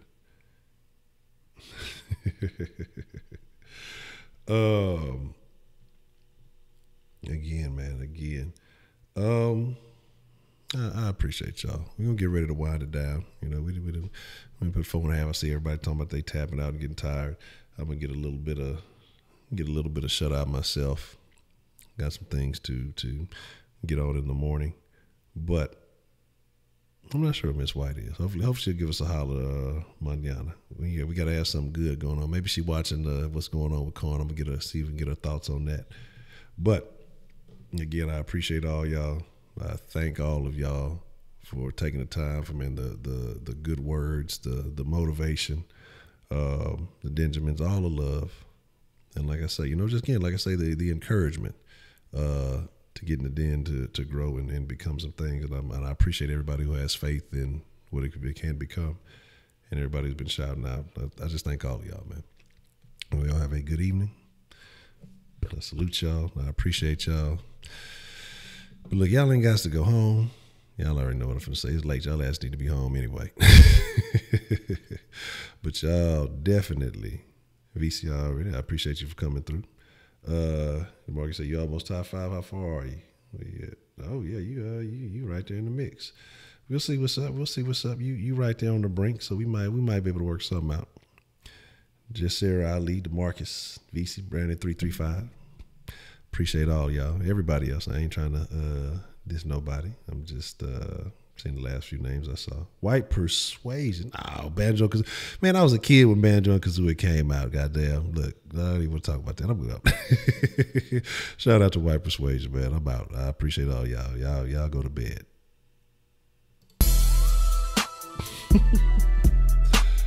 That's some throwback shit. Banjo and Kazooie, goddamn. I remember when that shit came out on Nintendo 64. That shit is wild. Oh, is that the case? He getting tired. Oh, now I know. I'm out.